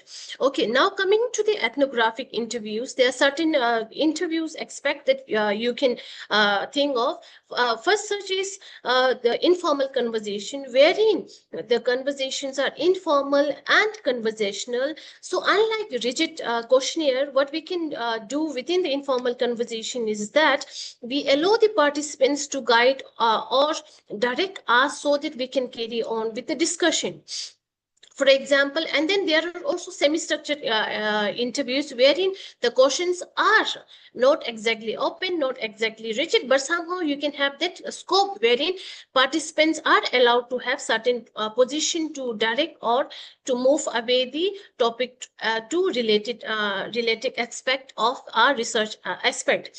And the third important aspect is life history interviews, wherein our focus would be based on personal narratives and life experience of, for example, if you're conducting a research on an artisan, for example, who possess a huge culture, then that would be called as life history interviews. And then another important aspect related to ethnographic interviews is based on focus group, wherein we would be conducting research on a certain group who have certain common ground or common culture that they share, from whom we can extract information. So, for example, within the type of interviews, we can think of a few questions. For example, in terms of descriptive interviews, you can ask a question to the participants like, "Walk me through a marriage function here." For example, if you ask this kind of question, what will you get to understand is that the participant will share us the different rituals and customs related to the marriage function. And the structured kind of question is, what are the different roles people play in this ceremony, marriage function? For example, within Ladakhi community, if I have to talk about the musicians who belong to the lower class, they play the musical instruments, and there are people, families play a certain role. So there how, and the village had a certain role to play in the marriage ceremony. So that's how these are the structural questions. And then you can also frame contrast question. For example, you can also raise question like, how is old ceremony different from the new functions, through which you will get to understand how the custom and tradition has changed over the years. And then you can also ask hypothetical question like, what would happen if someone broke the custom? Because very often what happened is that, taking the example of Ladakh, because even though Ladakhi community, the people coming from different castes, for example, lower caste and high caste, are not supposed to get married, because if which is considered as a taboo within Ladakhi community. So but somehow it happens. In rare cases, it happens. In that case, we can ask a family who has a marriage, intercaste marriage, about the question related. And then sometimes what happens is that, being a researcher, you have to be ready to answer the counter question. Somebody may give you a counter question and say, what do you think of the ceremony? So in that way, you have to be ready with all kind of question that you are wanted to ask to the participant, and you should be equally responsible, and you should be equally ready to answer the question which are being framed and asked by the participants. Okay, and the next is ethics in ethnographic research. So when it comes to ethics, one of the important aspects is ethics is the central instrument in the ethnographic research. Because why important is because the first important aspect is that before conducting the research, we should give information to the participants saying that, okay, we are going to conduct research on this and this area. And then we also have to obtain and assess a consent from the participants saying that they are willing to participate in this research. Because so that's why the principle of informed research is one of the most important aspects while conducting research. And the second is confidentiality and anonymity, because this principle is important. Why? Because very often and sometimes the participant may share information which may be controversial. In that case, as a researcher, our job is to keep the name anonymous, so that their confidence, their name would remain anonymous. And the third important aspect is do not harm, because do not harm the participant. Because what happened is that sometimes what happens is that as a researcher, we must ensure that participants are not socially, emotionally, or politically harmed by giving interviews or by sharing information with us. So in that case, you have to be ready. Your research should place in a certain way that it would not pose a certain risk to the participant who have participated in the research. And another important aspect is reciprocity. Why? Because many times when we went to conduct research, some of the important questions, and very often it is being asked to us as a researcher, is that what benefit, they ask, what benefit will this research bring to us? This is the question which is being often asked by the community. So that's why, as a researcher, these are some of the ethical challenges that we have to face, and these made us reflect on extractive nature of research and the responsibility of research to return finding to the communities by sharing the documents that we have prepared, or by acknowledging them, or in any terms that you can give back to the society. So in that way, reciprocity is another important aspect within the ethnography research. So coming to the second half of the presentation, which moves from the theory to the left field experiences, here I discuss practical realities that are often absent from the methodological textbook, because when it comes to conducting fieldwork research, hesitation, silence, emotional labor, rejection, trust building, and politics of representation are some of the important aspects that we need to take into account while conducting field work. So while conducting the field experience, one of the most important aspect is, the first and foremost important aspect is that entering the field is often one of the most difficult stage of ethnographic research, because access is not automatic. We have to get permission, we have to have access from the local community or village head or whosoever is willing to give information. First, we need to have certain entry to the gate wherein we need to conduct the research. So in that case, researcher must negotiate entry through gatekeepers such as community leaders, organization head, or trusted intermediaries. Another important aspect while conducting research is building rapport, because it also requires patience and consistencies. For example, in my case, in many cases, and in my case also, our first visit involved no interviews at all. Sometimes, even after visiting the site and even after visiting the participant, sometimes they are not willing to give interviews at the first instances. So in that case, what we need to do is we need to go there time and again. We need to build rapport with them. We need to gain their trust, and then only then they share their information with us. And the fourth important aspect is that sustaining presence. We need to visit the researchers, for example. We need to go to their places time and again, and we need to become familiar with their presence. Only then they share their information with us. So these are the important aspects, and the most important and challenging aspect when it comes to field experience. And the second important aspect is the trust problem. One of the biggest realities in ethnographic field work is the trust, which is something which cannot be demanded or scheduled.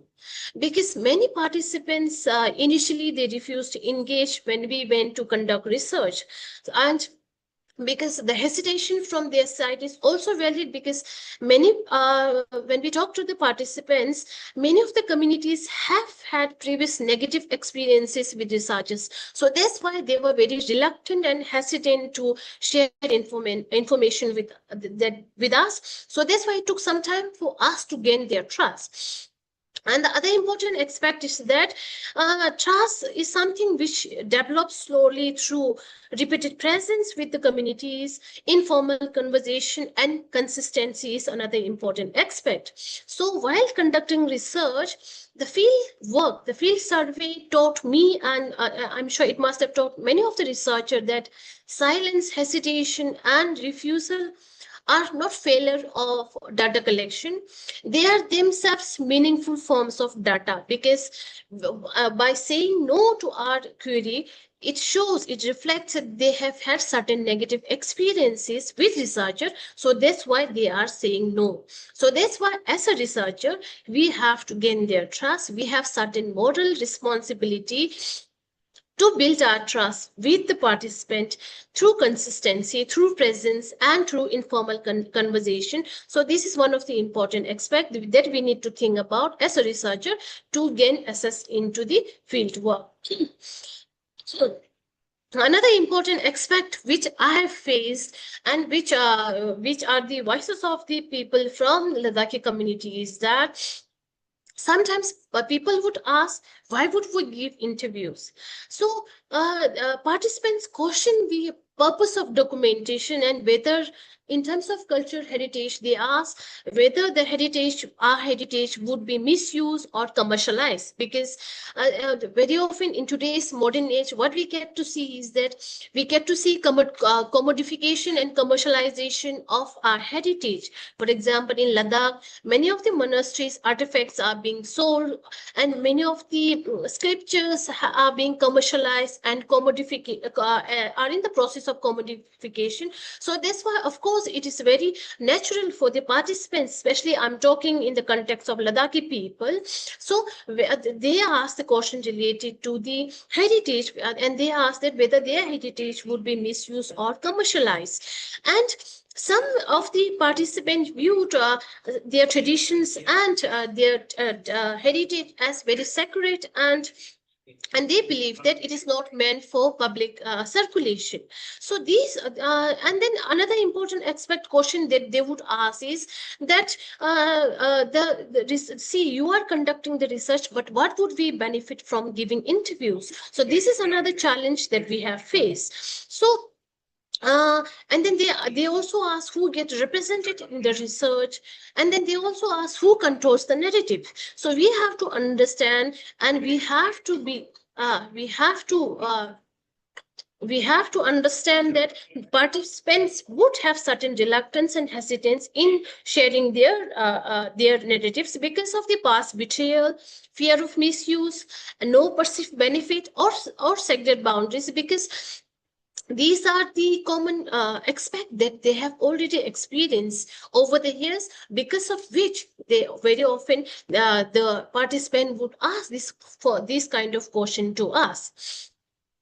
Okay, so another important aspect related to the field work that we have faced is reluctance and hesitation in the room. Sometimes the answer would be, while conducting research, you should be ready with the aspect that sometimes the participant would answer in very short answer, like either yes, no, I don't know. So in that way, you have to understand that the participant is not willing to answer to your questions. And sometimes there are participants who would participate roughly for 10 minutes, and they would give some form of question and answer, and then they would show certain discomfort, and then they would say, no, I'm not ready to give I'm not ready to participate in this research.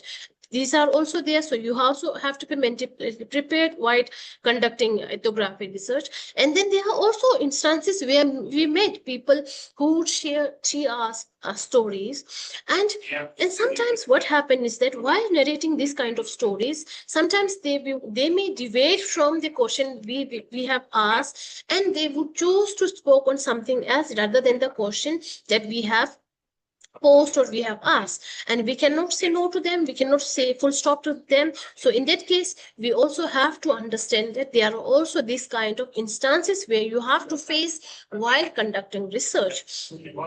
And then others and then there are vanishing participants who would say that, even after their their willingness or their to participate in the research, but when we visit their home, they would say that come back tomorrow or come back day after tomorrow, and then that tomorrow kept moving. But after some time, some days, they would also choose to talk to us, or sometimes the respondents may not choose to talk to us. So these are some of the important important or different ways through which we have to face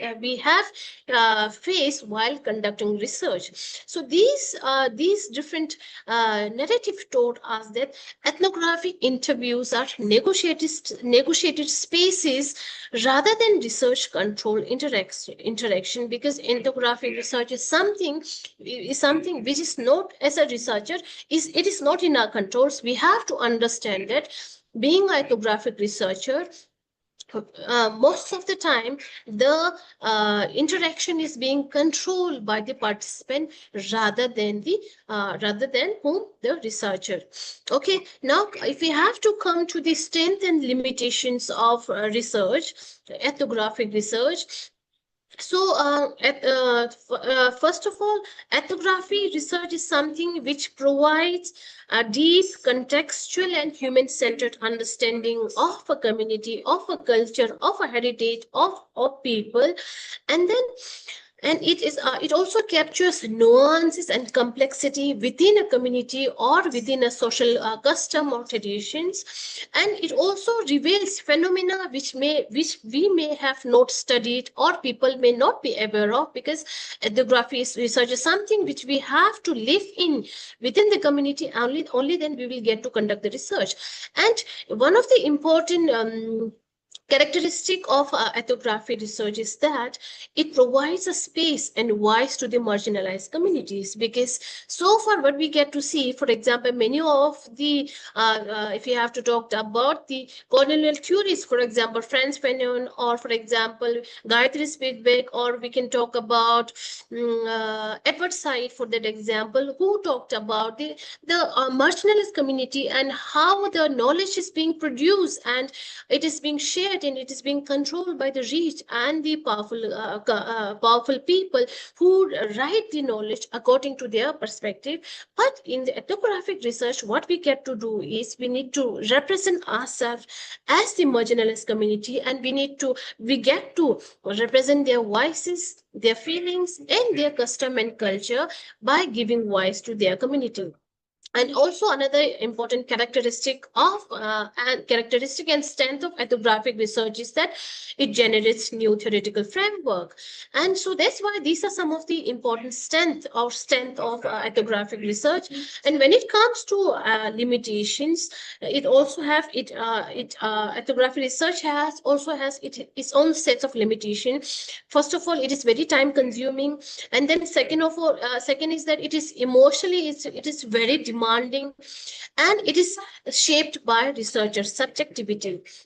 So that's why the findings of the ethnography research may not always be generalizable, because they emerge from specific contexts and relationships, but its strength lies precisely in the depth and context on which we are going to study and on which we have studied. So that's why ethnography research has its own set of strength and limitation, but somehow if conducted very properly and if studied very properly, it carries a huge weightage in generating new theories, in representing people who are coming from marginalized communities, and also in bringing out nuances and complexities, especially in social science research.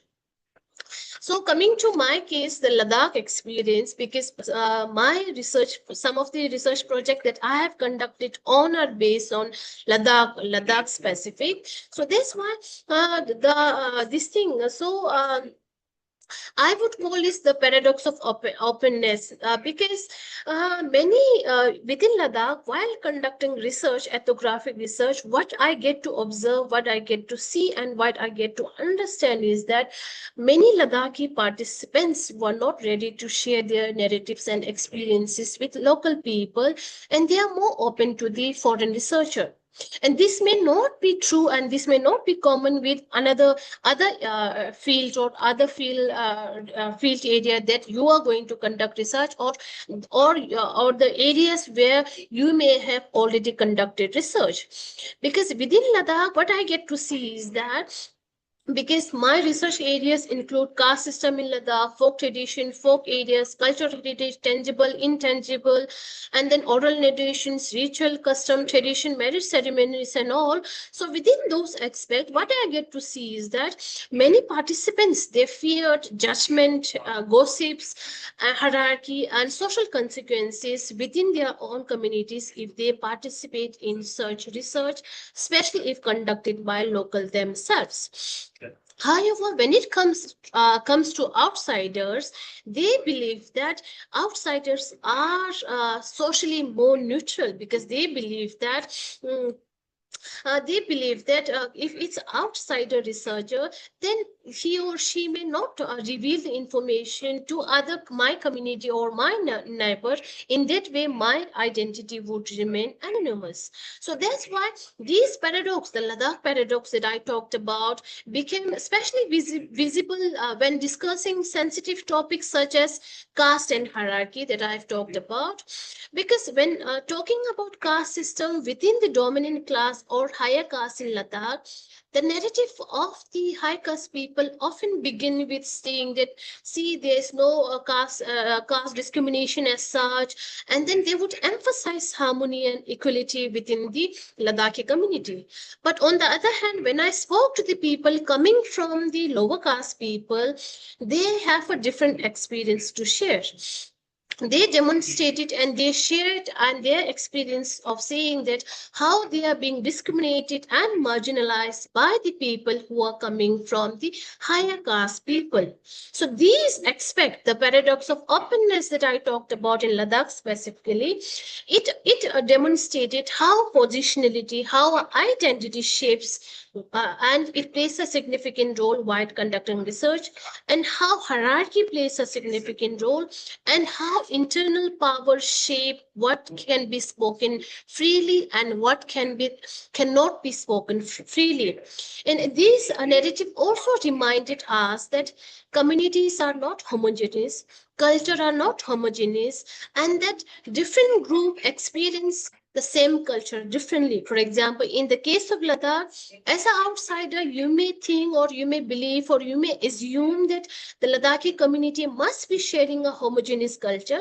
But if you go deep into the Ladakhi community, what you will get to understand is that people in Ladakhi community, they experience culture differently, they experience marriage function differently, marriage ceremony differently, and they also experiences the position of, for example, in Ladakh, we have apart from the Panchayati Raj, we also have a village head called as Goba. So when it comes to village head, when it comes to appointing the village head, sometimes people coming from the lower caste are not allowed to assume that position.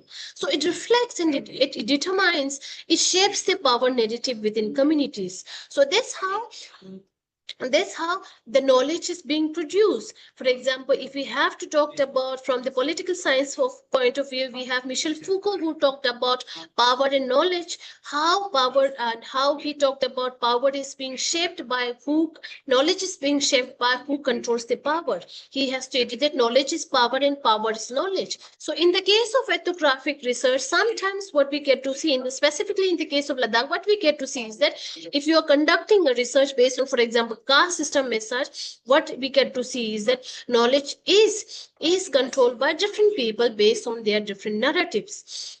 Okay, and then what this Ladakhi paradox teaches us that even though this case, so far based on my research findings, it is something which I have come across, but somehow it may not be unique to Ladakh, because as a researcher you may have conducted ethnographic research, and then for you this may not be the case, but somehow this Ladakhi experience teaches us several important lessons. First is that identity shapes communication, because people do not simply decide whether they trust the researcher or not. They also think about who else may hear or know their story. So as a researcher, we have to understand that identity or positionality within the domain of positionality within the ethnographic research is something which we need to think about while conducting ethnographic research. The second important characteristic is that communities within communities also, it contains several internal silences and hierarchies, like which I've talked about caste system in Ladakh, that can be taken as an example, which may also applicable in some other communities within India also. For example, within India, we also have caste system. So that may also be the case or may not be the case when it comes to communities containing internal silences and hierarchies. And the third important aspect is these creates ethical responsible for us as a researcher while conducting research.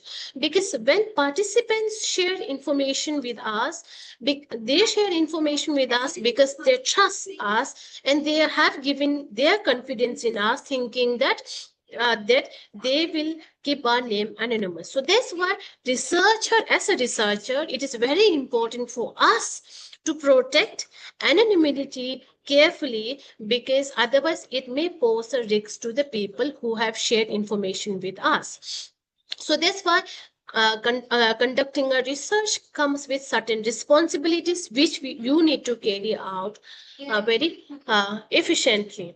Okay, and then but if I have to share some of the personal accounts from the field, there are different this thing.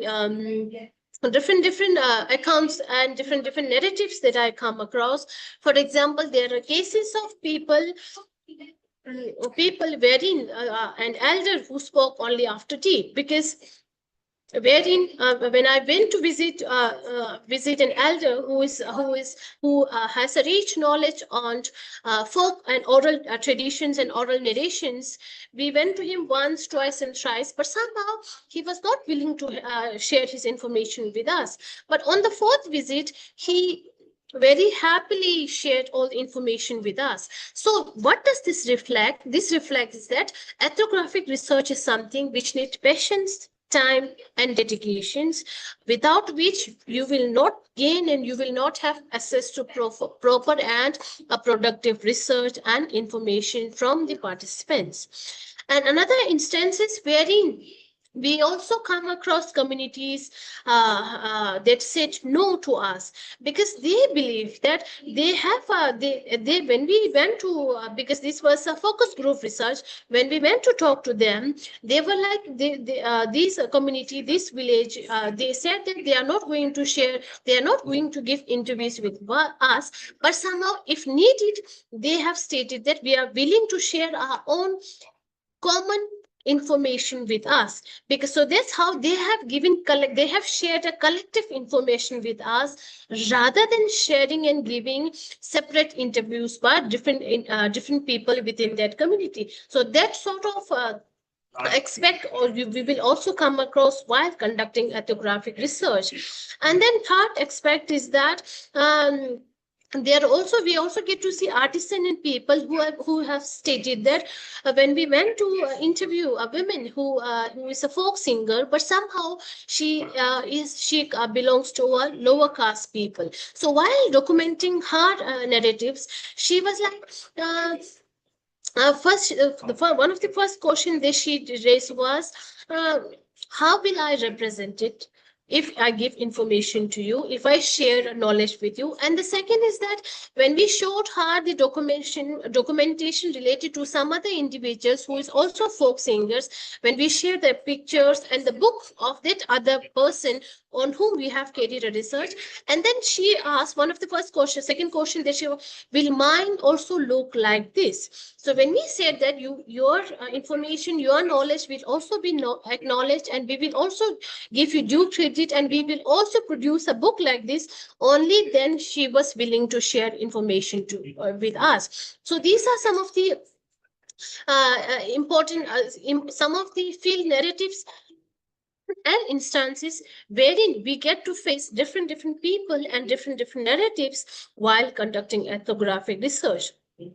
So, and then another narratives and account which I believe is very important when it comes to ethnographic research, and especially in the context of field work, is that most of the participant would ask that the research won't benefit us, so why would we talk? So in that case, we should respond we should respond with certain responsibility and honesty, because they also have their own certain skepticism when it comes to sharing information with us. So they would say, for example, some of the statement that they have the participant have given to us is that your university will benefit from this, but what would we get in return? And then another statement the participant have shared is, our stories will sit in an archive which we can never access because we don't know how to read and write. And then there are people who also say that you will get a degree, what do our children get in return? And then there are also participants who have stated that no one ever came back to show us what they wrote. And then when it comes to conducting research based on cultural heritage, so there are participants also who have asked that, will this actually stop our heritage from disappearing? And then there are participants who have raised it, who gave you the right to document our culture? So these are some of the questions that we have come across while conducting research. And I believe these questions are something which, if you are going to conduct ethnographic research in near future, you may also come across this set of questions while conducting ethnographic and fieldwork research. So this was perhaps the most difficult and honest question we encountered. So through this question, what we get to see and what we get to understand is that participants, they challenge the unequal relationship between researchers and communities. They question whether their research primarily benefit universities, researchers, rather than local communities, which is very much a genuine question. So these force us to think research ethics. Within research ethics, as I have talked about, as a researcher, there are certain ethics that we need to carry on, such as acknowledgement, such as going back to the community and giving back in whatever way. So these are some of the important aspects that we need to think of specifically in the terms of research ethics. So as a researcher, specifically in the context of ethnography researcher, what is our responsibility is that rather than treating those communities on whomsoever you are conducting research, what is our responsibility is that rather than treating communities merely as a source of extracting information, ethnography today increasingly emphasize collaboration, reciprocity, and accountability. In other words, the aspect of ethics is very important when it comes to conducting ethnography research. Okay, and some of the account related to what actually worked in the field, because when it comes to field work and ethnography research, very often theory does not help. Ethnography research is something wherein we need to have patience, presence, listening power, and humility, which comes into more role rather than having a huge theory knowledge. Because when it comes to conducting ethnography research, first of all, we have to arrive without the agenda. This present itself is enough. And the second important aspect is that accept refusal gracefully. If some participant is not willing to share information with us as a researcher, we have to thank them and we have to decline them without putting pressure on the participants, because they may not be willing to share information with us based on so many reasons as to pass, maybe because of some past bad experience or any other aspect. And then another important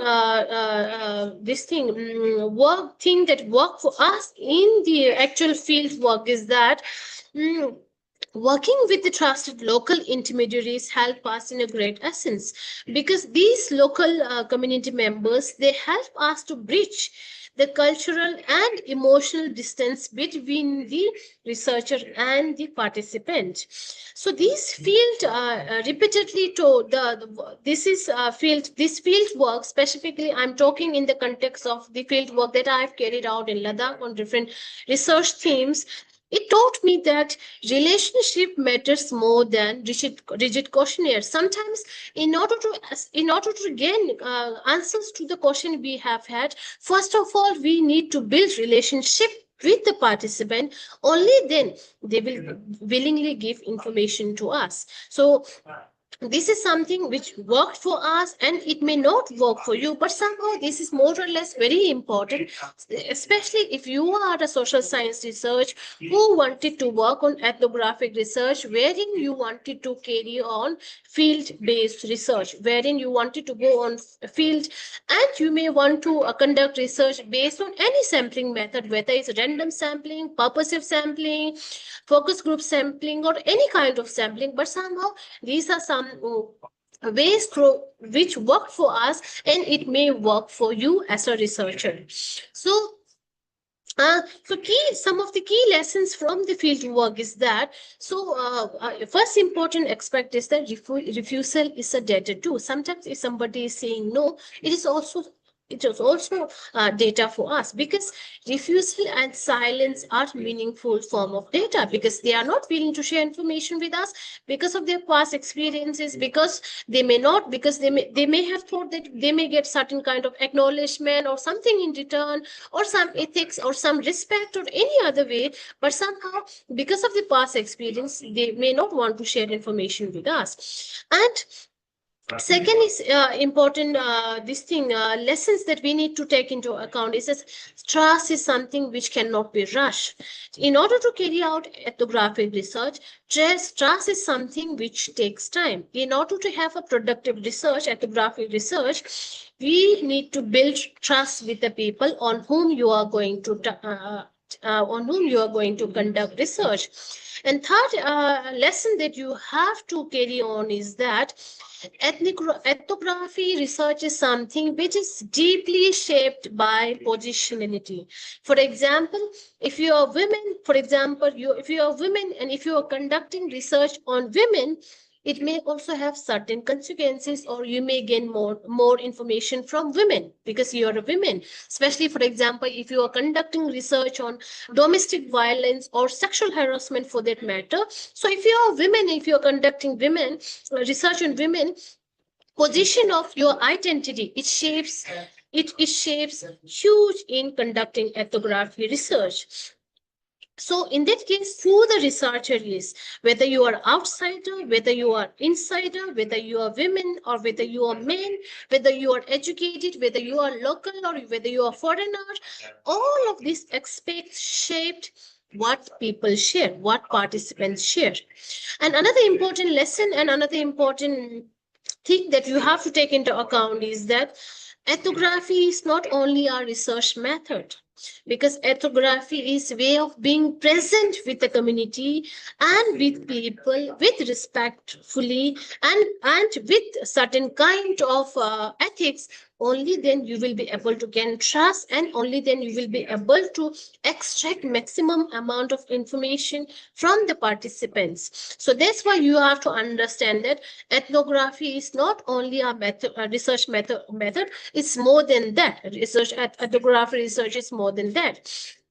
And finally, one of the key lessons that I've learned, and which may also help you, is that some relationships that we have built with the participants are relationships that we still continue. So that's why relationships with the participant continue even after field work ends. So that's why, because I have stated many times that within ethnography research, relationship, trust, and rapport are something which are gained and built over the years. So that's why, if you as a researcher, and if specifically if you want to conduct ethnography research, and if you are into social science research, so in that case, this relationship that you have built with the people of who have knowledge, for example, artisans, a an individual who have a huge knowledge of folklore, or for example cultural heritage, this if you build a relationship with them, it will come handy to you in the research which you are going to conduct in the near futures. So that's why as a researcher, we carry long-term ethical responsibility towards the communities that have trusted on us, and we also need to trust them, and we also need to respect the community on whom we have conducted the research. So to conclude, I would say that this presentation of mine has been less about the theory, and it has been more about the realities of field experiences that I have come across and that I face over the years while conducting research. And then I would also like to say that the key speakers who have presented papers before me are far more experienced than me, and I'm a novel researcher, and if there are any limitations while giving presentations, please, I would like to apologize to all the participants. And then I also want to highlight that as a researcher, while conducting field work, like time and again, I've stated it time and again, specifically in the context of ethnographic research and fieldwork aspect, we have to give importance to trust building, ethics, reflexivity, positionality, culture sensitivity is something which is also very important. And then power relations between the different communities and the power relations between the researchers and the participants and representations. And ethnographic research, as we need to understand, is something, it is not simply about collecting data, it is also equally about understanding people, and we also have to understand people with empathy, patience, and responsibility. And the field work that you are going to conduct or you may have already conduct, it will and for example in my case, it constantly reminds me that communities are not homogeneous, and then and there are different voices within a single communities. And then we also have to also have to understand that people within a single community, they have different experiences, and we also need to acknowledge those experiences respectfully. And then at last, I would like to say that I hope in some ways these presentation encourages all participants to reflect on these approach, relate these dimensions while conducting ethnographic research and field work. And I hope it would come handy to you in some ways, in some forms. Thank you very much, everyone. Thank you, Dr. Tenzin ma'am, for conducting such an insightful session on ethnographic research. I believe this is completely new for most of us, and it would be very helpful, especially for those scholars who want or those who are interested in doing their PhD or research on ethnographic research. So, with this, I open this platform for question and answer. If anyone wants to ask or have any question related to the session, you can simply unmute yourself and ask the question.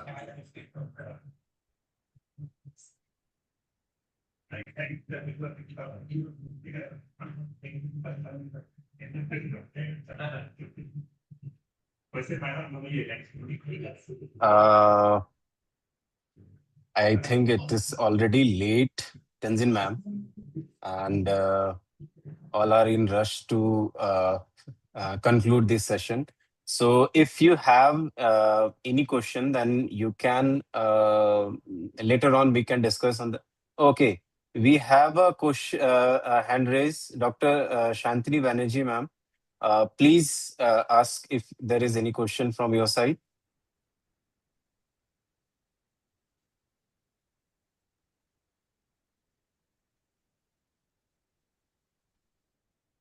And Dr. Akansha, ma'am, please unmute Dr. Shantini, ma'am.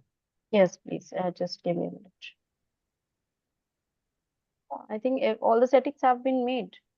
Should not be a problem. Ma'am, please, you can unmute yourself now.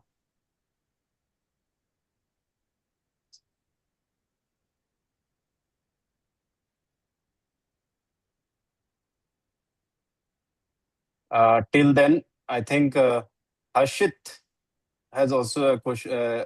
Have question. Harshit, go on.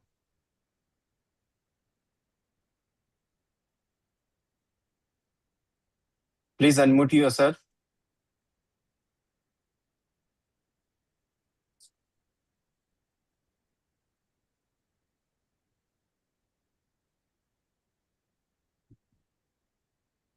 Akansha, ma'am, if there is any technicalities needed, then please do that. I think I've done the needful, and everyone is allowed to unmute them. So it's not a problem.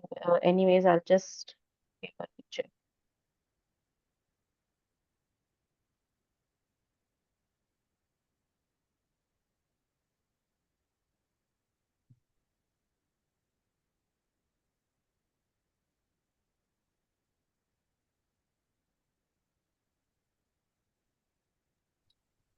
We have question from Santini ma'am. How are in-text citation done in case of documented narratives? Dr. Tenzin ma'am. Yes. We have a question in the meeting chat box. Mhm. Dr. Santini Banerjee ma'am has a question regarding how are in-text citations done in case of documented narratives? I think, to my knowledge, usually personal interviews. I'm so sorry, I am unable to see the question. Ma'am, just click chat How are box. in-text citation done in case of documented narratives? For example, usually in personal whenever personal interviews are conducted, usually personal interviews are mentioned in footnotes and not in the bibliography unless required, because this is the this is related to, this is in the case of Chicago style. But somehow when it comes to yeah, this thing, when it comes sometimes what we do is that we cite documented narratives just like any other citations, which we do in text citations that we do in other research. For example, theoretical aspect, we put the name of what we do is we put the name of that certain participant. If they want to remain anonymous, then we may put XYZ or ABC or in any other way, and then we put the date of personal communication and the place of the communication. That's how usually cited when it comes to text citations, which is done in the documented narratives. If I have answered your question, ma'am.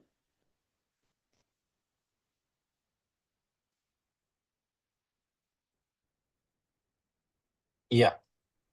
With this, I will be concluding this session. So as we come to the close of this enriching workshop, I would like to extend my sincere gratitude to all the participants, resource person, and organizers who contributed to its success. Over the course of this session, we have engaged in meaningful discussions, engaged valuable insights, and strengthened our collective understanding of the subject.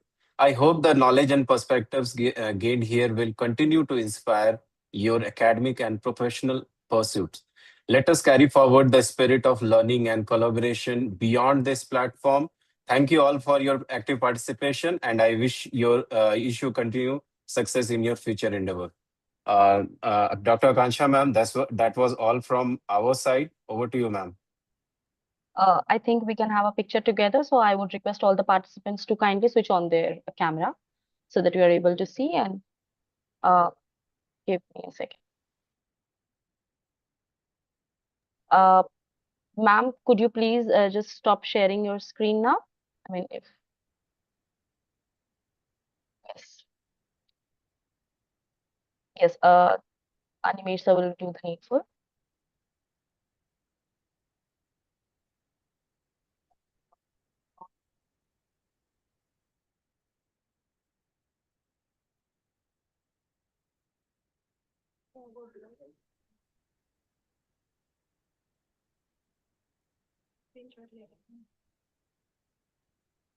It's done. So thank you, everyone. Thank you. I really thank all the keynote speakers, our participants, moderators, and of course, all the members of the organizing committee. Thank you. It has been a wonderful experiences, learning and unlearning a lot of things together. For the sessions, there has been a confusion, and since it was the first day of the workshop, the confusion. From tomorrow, we'll be sticking up to the time, and we'll manage it together. So it should not be a problem. We won't be having a lot of break. It's very difficult to actually stop any kind of discussion that is going on midway. So that is it, and therefore the discussion got dragged a little bit. However, we apologize for the confusion, and I think we all will be back together tomorrow to again begin this journey of learning together. So yeah, thank you.